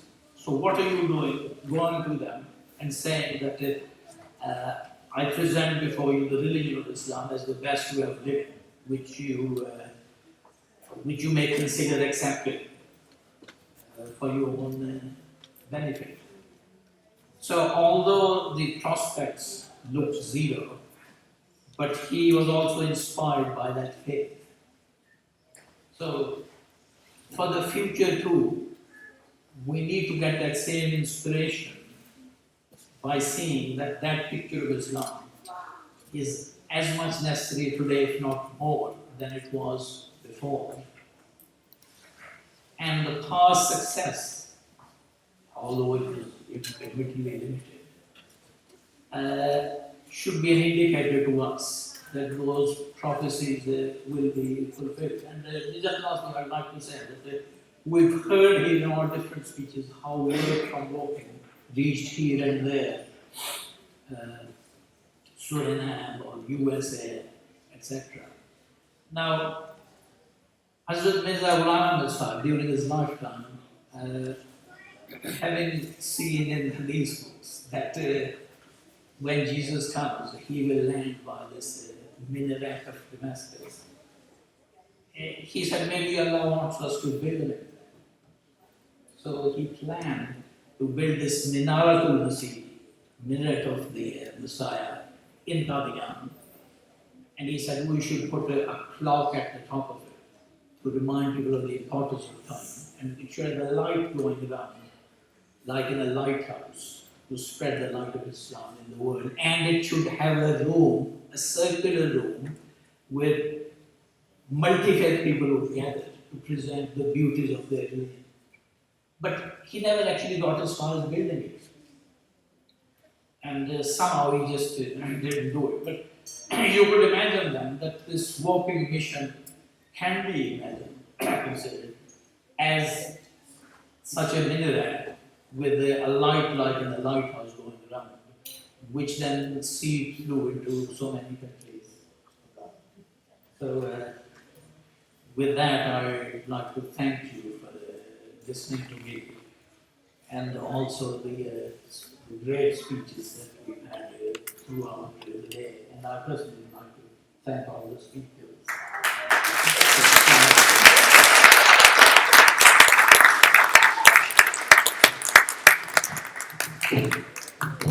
Thank you, Dr. Zahid Aziz, for your contribution to today's proceedings. Ladies and gentlemen, you will be pleased to know that we have come to the end of today's proceedings. Just a note from Brother Azhar that the dinner will be at 6 p.m. today at Christ Church, Jubilee Square. It's a 3-minute walk from here. We need to leave very soon. We gather downstairs. Someone will be giving us directions. I just want to formally say thank you to everyone today, especially to Graham Morgan and the members of the Working Bar Council for allowing us to use the facilities here at the H.G. Wells Conferencing Center. To the manager and technical team of the H.G. Wells,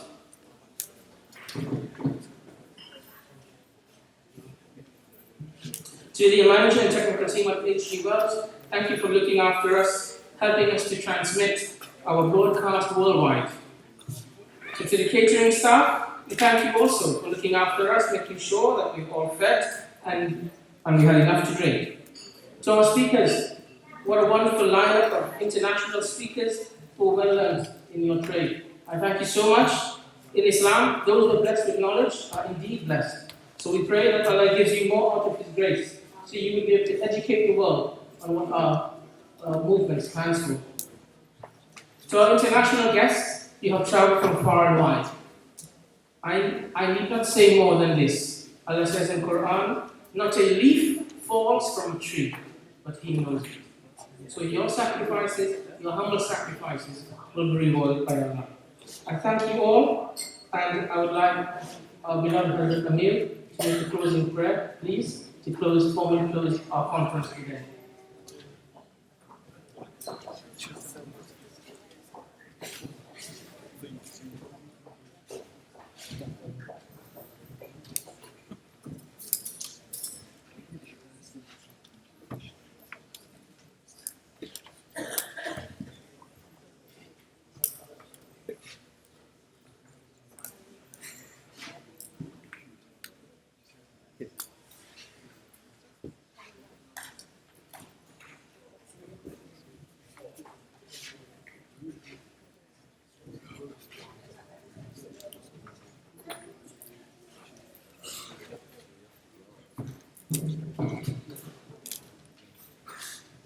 Assalamu alaikum.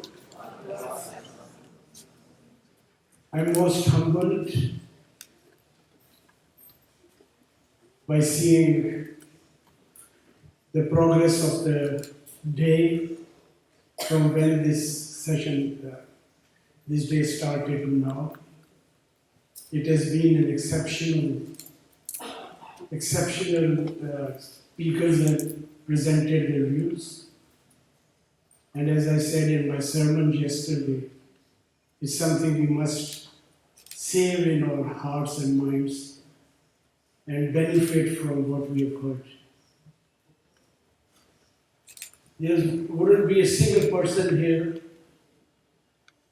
that would not have benefited from the information that our speakers have researched upon and brought before us. So we are grateful to all the speakers, right from the morning to now, including myself. I was a speaker. Thank you very much. Now we pray, and we need a lot of prayer from everybody present here, perhaps those who are listening to us through the transmissions. And as Hazrat Mirza Ghulam Ahmad has said, that prayer is not something you just ask God once and then you say, I've done my job. Walk the prayer to its finality. For example, if somebody is ill and we have been asked to pray for the sick child or the family or some elder or anybody who's sick, it's not like, oh God, give him health, and then we forget about it. We must pray every day till we hear the good news that he is recovered completely. That's what he's advised us. And we must pray with faith in our hearts that God listens to the prayer as he says in the Quran. And he says that when you call me, I'm nigh, I'm near you. So let's pray today with that sort of faith in our minds, that we are lucky to be members of a Jamaat in which our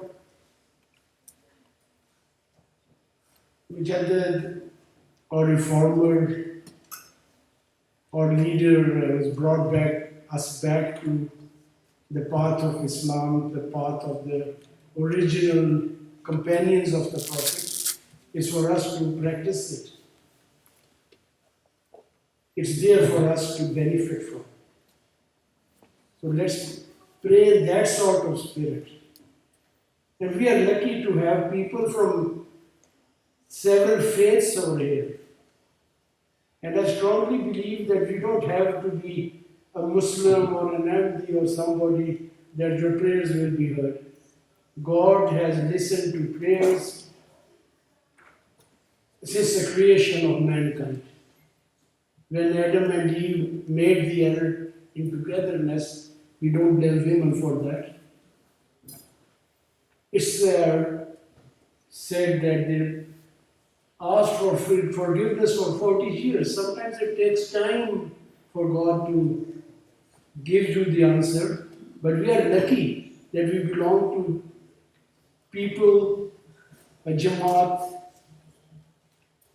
whose leader has told us that God is still living, He still answers, and He responds and He speaks to the persons, and it is the acceptance of prayer that is the only proof that God is there. I'm a poet actually, so this was also a little poem. Okay. So let's, from the depth of the heart, that's the depth of the heart, it shakes the, that's how it's, I didn't know it will shake, but it has shaken. And that's how the whole prayer rises. And it changes people's fates. And it changes what may have happened to what does happen. So let's pray with that spirit. First of all, I'll do the opening verses of the Holy Quran. This is very appropriate because it starts with Alhamdulillah. All praise to Allah, the master of the universes. He's master of the universes. He's not only one universe. Alameen is a plural. And the first word of the Quran gives the truth. There's just not only one universe that has been created by God. It's many, many more. Let's pray to Him.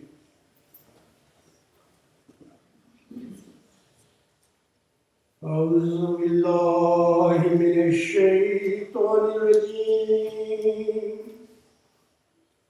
بسم الله الرحمن الرحيم الحمد لله رب العالمين الحمد لله رب العالمين الرحمن الرحيم مالك يوم الدين إياك نعبد وإياك نستعين اهدنا الصراط المستقيم صراط الذين أنعمت عليهم غير المغضوب عليهم ولا الضالين.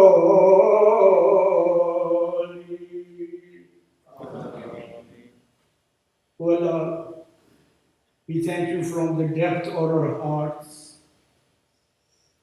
for making today a very special day in our lives. It's a day when we can truly raise our heads with pride for what we have achieved in spite of all the restraints. And we can also lower and bow our heads and prostrate our hearts to express our gratitude for how you have helped us. As for myself, I have done 3 sermons since I've arrived. I've done a sermon for the Eid as well. I've spoken today. And every time I've stood here, I felt helpless, but you gave me the power to speak. You gave me the power to express in a way that people would understand what I was saying.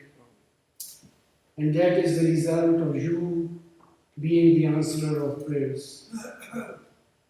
The first prayer Moses asked you when he was given the prophethood was for expansion of his heart and rest and giving him fluency of tongue and expression in a way that people would understand. And I found an easy recipe to ask this prayer as I stand for conveying anything to my Jamaat.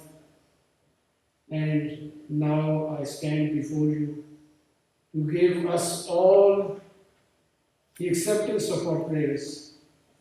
We pray for our Jamaat and we pray for our weak selves to be strong and face all the difficulties that are placed before us. For it's only you who can remove mountains out of the way of those who work for you in your way. Oh God, we beseech your help, for without your help, we will be unable to do anything. Let us move forward and continue the great task that was started here in Woking, and let Woking still continue to be a place of spread of Islam, and Berlin as a place of spread of Islam, and Lahore and every other city of the world a place for spread of Islam because of your humble servants who sit here, who often feel embarrassed of their numbers, fully realizing that it's not the numbers. Each one of us is helped with thousands of angels who move us forward to achieve what we move forward to achieve. Oh God, this world is full of problems for many people. We have amongst ourselves a young girl here who has come from the occupied Kashmir, and we pray for her and her parents and her family she's left behind to join this with the true spirit that she will prefer you and your mission over the worldly benefits that one will see.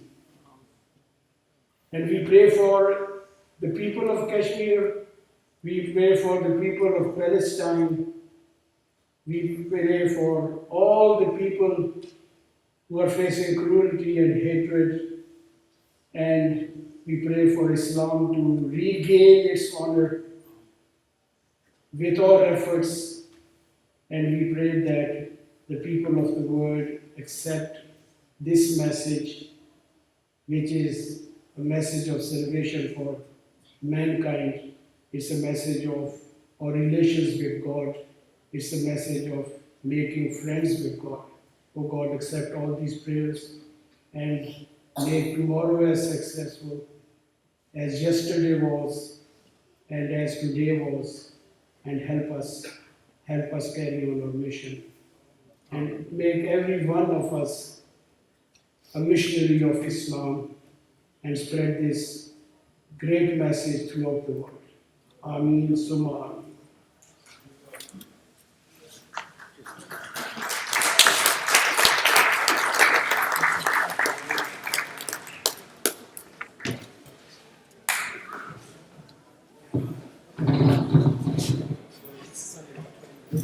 As I mentioned earlier, dinner will be at 6 o'clock today at Christ Church, which is in Jubilee Square. It's a 3-minute walk towards the town centre. There is Aisha and Humaira and Rita. Lots of them will be there to guide you. And Zainab as well.